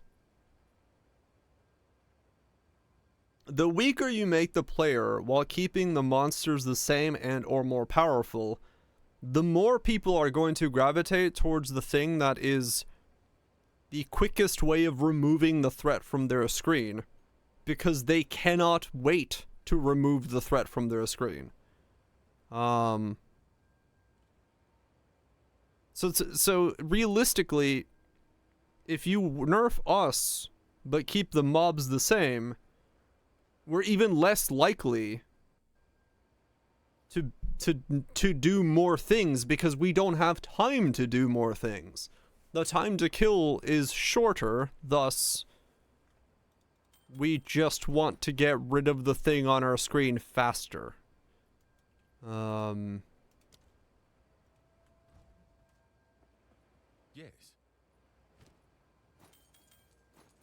You're not supposed to combo randos, but you are.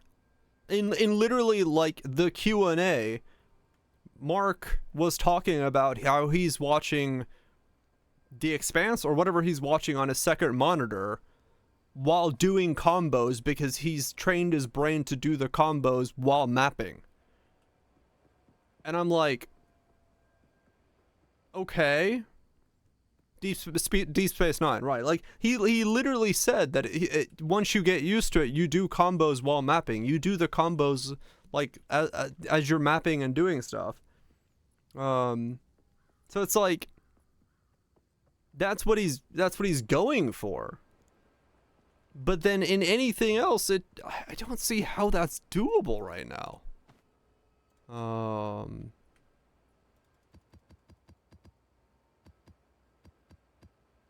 Mobile again. Hell yeah.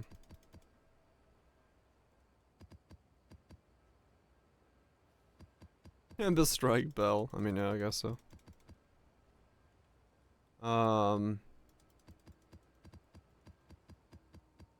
That's the thing. It's just like the pacing is weird right now.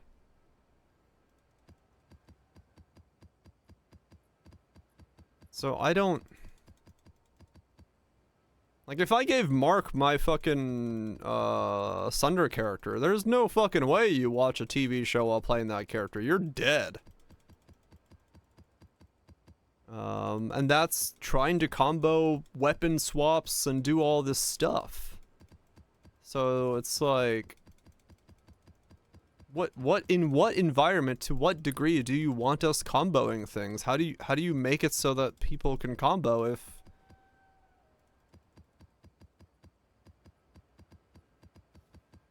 the mobs move at the rate that they do? So yeah, I don't know. That was the thing I was hoping to see change-wise. The changes I was hoping to see was to the pacing, the speed of things moving, but I don't know. Maybe there's more changes in somewhere that address that, but I just don't think this fixes the thing that's fundamentally wrong with incentivizing me as a player to combo. It pushes me towards thicker one-button builds. Is essentially all it's doing.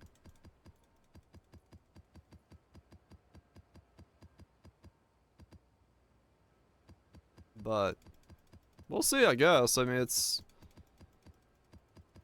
down to seeing what the meta comes to be, what the uniques bring to the table, what the support gyms bring to the table. Maybe there's way more ways to do support and combo and stuff like that. It's possible. It's possible there's support gyms that, you know, passively do a lot more stuff than we're thinking they will do, or allow you to generate openings better or whatever, but we really have to see what those are first. Because without that knowledge, there's no way of knowing, right? Like, yeah, I don't know.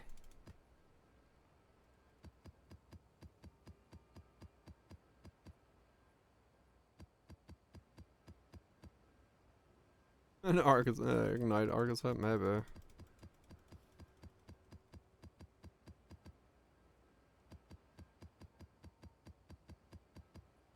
But yeah. And a big part of this is, you know, it's caused by the fact that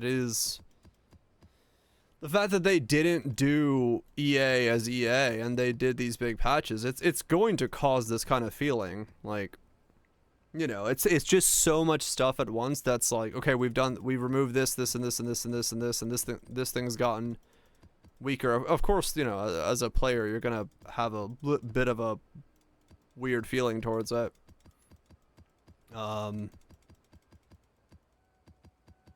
So yeah. I don't know why they're removing the flask nodes either. I guess once again, I mean, it goes back to that idea that they, you know, they want to kill the player, but like, I don't know. Maybe it's just like, maybe most of us just don't want to fucking die that much in fucking mapping, you know? That's not the reason we're playing Poe or an ARPG, you know? If we want to die a lot, I'll go do Terraria and fucking do 1,000 deaths in 10 days, but... Oh, and yeah, shrubs. There's no way. New like my mates who did Archmage last league, man. He's gonna log in and be like, "No fuck."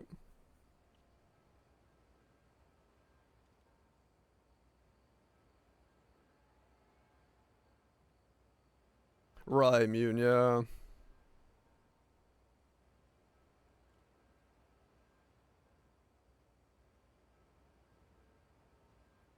Right, exactly, it's him, yeah. Yeah, no, I mean, I'll probably text my mate tomorrow. I'll be like, by the way, your Archmage character is absolutely fucking nuked. Don't log into it. Cause, yeah, I mean, realistically, what else am I gonna tell him? He's gonna text me like, how are the patch notes? I'm like, your character was fucking deleted, mate. Like... I don't know. I feel like the other thing they're doing wrong, and I hate to say this as well, is if they know that there is so much backlash from making changes in the beginning of 0.1 that they had to defer to the beginning of 0.2 to make those changes, and yet they're not they're not doing wipes or anything like that. I think they're going to be worse off because you're going to have returning players be like, I'm just going to keep playing my old character. And those people were playing the things that, you know, were now in the patch notes coming back to an extremely broken build. They're going to log in and go, oh, no, nothing works. Okay, never mind. I'm going to go play something else. Like, I don't think that's going to work. Like, I just don't. If my friends group who played like casually at the beginning of 0.1 log in this weekend, I don't think they'll keep playing, because they'll log in, see that their characters are broken, and they'll just log off and go play CS:GO. Like,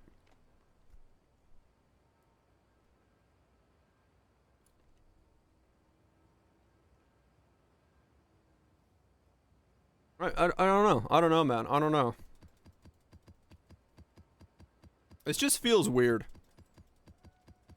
I guess it's the first time in a long time I've seen a Path of Exile update, read the patch notes, and thought to myself, just like, where's the upside? I hate to say it that way, but it's like, am I excited to play new builds with the new uniques and new supports? Me? Yes, because I know myself, I know I can find interesting ways to break the game. But for the average player, I don't see an upside to playing 0.2. And it's true, Kaiser, yeah. But then, like,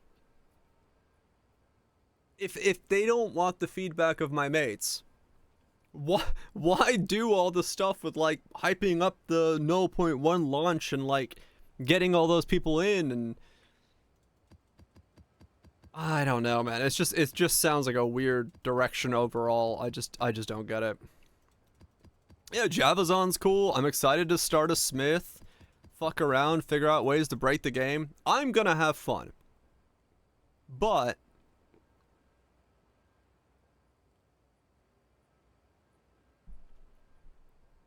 .15, I understood 3.15. Nerfs were had, good times were rolling, but the thing about here's the thing. 3.15, when 3.15 dropped, everyone's like, holy shit, everything's nerfed, it's horrible, it's stuff like that. The thing about 3.15 was that the pacing of Path of Exile 1 in 3.15 in terms of combat pacing was still Path of Exile 1's combat pacing, right? It was not where this is, where your character and the combat of the game are at two different pacings. Yes, we got weaker as characters in 3.115, no doubt, but the pacing was still kind of correct in the way that you were interacting with the content. You were just weaker at interacting with the content. Here, the pacing is just fucked.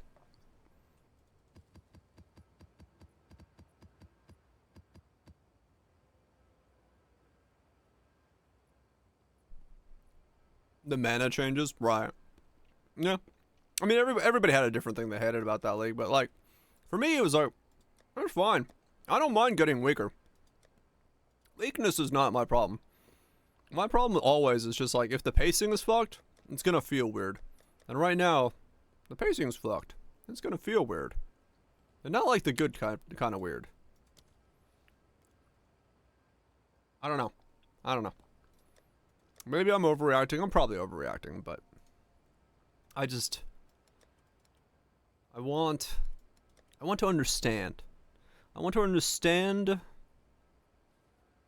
the direction they're trying to go and the steps and process as to how they think they're going to get there.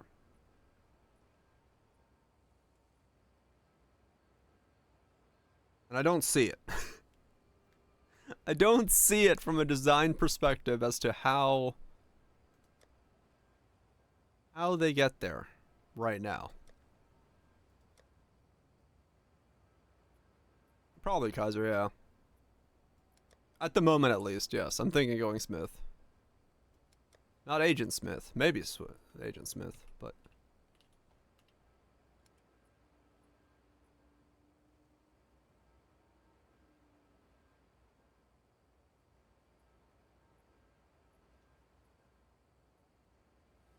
I'm intruding him, yeah.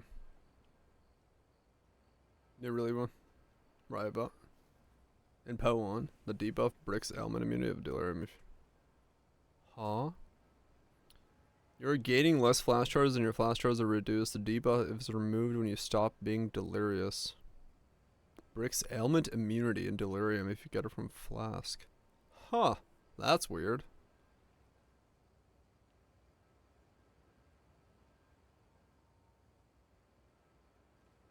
So we don't use deli boots? Huh. That's a weird interaction. I didn't know that. Mage Blood, sure. Storm Shroud. Ah. Huh. Interesting. Yeah, no, I didn't know that as an interaction at all. Neat.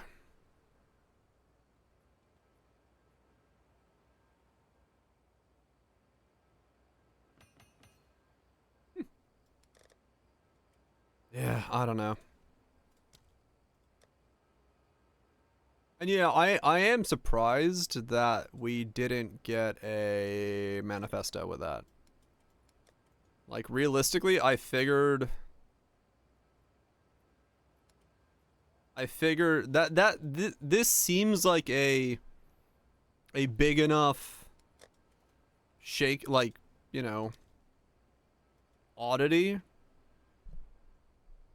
in terms of like what they're doing, that I feel like an explanation of some things would have been a little bit better. Maybe not. Maybe it would have made things worse. Maybe it's a good thing they didn't. I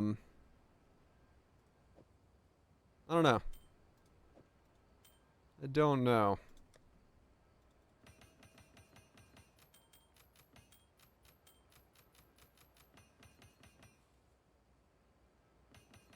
Hide the nerfs, yeah. I mean, it's. I don't know. A whole lot of fucking I don't know.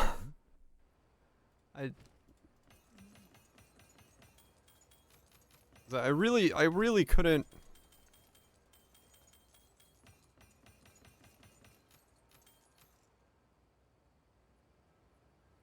Probably, yeah.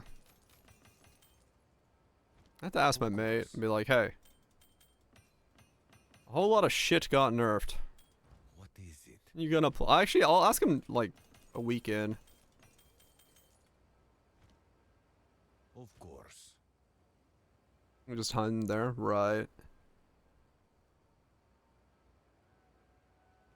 I don't know.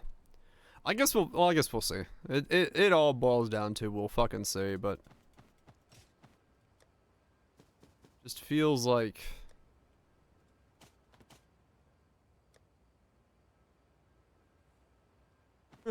no, I gotta tell him not to log on to his Archmage. Did any boss unique?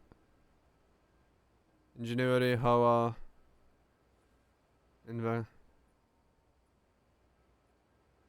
I mean, not really, no. Alt shield. Nothing that was like mainly being used, I would say, survived now.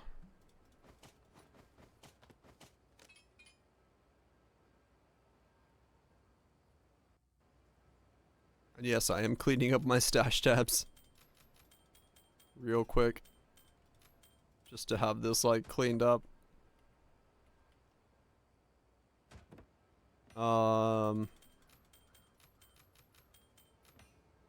We could, yeah. No, I'm like really tired. From all the reading, I don't know if I could get anywhere in Calamity, but I could.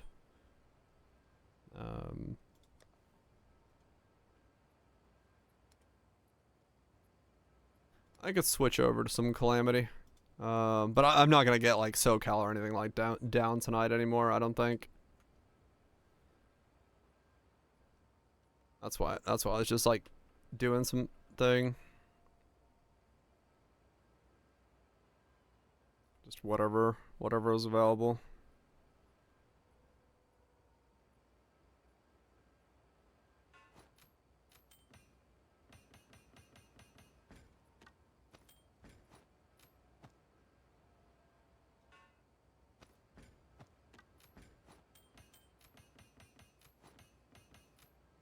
There we go.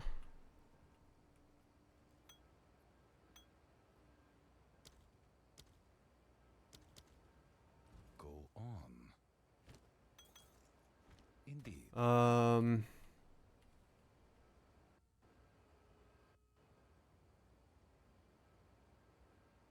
Okay. Waystones go there. Uniques, essences, deliriums, flask, sales, tabs, trials. Tabs can go next to Waystones.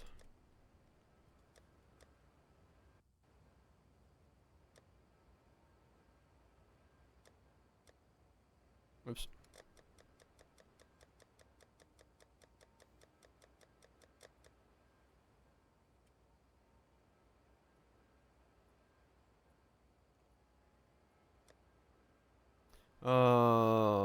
That's there. Okay. That's good. These fucking need a chest. Fucking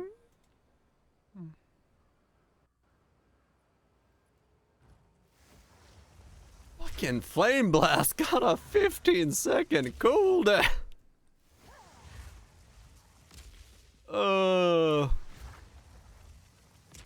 Fuck me, man.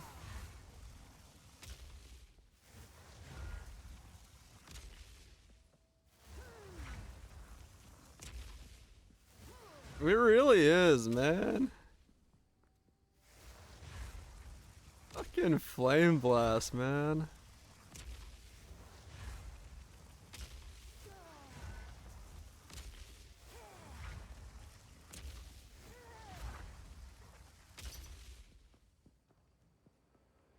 Oh, fuck.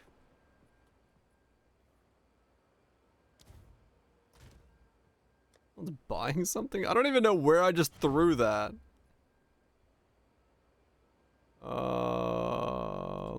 What is he buying? Bramble. Okay. Totem build, yeah.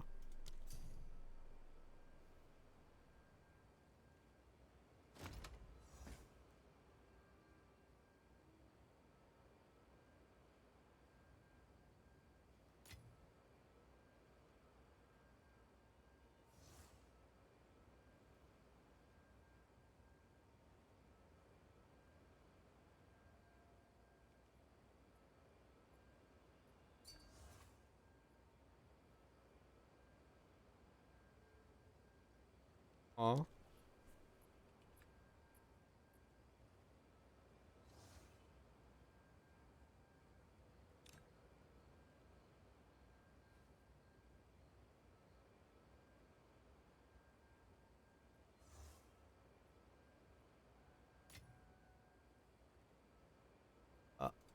Oh, okay.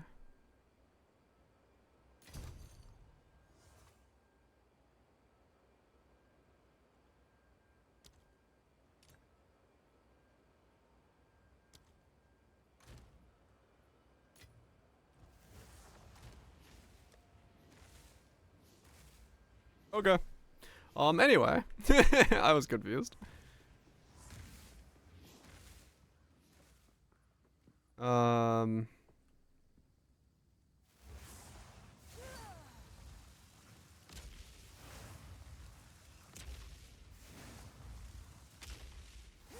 They're locking the whole fucking solar orb interaction behind a 15-second cooldown as well. Like...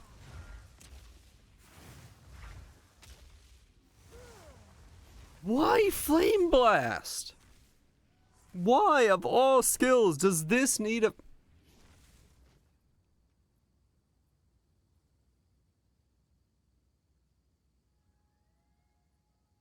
You need to let it go. No! What did it...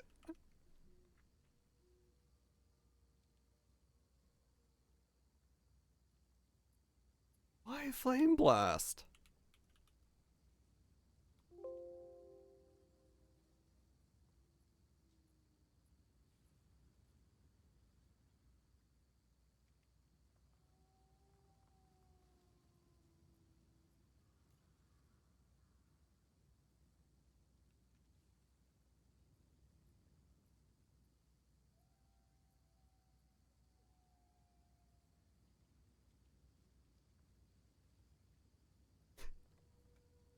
All the skills to add a 15-second cooldown. Why that one? Also, Fusillade wasn't touched. Yeah, 75 from 200.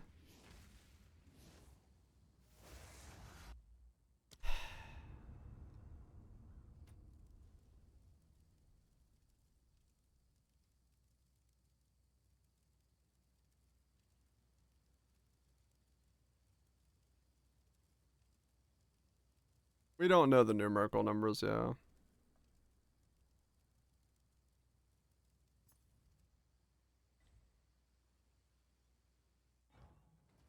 I'm just so...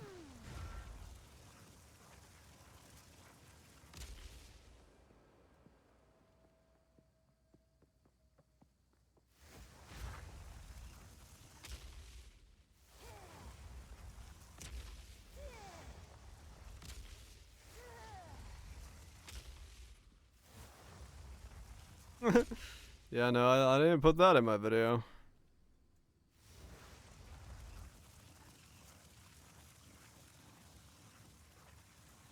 Personality. Hell yeah. Got that side profile.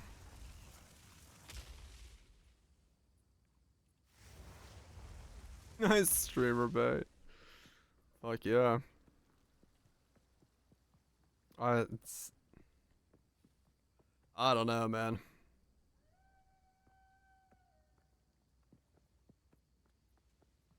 Yeah, average build. Shockwave was the average build.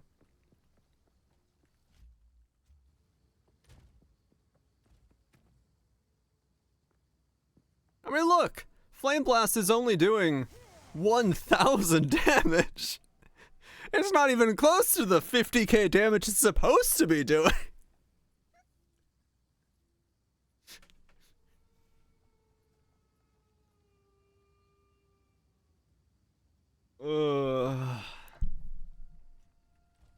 Fuck. I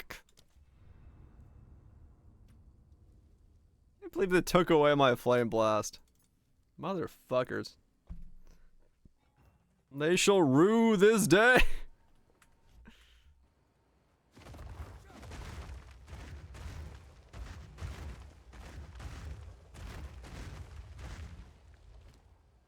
Oh yeah, I sold this guy.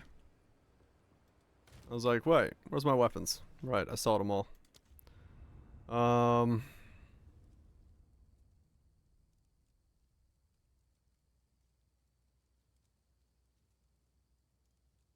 Already is canceled. I'm like really tired from reading, so yeah, I probably won't go full time tonight. I'm just like looking at. What did I make this league? Let me see.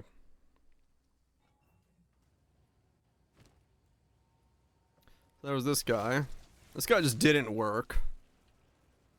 Because discharge is shit.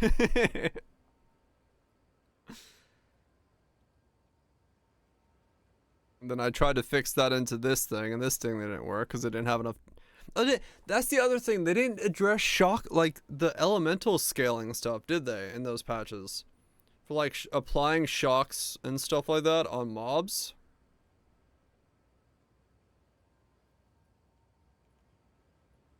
Like, ball lightning's still just insanely difficult to actually shock shit with.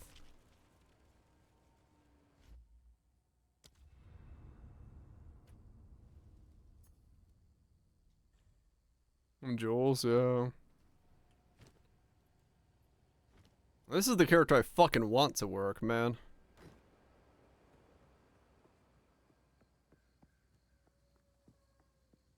This is like this is the stupidest part is like this is of all the characters I played, this is the character I wanted to work the most because it actually does all the things that GGG wants me to do with this game, and it's the character that does not work.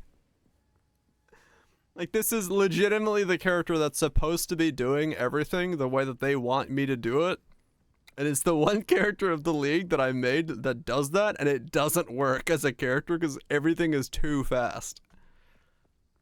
That annoys me so much.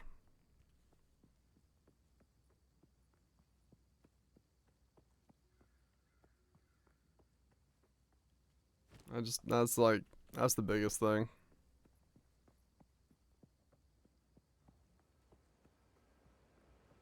I even fucking bought the thing for weapon, this thing, fucking quick change and all that. Re,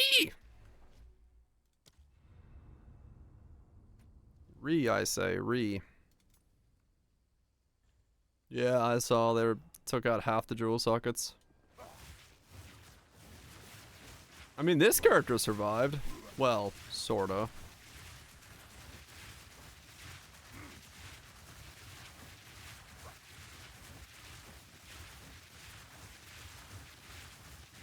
It doesn't mention the snapshot anywhere, so I don't know, intentional or not.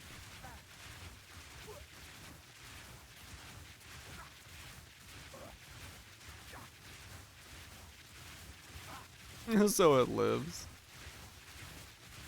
I mean, yeah, this is a very recommendable build. Well. Yeah, kind of still.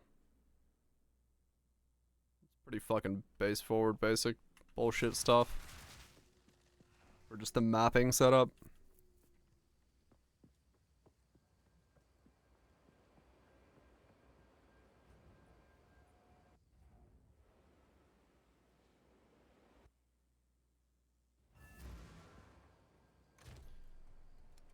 But I mean, that's gonna be the problem, right? I have 137 15s, 14s. What the hell?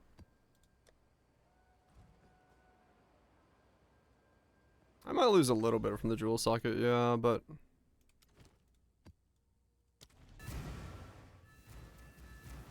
like that's the thing I haven't seen GGG really explain yet as to like how they think they're gonna fix this. Because as long as a character like this exists, one more. Like, as long as this is a thing you can do, how do you incentivize someone, like, using multiple combos and stuff like that, right? Like, how? There's just no fucking way that these two exist in the same environment.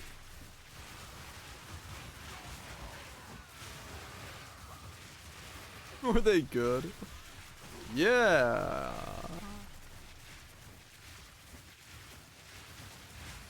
Feast is gone? No, that's it. Like, this thing is perfectly normal as far, I don't see anything in the notes.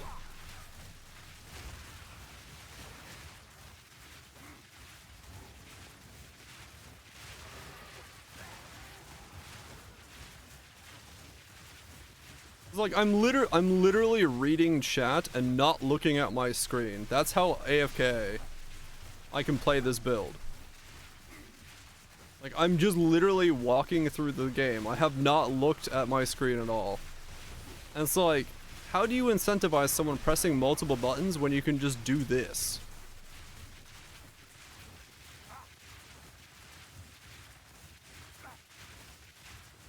What is this build? Ember Fusillade. Snap shouting wild shards, and you just walk around as a giant Gatling gun. It's great. Don't ask me about my flame blast. No. I swear. It used to be good when I was young. The recovery period is just too long now. I need my medications. Don't tell GG about this one, I know, right? Yeah, I have a video on this mutant. But yeah, it's just a Titan going Ember Fusillade. Reducing the duration of it as much as possible. But like,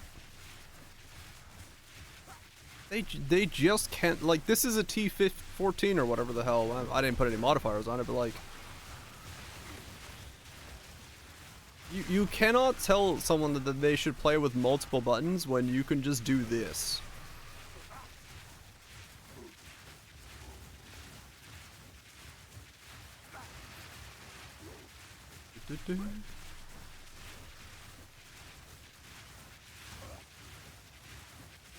More minions, everything is worse. There might be like, you can count how many things got better on one hand, Nats. The mobs are stronger and we are weaker. I expected it in terms of us getting weaker, but I also expected the mobs to be slightly tweaked. You know, get the pacing right. Nerf only to us.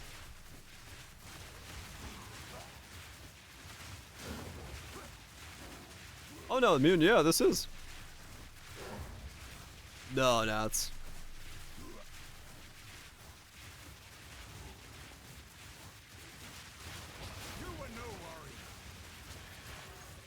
Mobs still move at fucking cracked out speeds and we are just weaker. Just straight up. They did like nothing to fix the pacing of the game. All they did was make it so we're weaker. Essentially.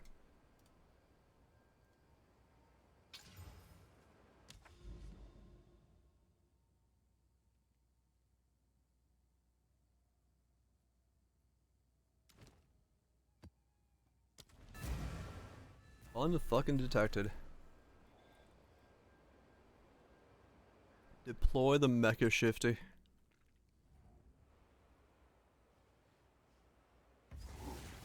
No, mutant. Both elements of that Flame Blast build got nuked.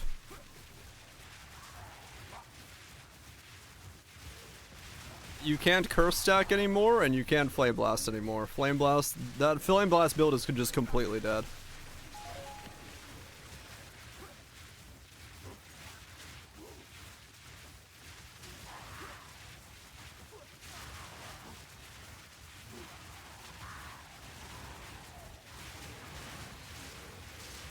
Right, Gibbs, yeah. I don't know, it's, yeah. Well, we'll see. I'm gonna play Friday. I'm gonna use the uniques and supports and see what we can come up with, but...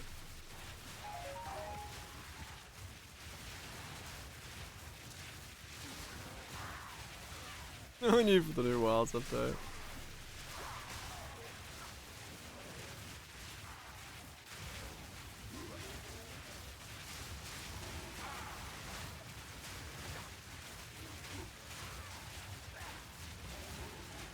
Like, this is an auto-targeting, auto-firing skill that I can use while walking around with a massive amount of fucking evasion recovery. And how do I say that there's a way that in this same world a combo skill is in any way gonna be worth using? Like, it is, it's essentially Warb, yeah. Like, I don't get their design goal, man.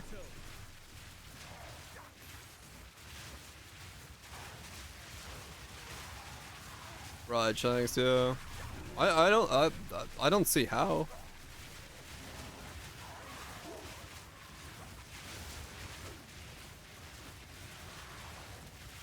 Oh, right, cause yeah.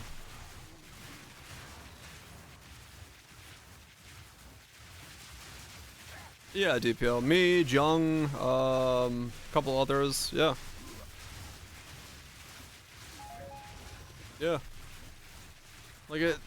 Fortune favors me. A fuck ton of people play this thing.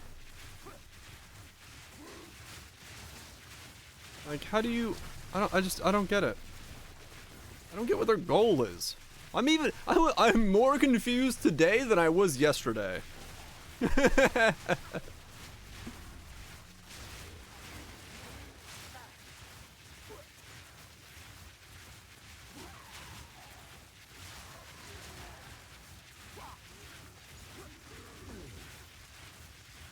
And it didn't get nerfed. Yep.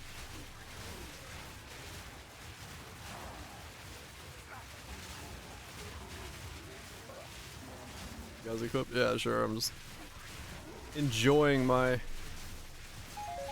not looking at the Scream gameplay.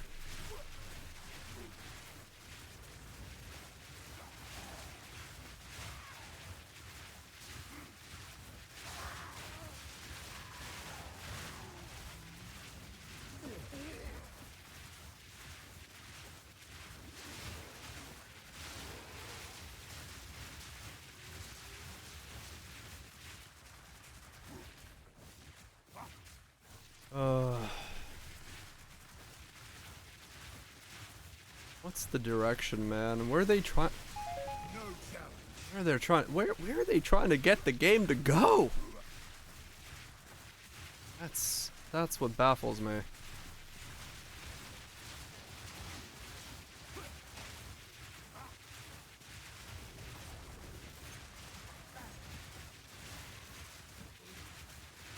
Fear will best you. The buff warrior.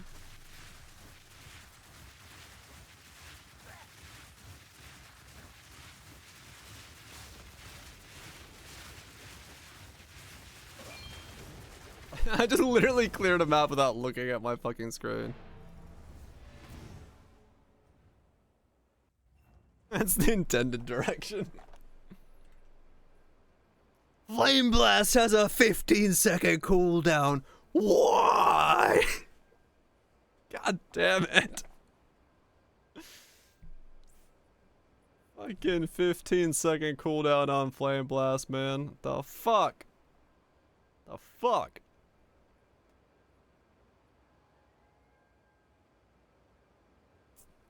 Mother.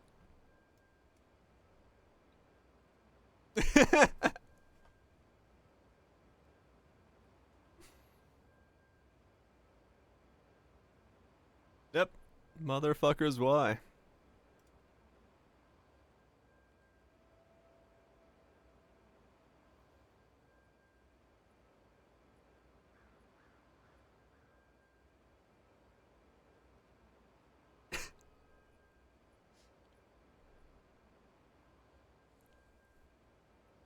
Was this a match? Are you shitting me?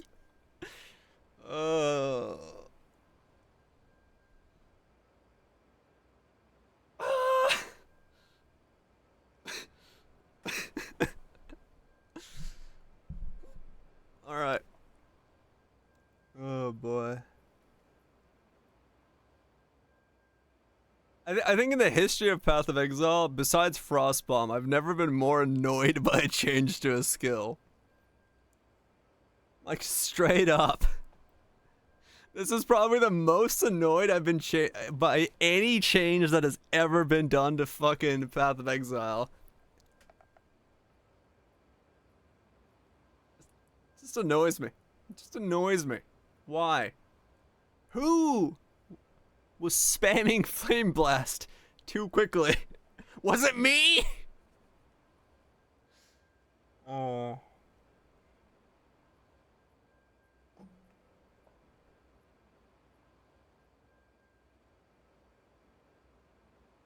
It was you. Damn you. How dare you. Personally did this. You know what? Hold on. Hold on. Hold on. Hold the ons. We're gonna find it. We're gonna find who did this to me. Path of Exile 2 Flame Blast. Build. Who did this? Is it this guy? Is this the guy to blame? It's not that guy. That's RMT. Is it that guy? Looks like that guy.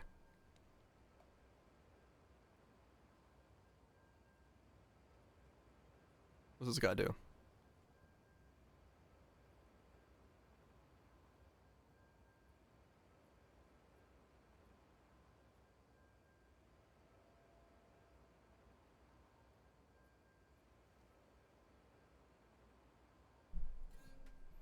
Sir, can I get some pixels? What the fuck? Sir?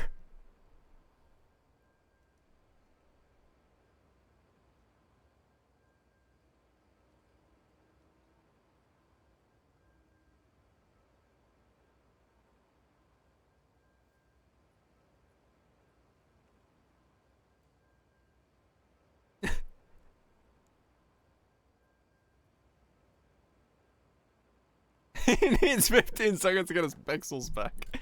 What is wrong with mate's resolution?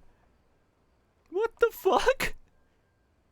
Why is his mapping resolution like 480 but his text is fine? What?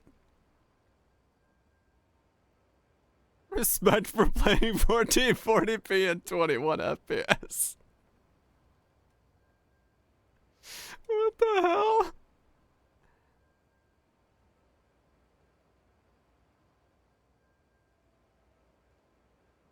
Well, no, because I thought at first his video was rendering badly.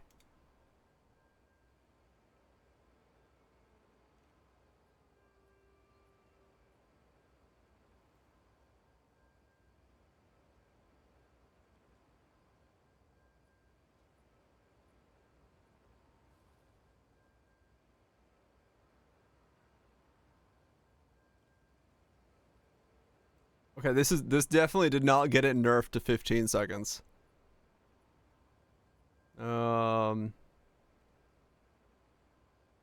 Is it this guy? Is this the person to blame?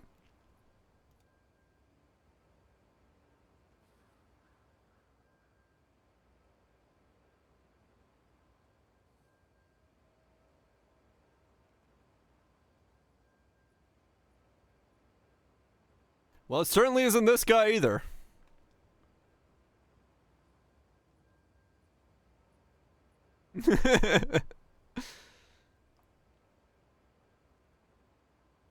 It was you. It was not me. Flame Blast Stormweaver? Screen-wide explosions? Is it this guy?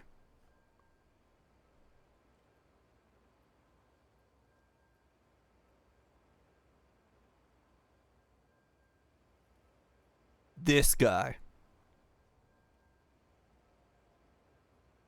This is the guy who got it. Okay. I found the guy to blame. Yeah, it's cold converted flame blast.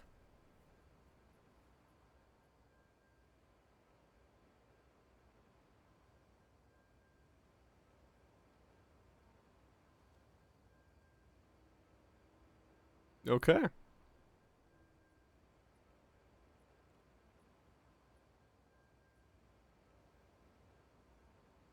All right, that guy. That guy. Okay, I found who to blame. Fuck that guy. I'm gonna go with that. He probably just traveled the entire tree for jewel sockets. Not really fuck that guy, but you know, memeing. 15 seconds! We got Firestorm nerfed.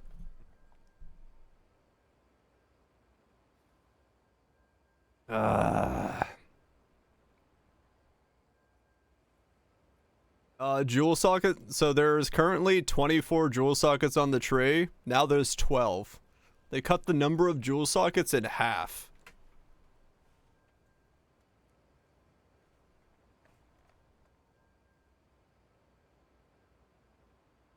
Why? They're too strong.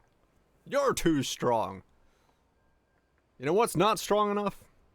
This tea. I should add vodka to my tea.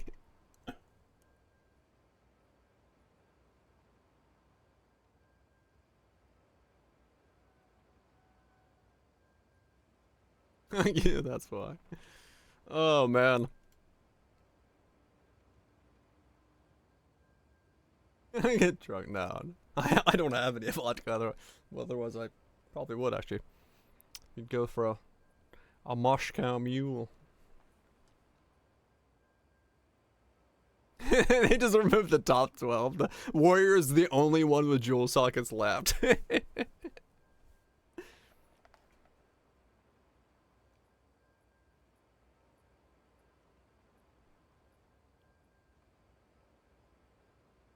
Oh, man.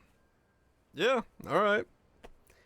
Friday is definitely an interesting plan.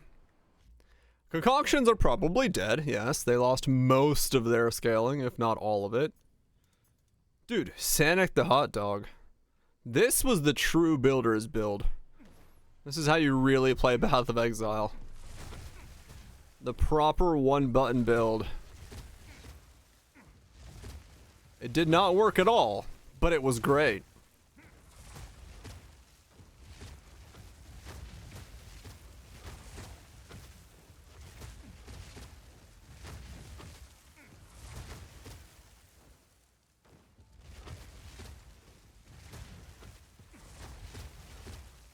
In terms, exactly, Kaiser, yeah.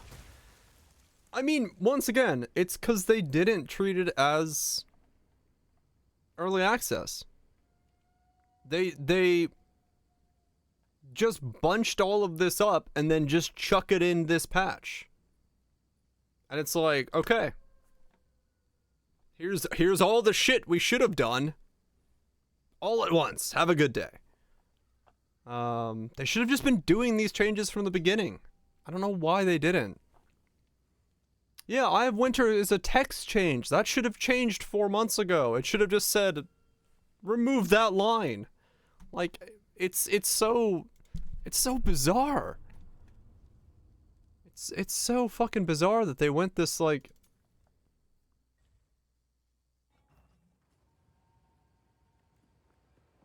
I mean, yeah, concoctions are fucking ripped. And yeah, that's the other thing. It's like not changing anything with mob speed. What happened with Eye of Winter? Eye of Winter has here, I'll show you. Let's see. There's a line on Eye of Winter.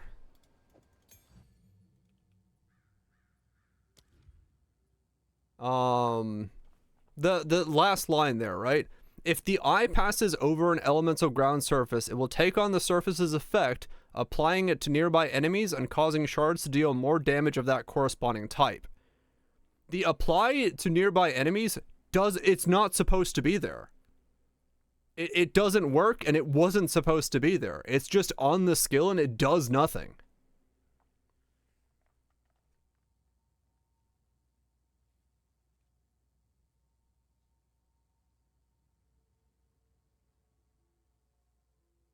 Yeah, it's like multiple bug reports were made about it, and they could have just said it's not supposed to be there, or removed it. It's a text change. So it's like, oh, I don't know. It's just weird stuff, man. Like, weird stuff like that is... Oh, wait, no, I meant to be on that guy. I just... They should have made these changes on the fly.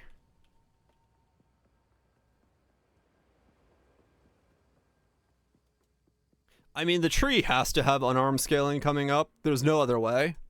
Because if they don't, there's no way concoctions work. Like, I don't know how you make concoction work. They weren't listed. I'm aware they weren't listed, but like,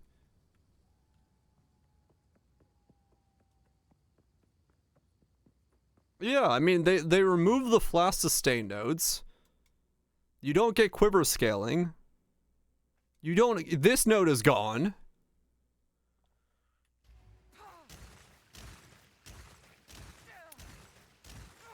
There's applying for ailments easily? Maybe, yeah. They're using AI to balance.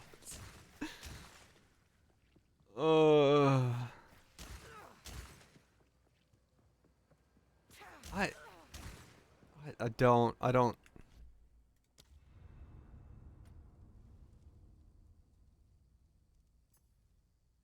The skills even exist? I don't know. Like, it...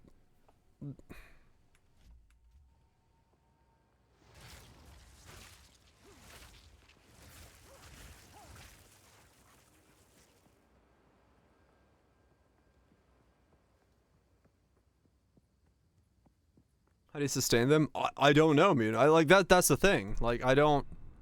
Yeah, you just use them less. You can't use them as like a. Yeah, I don't think. I don't think you can. I mean, fuck. This is pretty easy to test. Let me look.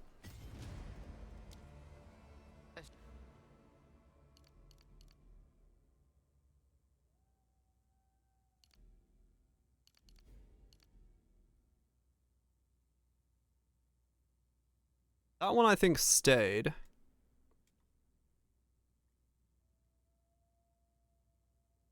I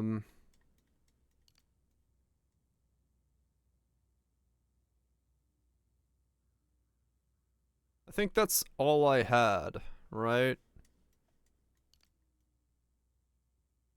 Okay. Shift in my training can't hurt. Oh, you guys can't see my thing. I'm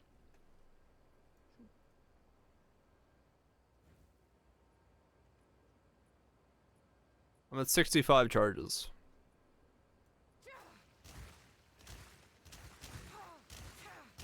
I have no attack speed, by the way, on this build, so if you had attack speed...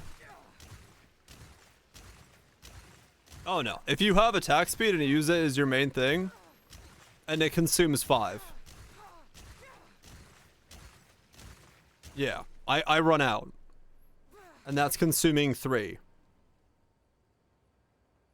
So, yeah.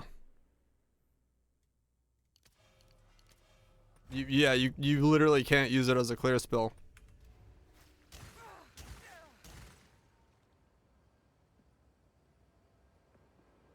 If you have attack speed or anything else going on, you can't. Yeah. Weapon spot, freezer shock, maybe. But like, I don't know, man.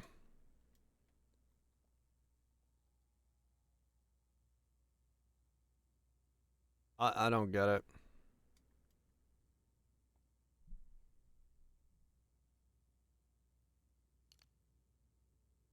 Like, I knew they were gonna nerf stuff, but it's just, they're like concoctions? Flame blast? Why are those on the list? Like, nah.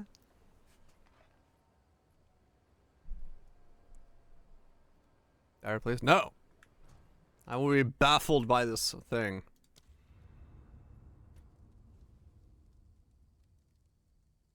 Doubled frostbond damage? Fuck yeah. I mean, yeah, maybe. See, my biggest fear is the fact that they're not giving us the numbers for the skills at the same time. Is because the numbers don't also paint a good picture. So, did we get the mechanical nerfs and also numerical nerfs?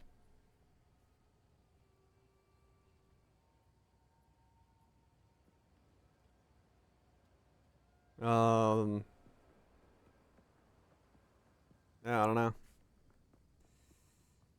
know. It's rough. It's rough. Once again, I will log in. I'm gonna play the new shit. I'm gonna play with the new skills. I'm gonna play with the new supports. I'm gonna play with the uniques. I will have a good time. But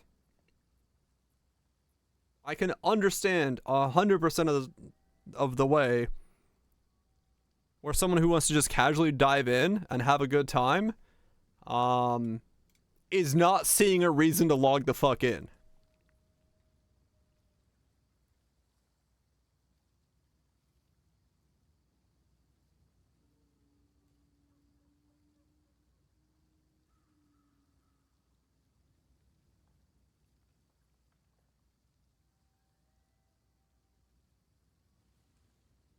Uh-huh.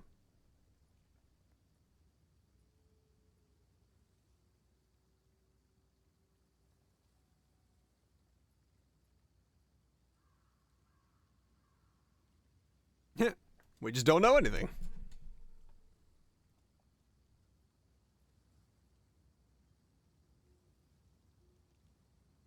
Requires practical remedies. It's it's a combo. It's a new combo. That one is practical remedies is the one above that, Goobs. That's a new 2-pointer.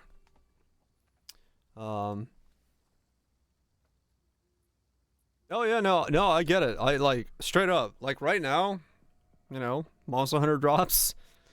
People are excited for Torchlight and fucking Epoch, and I get it, man. I get it.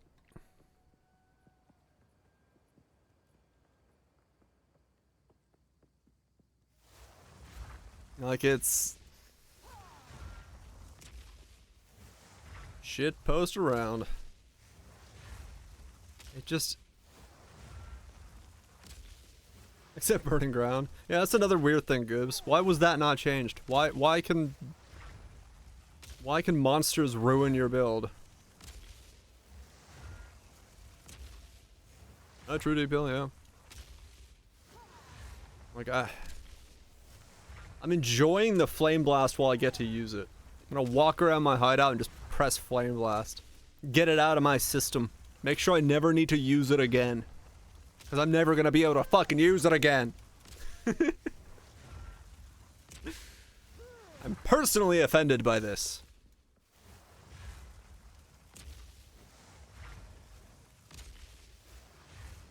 Every 15 seconds.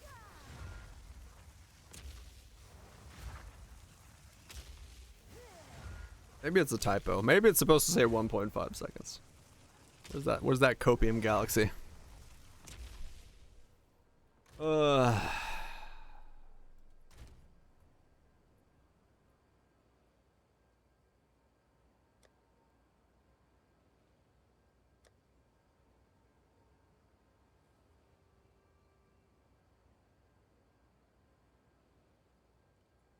Five people used it. I don't know, Sloth. I don't know why Lightning Warp got the shot ground removed. Cause like that's a cool combo. You want to incentivize people to use cool combos? If you chuck out a ball lightning and you lightning warp to it, shot ground appears. It's a cool fucking combo. Why would you remove that?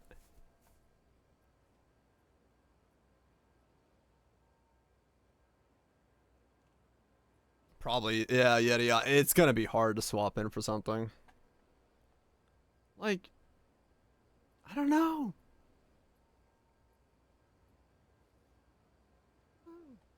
It doesn't make sense. It doesn't make sense, man. It doesn't make sense. You want people to use the cool shit? Why remove the cool shit? What's wrong with that?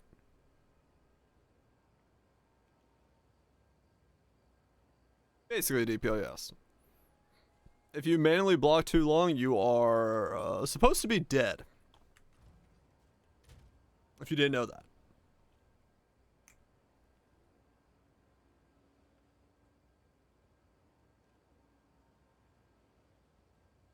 Higher than the reward. I don't know, man. I mean, yeah, like legitimately, the more I think about it, the ball lightning warp into shot ground, that's like exactly the way you incentivize someone to do cool combo shit. It's a 2-button build that has a cool benefit of putting shot ground on the ground. Like, it's a cool combo, and then you can do stuff that like works with shot ground because you can jump in, put shot ground down, and then do a skill, and like that's exactly what they want to incentivize. And then they remove it. It's like, what is the goal? What are you trying to make me do to play your game? Suffering. I'm not Batman. I'm not here to suffer. I'm here to play a Vijima game.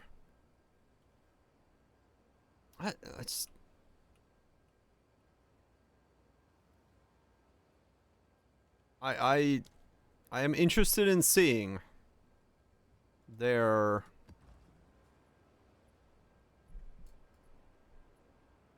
it works with these patch notes.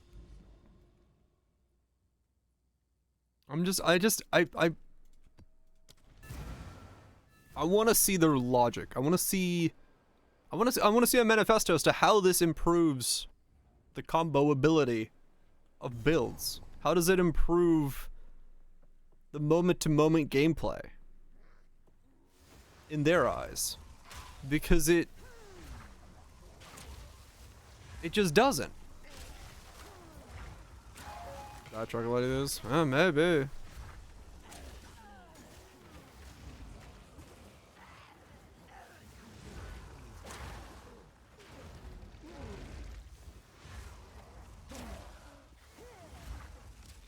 Yeah, Evasion's been nerfed. Well, Wind Dancer got nerfed.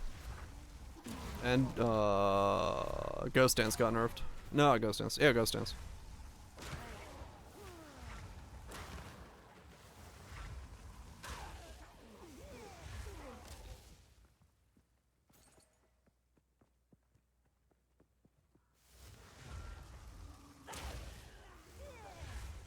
Oh, man.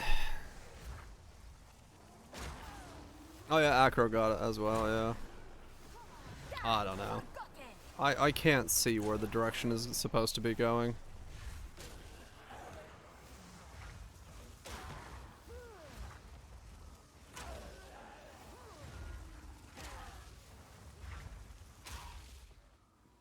Val, fool!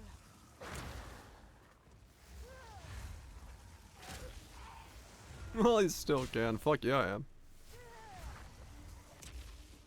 I mean, it, you know. It feels like I'm on a ship, and they're the captain, and they know that we're heading somewhere, but I'm also playing poker against the captain to figure out where I'm heading.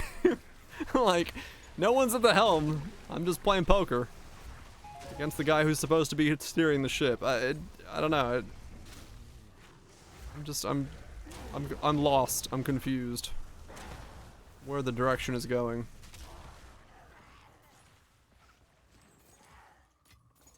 Garukan favors me. Look at me. I'm the captain now. Now where are we again? Peace out, mutant.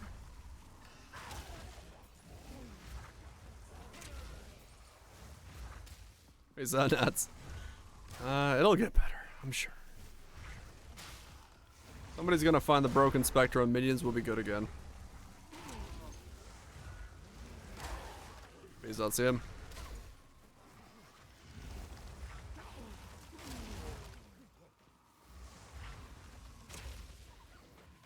I mean, yeah, basically sloth. We're exploring the unknown seas. Well, that sounds interesting. 4 months later, where are we? I don't know. Hey, we hit an iceberg. Wait, what? Turns out we're in Antarctica. Well, yeah, we know that now.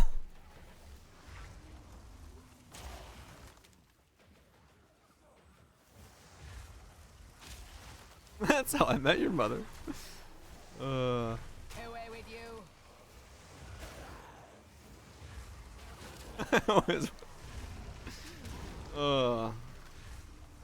I mean, sure, some of this is just, you know, having a meme, having an overreaction, but at the same time, some of it's questionable. I do really wonder what the purpose of some of these changes are. But yeah, in the end, yeah, the game will be fine.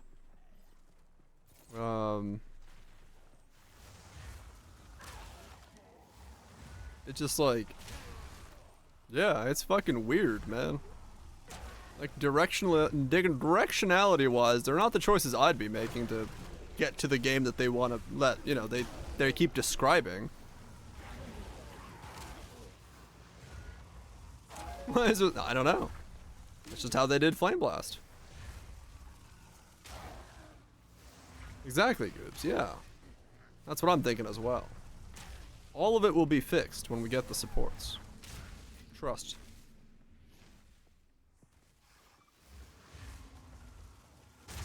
Right, yeah.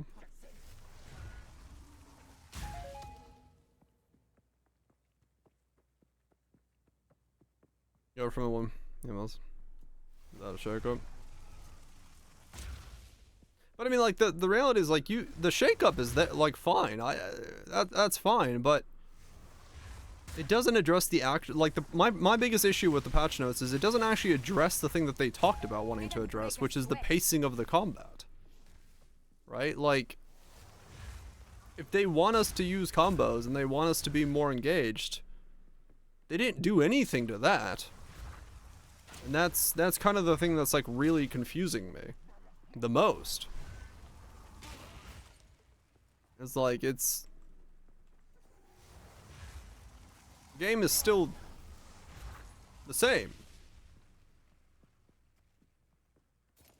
Is there a combo? Yeah, maybe. Yeah, exactly, Kaiser, yeah. Like, I don't know, it's just like, like, literally, they could have just had one line in the patch note that said monster movement speed is now reduced by 50%. I'd be like, alright, that might be interesting. Let's see if that changes the pacing to a good amount. Like, literally that line would have been like, alright, let's see if that's what it takes. Like, But there was none of that. There's nothing to address the pacing of the actual mobs themselves.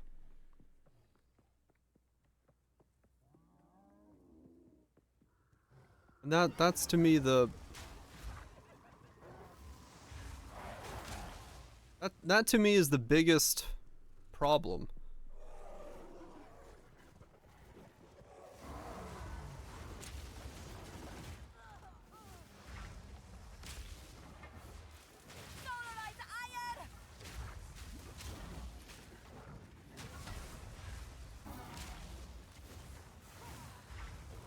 I mean, look at this. Look at the damage I'm doing right now, right? This is a skill that needs a 15-second cooldown according to them. Like, I'm sorry, but no.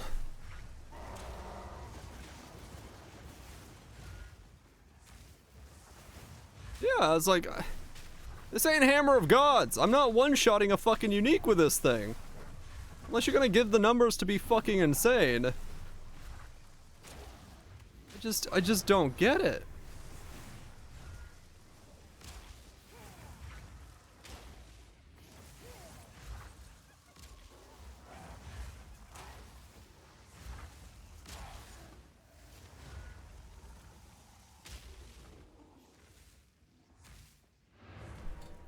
Really, EA environment, they're gonna...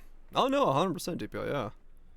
Like, I don't know. To me, the problem with the game is Ancient power.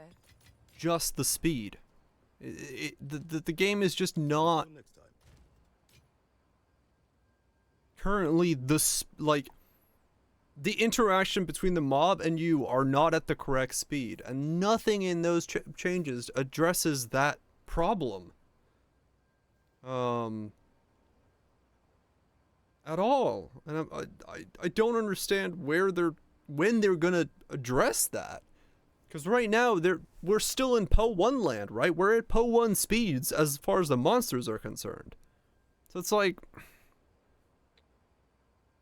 I mean, do I take it as the game is supposed to be played at that speed? Right? Like, am I supposed to be building all of my builds to PoE 1 speeds? Are we not doing PoE 2 speed? Are we not supposed to be going at that speed? Which then... I don't know. What am I supposed to do with a 15-second cooldown skill in that world? Right? Like, those two don't match.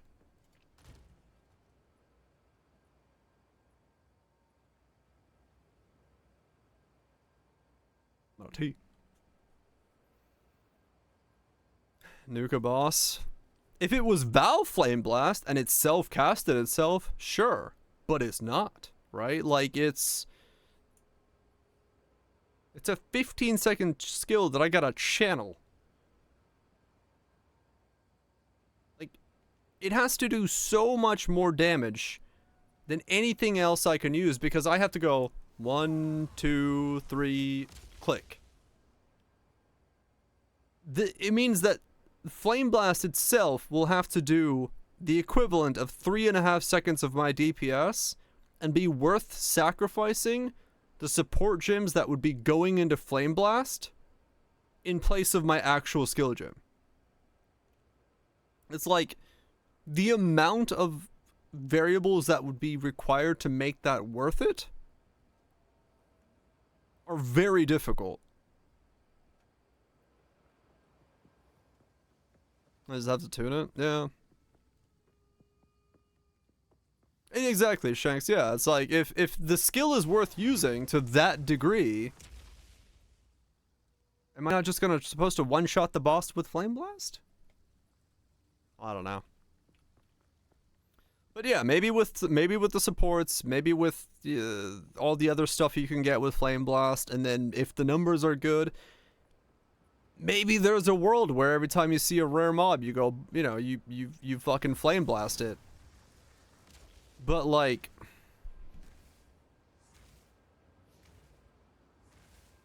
I don't know.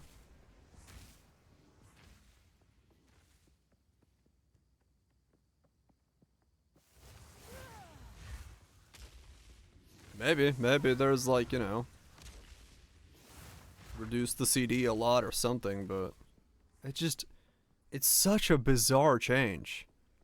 Because yeah, I mean, like Ben said, without knowing the numbers, I have no context for other than they just nuked Flame Blast, right? Like, I mean, yeah, true. Yeah, it couldn't work with Blink because then you could remove the CD. So.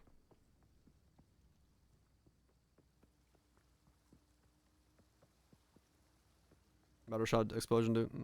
Some of it is sloth, yeah. I don't know, man. I don't know. I gotta piss. But,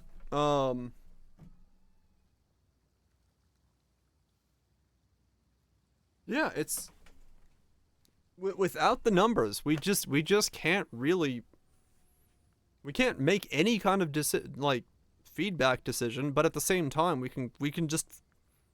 The problem is without the numbers of the skill gems themselves, their only real thing we can do right now, looking at the patch note, is yeah, we can't be positive about something. Because you know, if Flame Blast has a 15-second cooldown, its scaling went from 200 to 70, but you know the numbers are like 10 times higher than they are right now, I could be like, okay, maybe it is the nuke button. But I only have the negative side, you know? I flip the coin, tails I lose my legs, heads I gain a third leg. I just landed on tails, but I can't flip again. It's like, you know. Anyway, I'm gonna use the bathroom.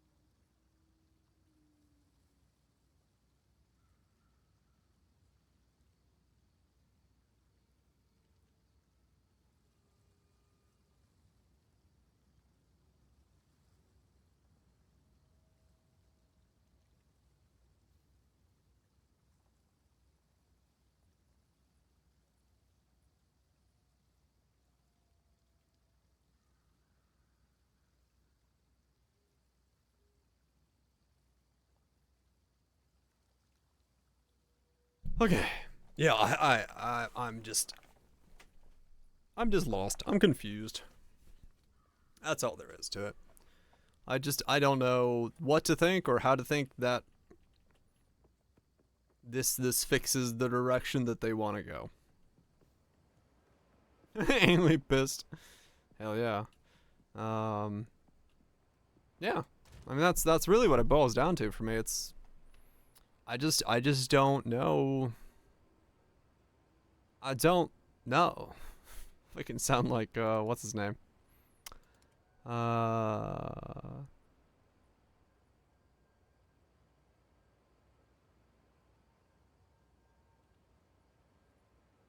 mean maybe DPL, yeah, maybe. Better pissed off than pissed on, depends on who you are. Some people are into that shit.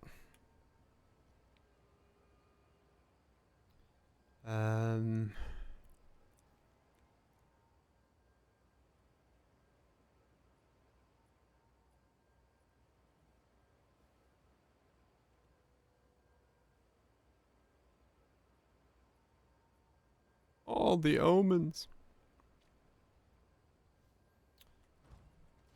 I don't know. It's just, it's weird, man. It's weird. Peace out, Kaiser. You guys be good sleep. Oh yeah. Tomorrow I'll take the day off tomorrow to head to bed early, so I'll be up for the launch.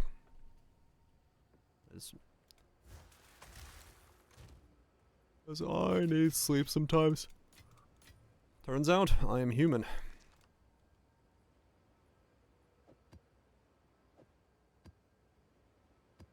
Play as much Flame Blast as possible. No.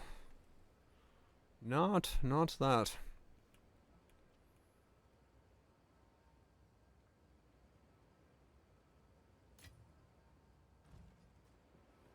"24-hour stream, 12-hour stream, not a 24-hour, but 12 probably."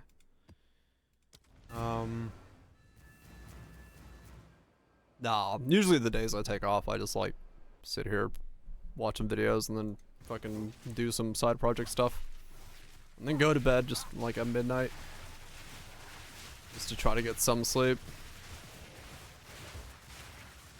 Usually when I have to like change my sleep schedule really quickly like that, I never get enough sleep, so I just sleep like earlier, wake up, and then sleep a little bit more.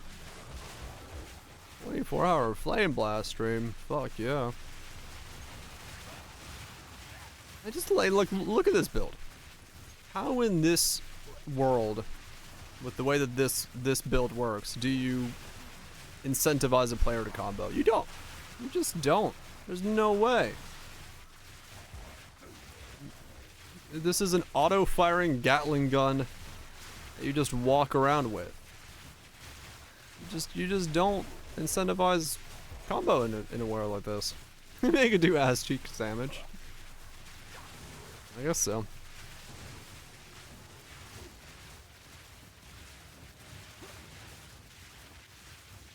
I don't know.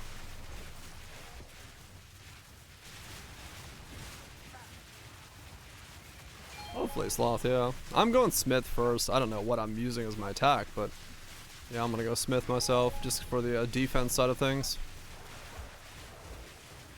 Yeah, exactly, DPL, yeah. I mean, it's war, but basically, is what this is. It's... I walk around warbing about. I fucking love this build. This build's great. Steel yourself. So... But, like...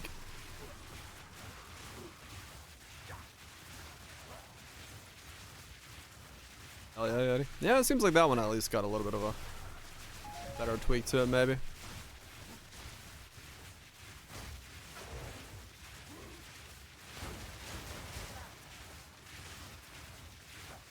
I'm playing Base Strike Titan. Well, the numbers will tell us more, I guess, when we get them, if we get them.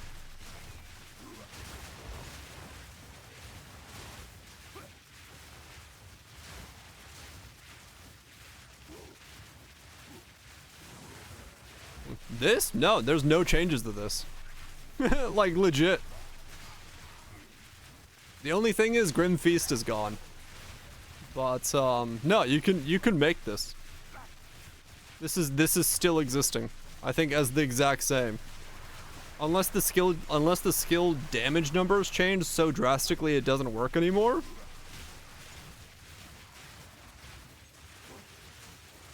But yeah, no, this is the same. Nothing happened with this build. You know, unless there's something that I didn't see in the patch notes or a bug fix that I'm not noticing, this should be the exact same build still.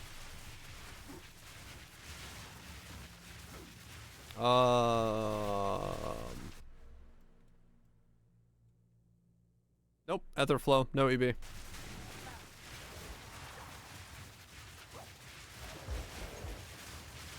At least I did not see anything in the patch notes that would change this build up. This should be the exact same build. So. And if you want another version of this, Jungrung has another version that he did on a different way of building it for more hardcore friendly. So if you want to be thicker, that works as well. Heal yourself. I don't know the command for this one, Viraj, to be honest. It's on my YouTube. You could just go there.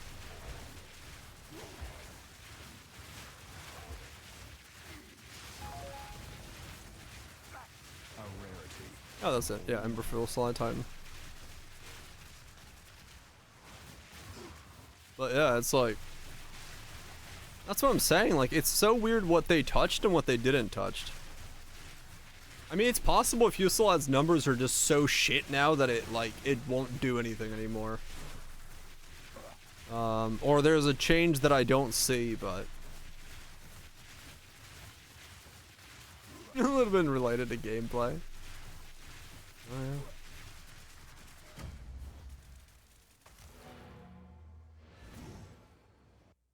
But yeah. No, that build should work. Should work the exact same.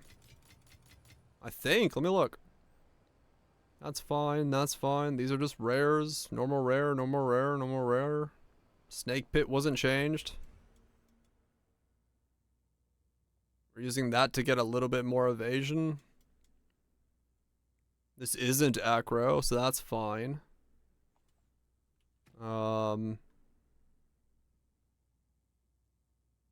Got Ghost Dance, which wasn't changed, I don't think, too much. Grim Feast is gone, but no, that's whatever.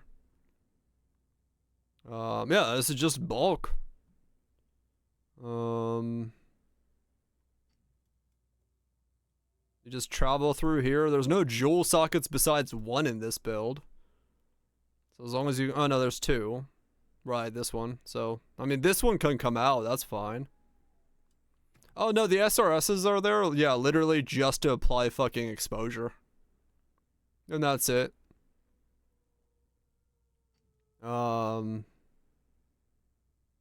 Yeah, I mean, like, legit, this has no changes to it as far as I know. Like, this should be just fucking replicatable right away. It's whatever. I don't think anything was changed with any of this shit either, so. Need a Gigamilla? Yeah, well, I mean, the Megalo I used is like overkill. You don't need, well, I mean, split shot helps, but like mental toughness you could remove. If you geared a little bit better, this one's gone, so you don't need it. That's why I have like this Megalo. It's Beastly Skin, mental toughness. This is the one you know, you just need a Megalo that has one of these two to make it feel like better clear, but that's it. This one you don't need. So, yeah. I mean, this is... All the runes are basic bitch runes with evasion on them. So... This was made by a skilled artisan. As far as I can tell, there's really nothing that changes with this build besides just... Yes, Hans. There's a lot. But yeah, this should be just fine to use. As far as I know. Just change Grim Feast for something else. Probably just get a bit more energy shield from somewhere. Maybe try to get more evasion or whatever, or I don't know. Something.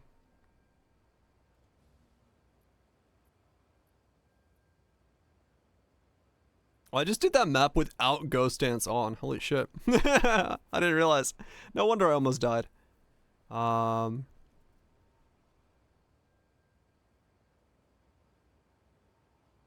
Strip away is the only nerf you could see? Right. Okay.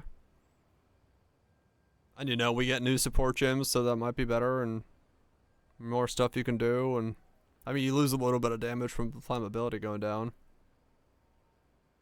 But that's it. Yeah. Put these in here.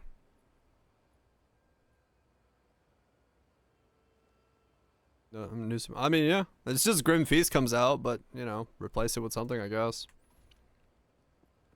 But yeah, as far as I know, this build is the exact same.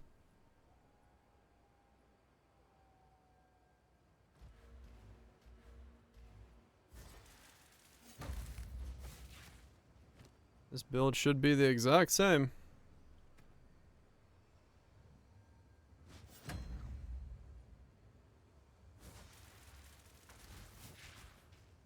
Yeah, no, this is purely for like single target.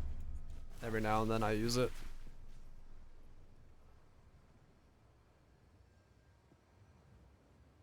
But I mean, yeah, of my builds from last league, this is the one that has no real modifications to it whatsoever. It's still just as good as it was last league, probably. Evasion might go down a little bit, but whatever, you'll be fine.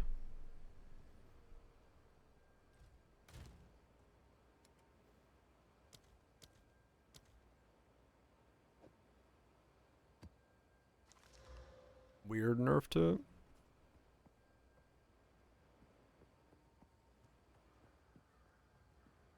Oh, yeah, using this thing? Right. No, that's fine. Slight nerf to it in terms of the keeping the stat count high, but yeah, it's not too much of a dead. Scuffed Molten Strike. I mean, honestly, might not be a bad idea, yeah.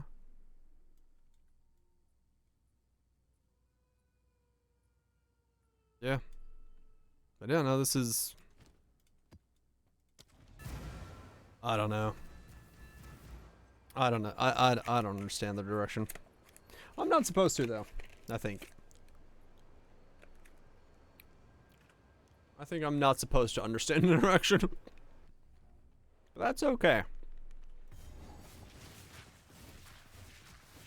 Someone wiser than me understands the direction.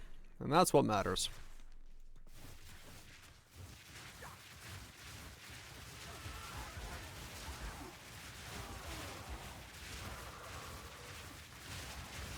Face me!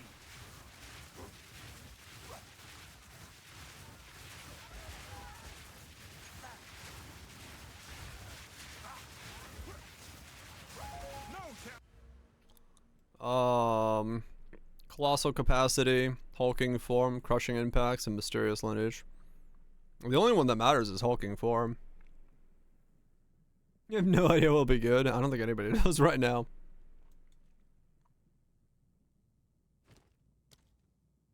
I forgot this thing exists. The whole time I've been running this, I forgot this fucking inventory exists. I just hovered over it there for a second. I'm like, wait a second. Smith Ascendancy. You lose the really quick fire of Fusillade if you do that. But maybe.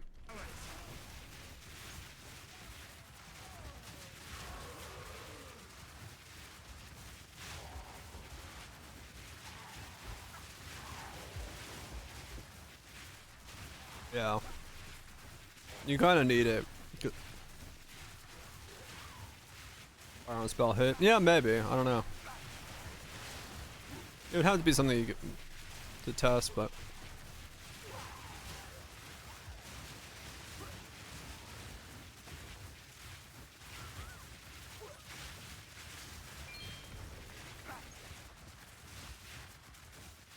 Unspec. I'll just unspec in the map and see.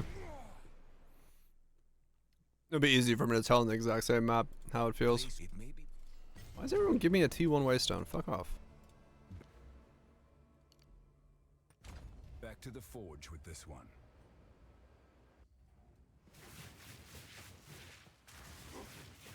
Come on.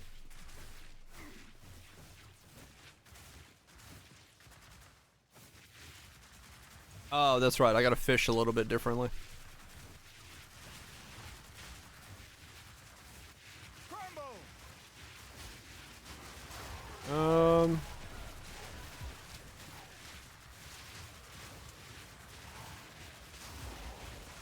Yeah, I mean, it's not... Yeah, it's not as smooth, but...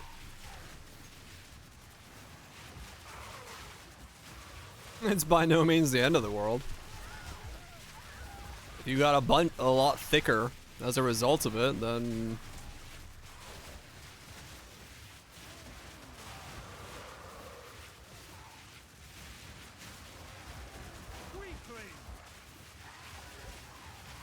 I use the fire. Yeah.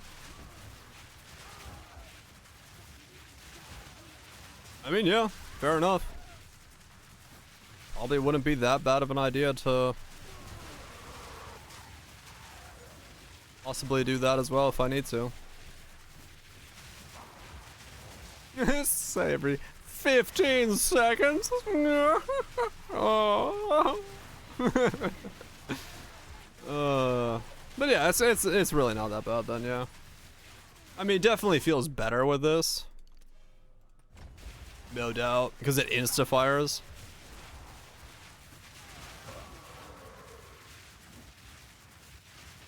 Please, please, sir. Can I have my 15 seconds back? Giggity.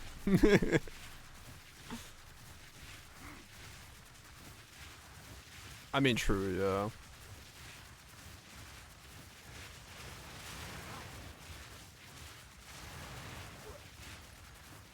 yeah. He's gone.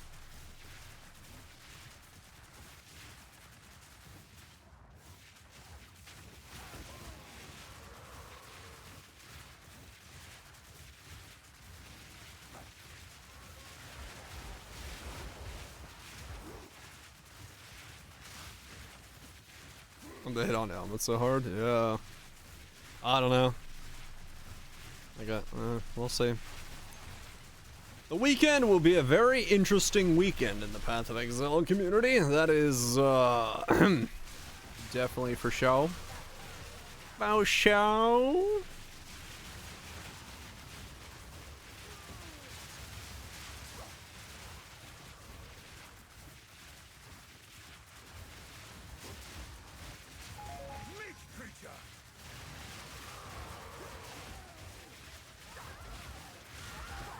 Oh, this is a spell. It is a spell. I'm a Titan spellcaster. Meat creature. I'll show you my creature of meat. It's a chimera. I made it from a dog and a small girl.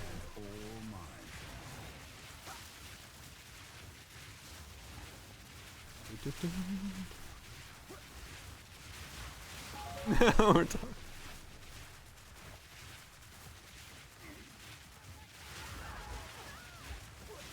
If you know, you know.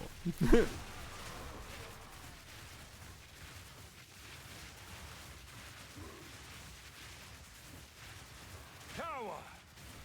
Yep.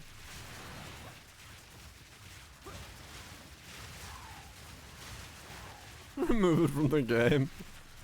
Yeah, they definitely, where's Furry? They definitely,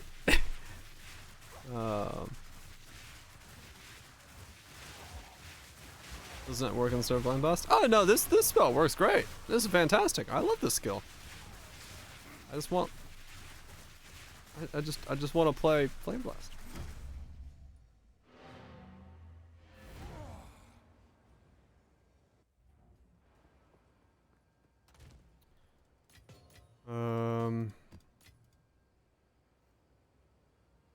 Yeah. Go on. Until next time. Oh well. You win some, you lose some. I'm back to Poison Pathfinder. Mm-hmm.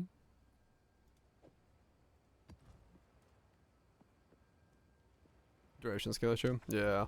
No, there's a bunch of stuff that could, like, be better than this, but yeah, I just like this, because this was, like, straight up fucking walk around, not give a flying fuck.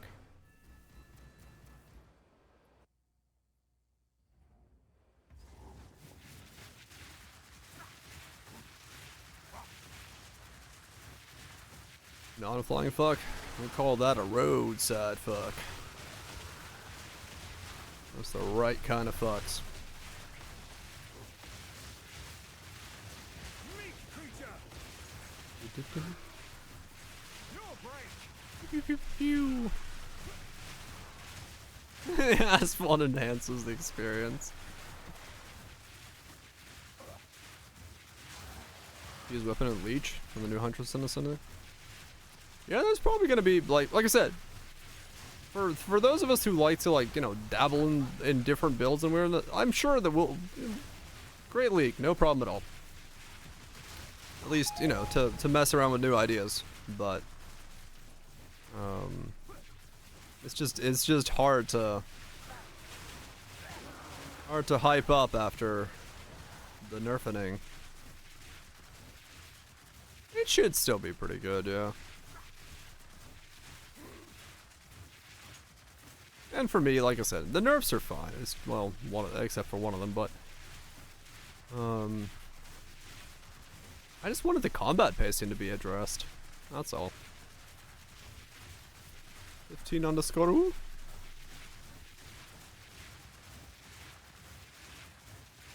But yeah, it's like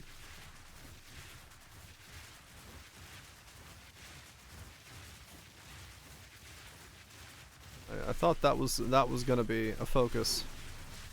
With the way they were talking about in the developer interviews and all that stuff, the Q&A, I was like, oh shit, they're actually gonna address, you know, combat pacing. But, oh well. Oh well.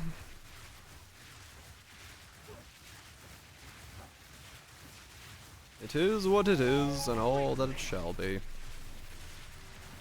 We'll figure out where we go from here. Forge something truly exceptional.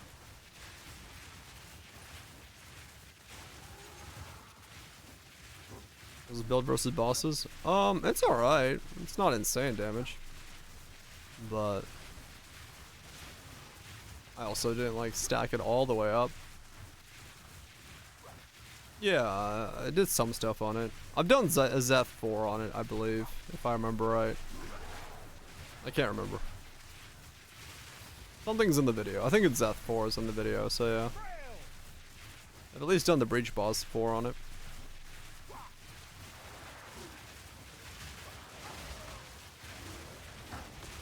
I'm a Titan.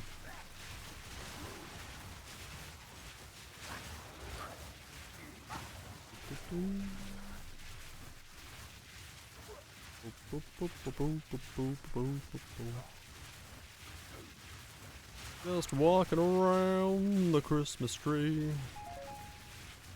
Got the rest of the lyrics of the song.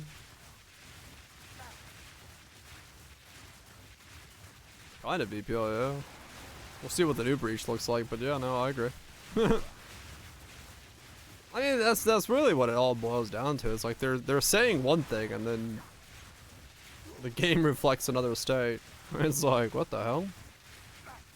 The hell? It's like going to a fucking Volvo dealership and coming out with a fucking Ferrari. You're like, what the fuck happened? I was gonna buy a mid-sized family car, and I bought myself a two-seater. It's like, holy shit.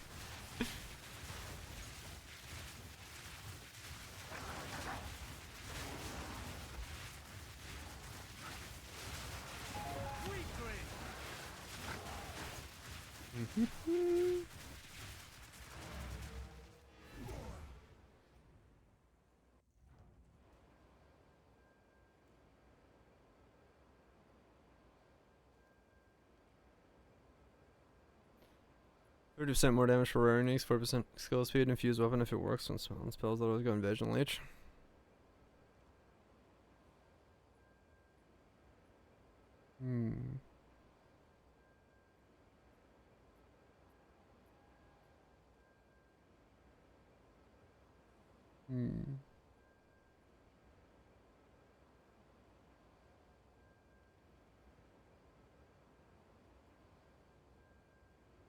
You keep your stash tabs. The stash tabs are one-time purchase. So on Friday, you can choose to keep playing like these characters, or you can start fresh in the new economy. Most of us will start fresh. And so basically your stash tabs are samed, but your items are only in the old economy. If you want to have a new economy, you don't have your items anymore.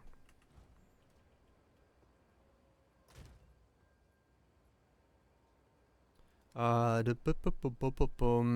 mean, yeah, could be kind of cool. Do that.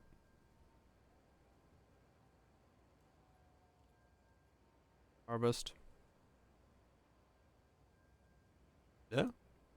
I mean, Pathfinder is probably not Pathfinder. Huntress gonna have some cool stuff. Invasion one's weird. Yeah, kinda. Halved, doubled.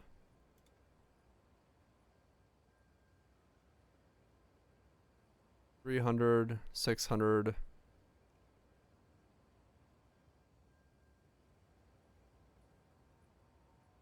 800, half this. Not really worth it. Depending on your chess piece, I guess, good or bad.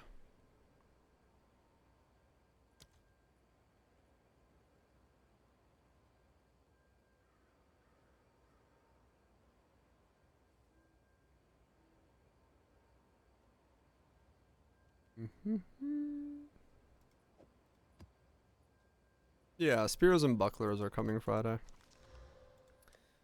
Along with the new class.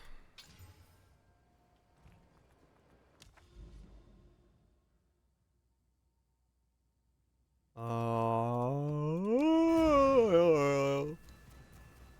mean, yeah, that's like we get 100 new uniques, 100 new year supports, the new ascendancy, spears and bucklers. Those are things to get excited about. They will change the game, 100%. They are end game things. Like, those are definitely gonna shake it up. They're gonna be fun.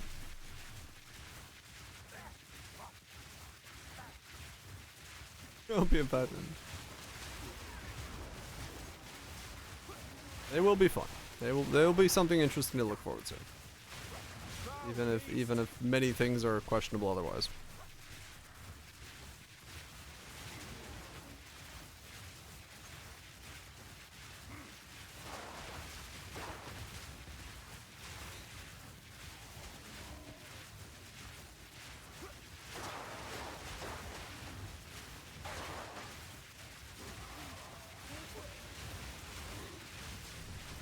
But we shall see.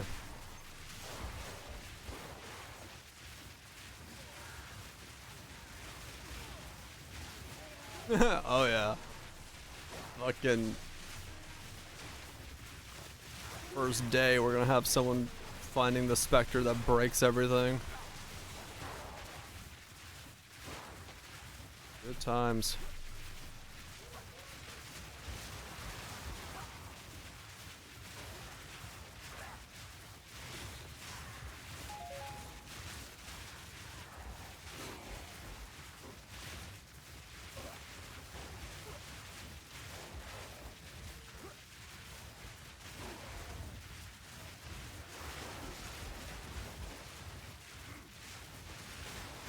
Yep.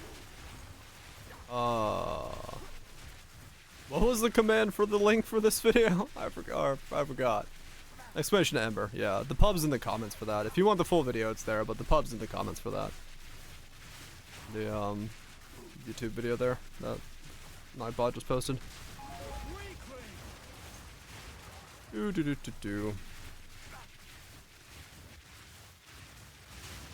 Good morning, loading. Sorry. Well, Nightbot posted it, but you commanded it to exist. We're certainly in for a interesting time.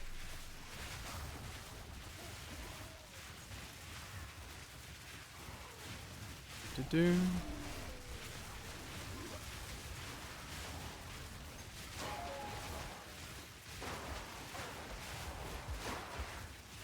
Oh shit, Renzer. Good luck. Good luck to you, man. Hopefully it works out.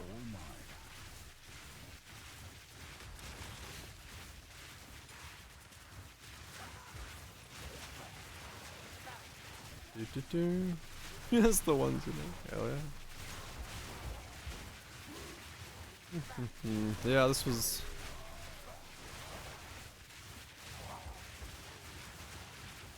I'm hesitant to say that this is gonna work just as it is now because, you know, we don't know the numbers. We don't know if there's changes to Fuselage, but nothing in the patch notes so far says this has been touched.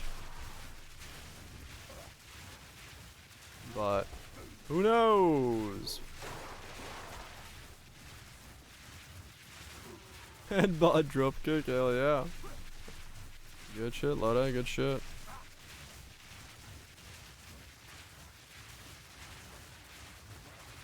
How's this level? I leveled it as like a third, fourth, fifth character kind of thing, so I had leveling gear. I'm not entirely sure how bad it is to like from completely fresh do, but Fuse Slot feels pretty good, so once you get used to the wild shards snapshotting thing, I think the damage was alright, but yeah, I can't speak to like completely fresh start on a character as to how it would feel. But it was smooth as fuck. It's probably one of my fastest leveling characters in terms of just general not looking at the screen kind of thing. Being a spell timer, full respect, yeah. And spell time is not too bad. Like, you know, you come out of here and you can get like, you know, life here and a bit of mana regen here, cast speed here, spell damage there, some fire damage there and stuff.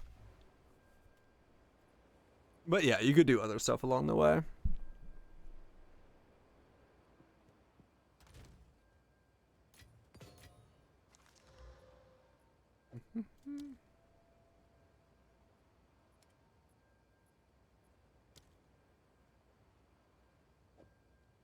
Yeah, I wouldn't say it's too complicated as a build, but yeah, some knowledge would definitely be handy.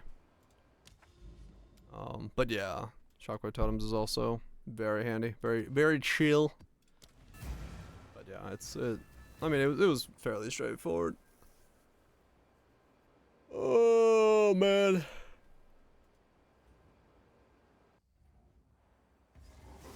Right, DPL, yeah.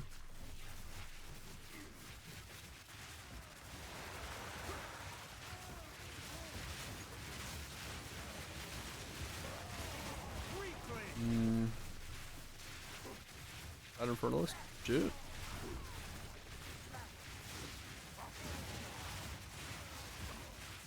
Good times.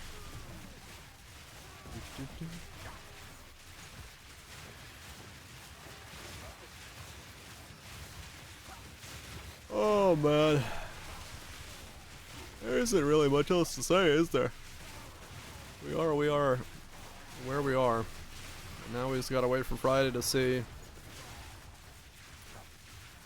how it all shakes up. It is a patch. It will be a patch. It'll be interesting to see what that patch brings.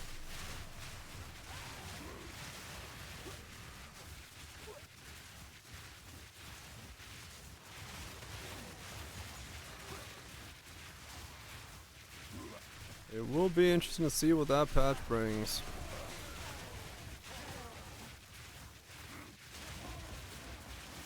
I'm pretty set still on just starting Smith, so at least I got that narrowed out. Worst case scenario, 90 all resist with a bunch of fizzes fire. Nah, it'll feel fine, but we'll just figure out some way to do a bit of damage.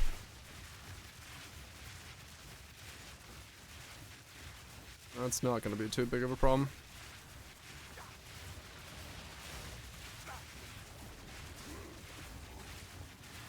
Yeah, I would not wait for Pet 1 news.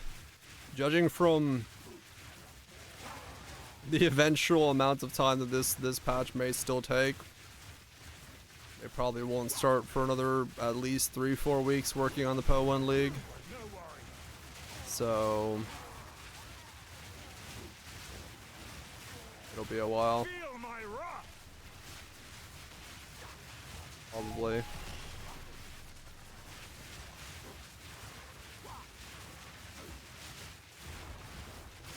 I want to aim for you. I fully understand that from a lot of perspectives right now, especially looking at the patch coming. I think for a lot of people it's like, whoa. All right then. So yeah, we'll see.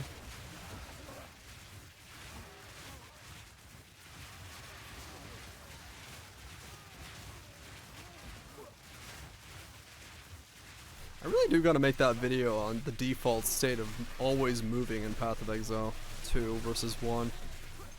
Probably make that not the first week, but like the second week. I think that's still something that really needs to be addressed. Epoch.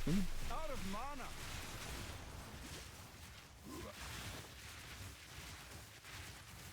I don't know if they will address it, but I'm gonna make a video on it.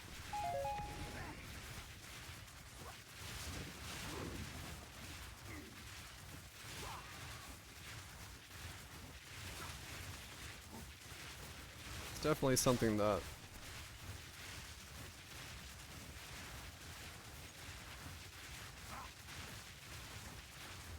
is somewhat weird.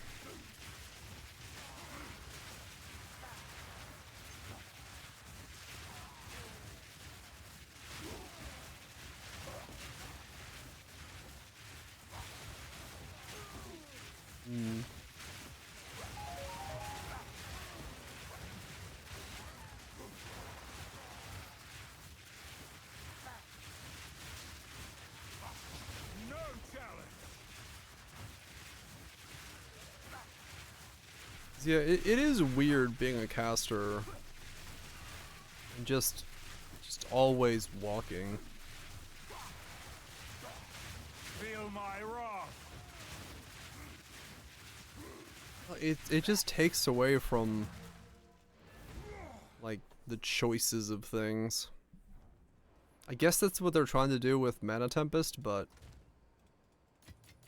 I don't know. It only really works for Mana Tempest. But maybe there's more supports for it now. Yeah, maybe. Maybe they added more more stuff that makes you want to stand still. Possible. I don't entirely think it's true, but how is my single target on this guy on some big map? Never mind the new mount. Can't cast spells off of it, I don't think.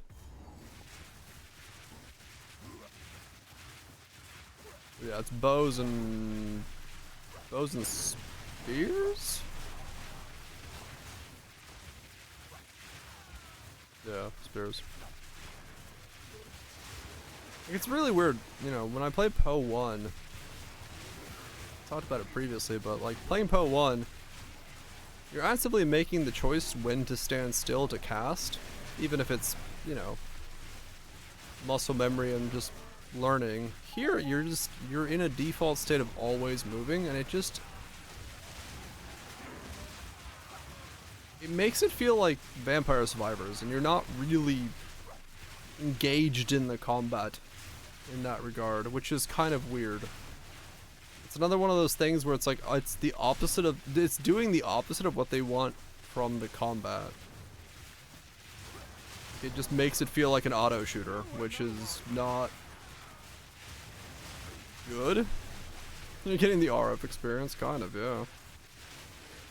Like, I don't know.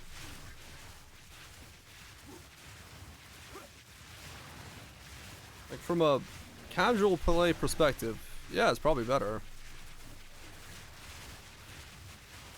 Yeah, exactly, Viraj, yeah, there's no, you know, you stood still, but it's like, it just makes moving the default state, and if you're not moving, why aren't you moving?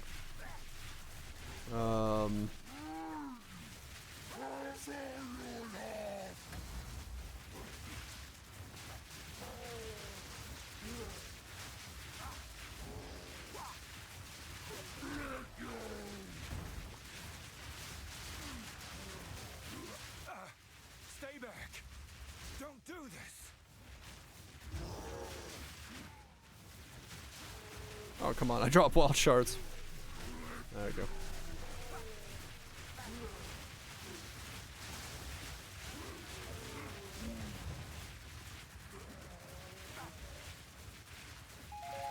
Everyone getting the RF experience. Kind of, yeah. It's like, I don't know, it just like...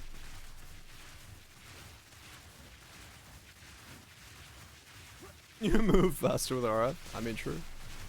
Shield charge around and all the shit you could do. But yeah, just, I don't know, it just boils the combat down to an auto shooter, and it's like...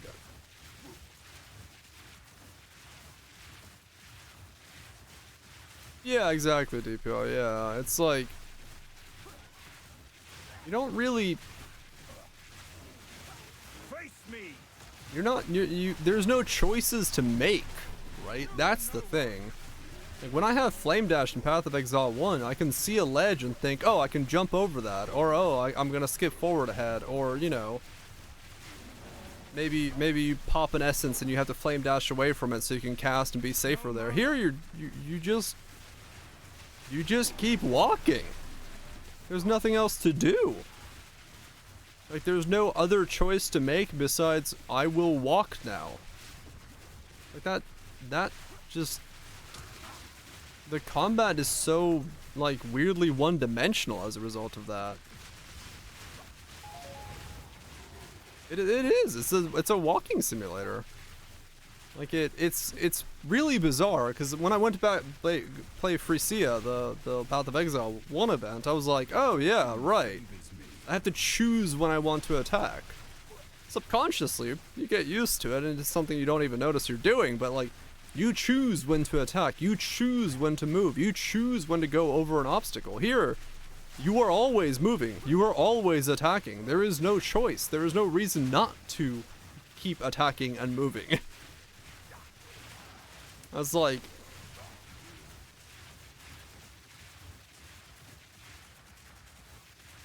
I don't know. His Stranding's more active. But like, there is no, like, this build, there is no other choice besides you are moving, you are attacking. It's like, it's weird, man. It feels weird to like realize that. The realization of that is weird. I'm just like, oh yeah, that is what I'm doing. Hell yeah, Death Stranding 2. Electric Baby Boogaloo.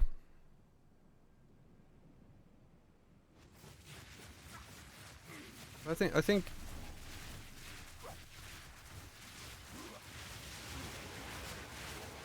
that's just another one of those pacing issues that they kind of have to fix.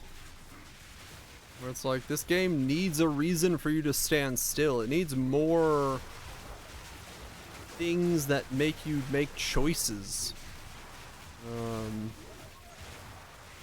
I mean, maybe that's what, you know, the new supports are gonna be. Like, you get a pinpoint support that causes you to stand still or something, but like, it really does. Yeah, I've played Melee.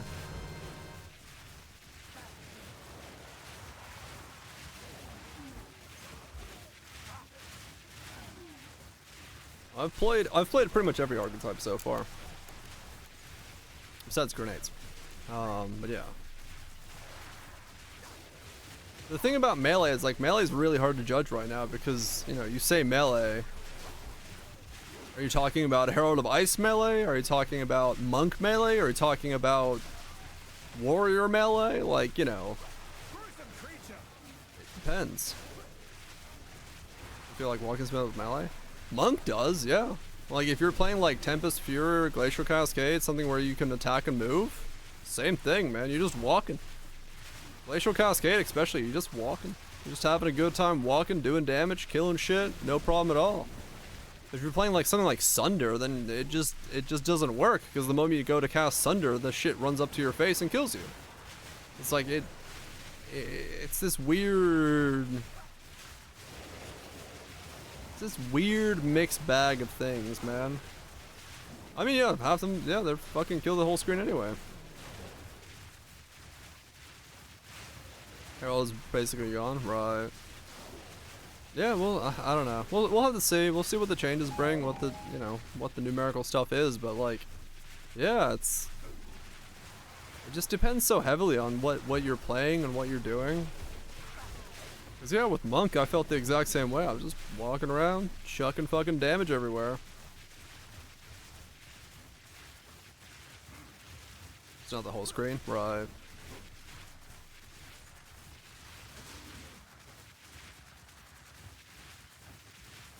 But yeah, I don't know. I don't know a lot of stuff.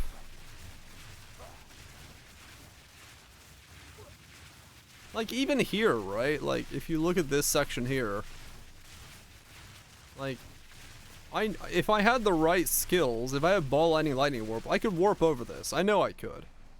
But just not having the ability to warp over this just naturally, like some way to do this, is just, it feels weird, right? Like, there's a gap there. Why can't I make the conscious choice to just warp over that gap? Like, that kind of stuff, I don't get it. I don't get why, you know.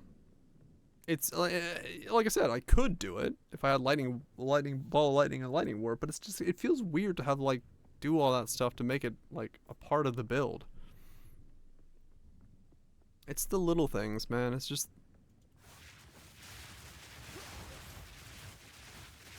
like a knee-high tree. Yeah, exactly. Yeah, I don't know. I'm sure they'll figure something out. Till then, it's a whole lot of head scratching. At least on my part.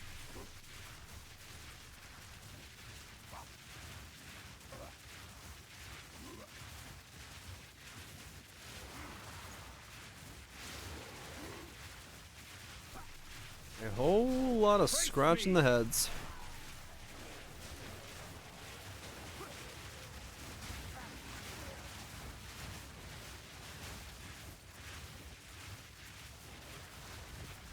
Which head? Not that one. At least not on this stream.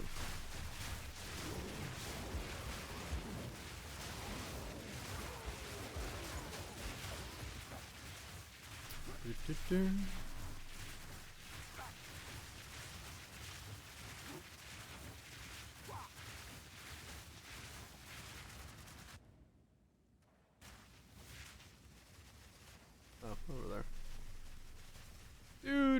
Do.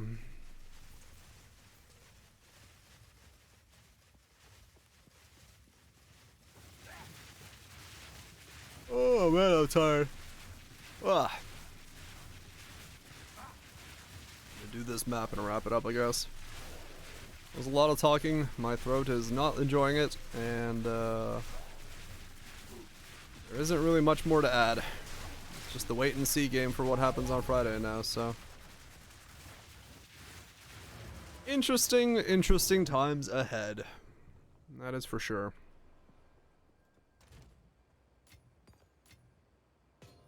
One dream fragment for the road. Nope, we deleted it. Yeah, alright. Well, we'll see what Friday brings, I guess.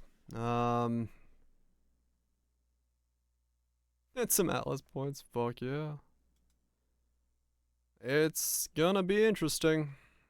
See if there's any new updates to the very bottom of the post.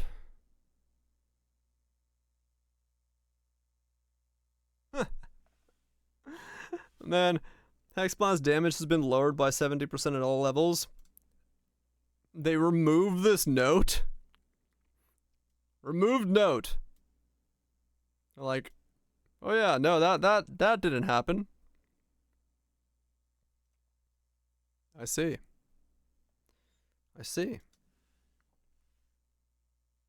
That was duplicated? Okay. That's why. That makes sense then. Anyway, what's up, Black? Hope you have a good league start. It's gonna be an interesting league start. If nothing else, it'll be interesting. Yeah. Gonna call it 30 minutes early. My voice is like really giving out. Reading like that is always a little bit more annoying on my throat than normal talking. Yeah, Wilds is on Friday. A lot of folks gonna go enjoy some Wilds. Anyway, yeah, tomorrow I'll take a day off just to get some early sleep, and then we'll be on early for League launch on Friday. We'll see how it goes, see what it does, see what, if anything, they say tomorrow. You know, if there's any kind of preemptive, hey, we know shit's weird, here's the numbers. We'll see.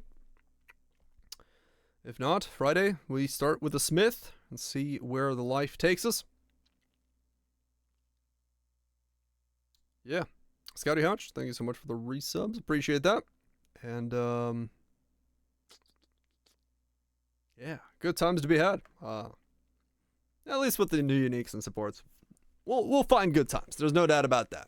There's no doubt about that. Wild Touch, Vouch, Chambers, Legs, Slots, Shanks, Vouch, Edgeless, Yetis, Legs, twice, DPLs. Y'all have yourself a good one. SSSs, Axel Axes. Enjoy, enjoy, enjoy. I will see you all on Friday. Peace out, gamer. We'll go along.